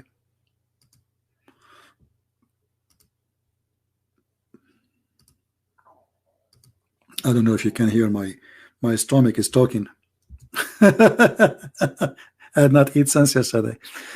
Anyway, guys, I'm busy publishing my books. So yesterday we sent for print my book 6 and Allah in Spanish. So those who speak Spanish, my book will be maybe out in Amazon maybe in 48 hours from now. All right. If you speak Spanish and you are waiting for the translation, so it's going to be out, and then we will start working in the second publishing. My voice is not good. I lost my voice, and actually I have a dry throat. I wasn't planning really to go, but I said those guys, they did not hear me for 3-4 days. They might kidnap me if I didn't show up. I burned even my upper lips. I was drinking tea, you know, and you know those things like the cup, it have a cover, you know what I mean? And that thing came out, and it was very hot tea, burned the upper side of my lips, so it's hurting me when I talk too.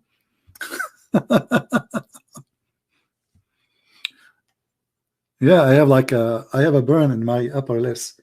It feels weird actually when I talk. It feels numb. But I said, okay, you know, I did not show up for a few days. You know, that will not be good. And tomorrow, I hope I will be able to do so. And actually, I have to cut the grass today because tomorrow we have a snow. You believe it? I have to cut the grass before the snow comes. Otherwise, I will not be able to cut it until the coming year, the coming summer. You know, so I have work to do, and you know, when it gets late, we cannot turn the machine to cut the grass. Otherwise, people will be upset because of the noise. Tomorrow we have a snow. Unbelievable. There's a global warming everywhere except around my house. Me. And by the way, how Allah He sent the snow? Who remember? Where Allah He sent the snow? He sent it from mountains which is located in heaven. Right? Remember that. Science. This is God. This is God.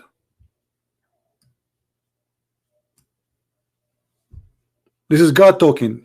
This is the weather news of Allah. The weather news of Allah saying that hail come from mountains which is in heaven. And the Muslim will say he's lying. Doesn't say that. It doesn't say that, brother. No, it does.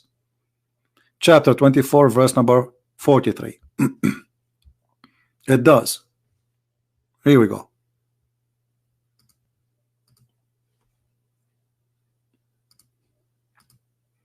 Don't even try. And this is your scholar's interpretation, not mine.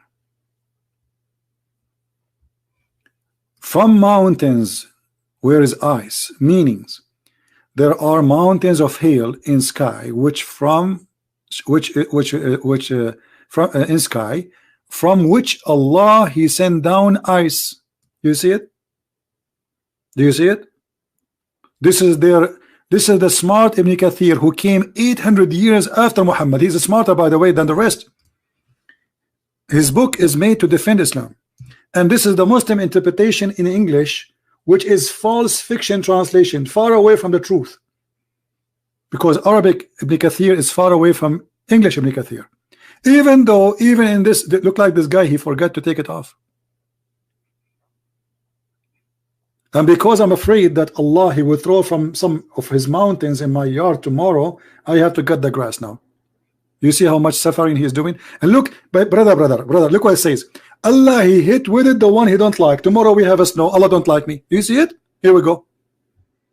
Allah, He hit with the hail the one He don't like. Read.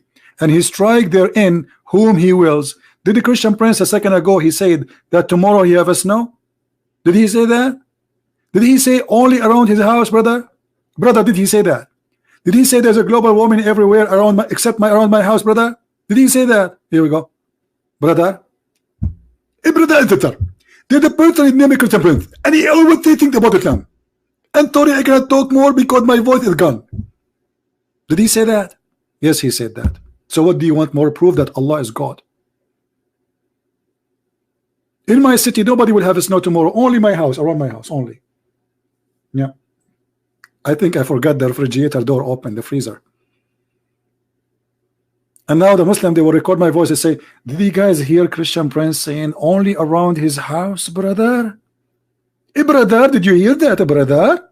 Alhamdulillah, brother. Here we go. Allah, He proved that He is God.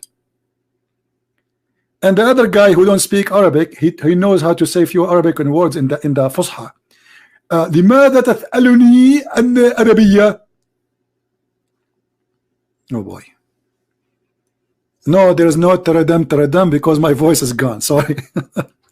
And I will try to come back tomorrow. How many of you want me to be back tomorrow? Let's see. Let's just make a vote. The only one who want me back, actually, the Muslims. They love me. They love me. I mean, I cannot imagine how much they love me. They send me always messages saying, do you love me? Do you? Do you? Do you? Yeah, they love me very much. All right.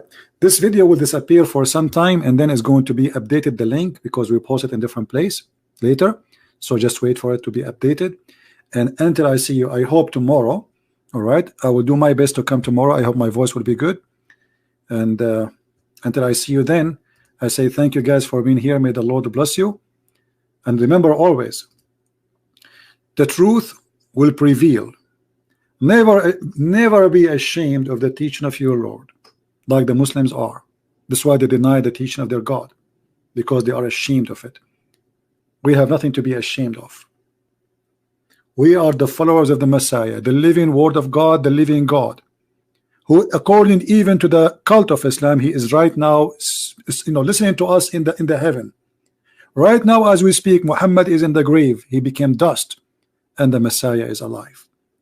And yet they say to us, how Jesus the man can be God? Well, how Jesus the man can be in heaven and everybody is dead? How Jesus the man, he can be son of no man, but yet he's born? How Jesus the man, he can be just a man, but he can make the blind see and he can make the dead come back to life? How come Muhammad could not do any? That is the truth, my friend.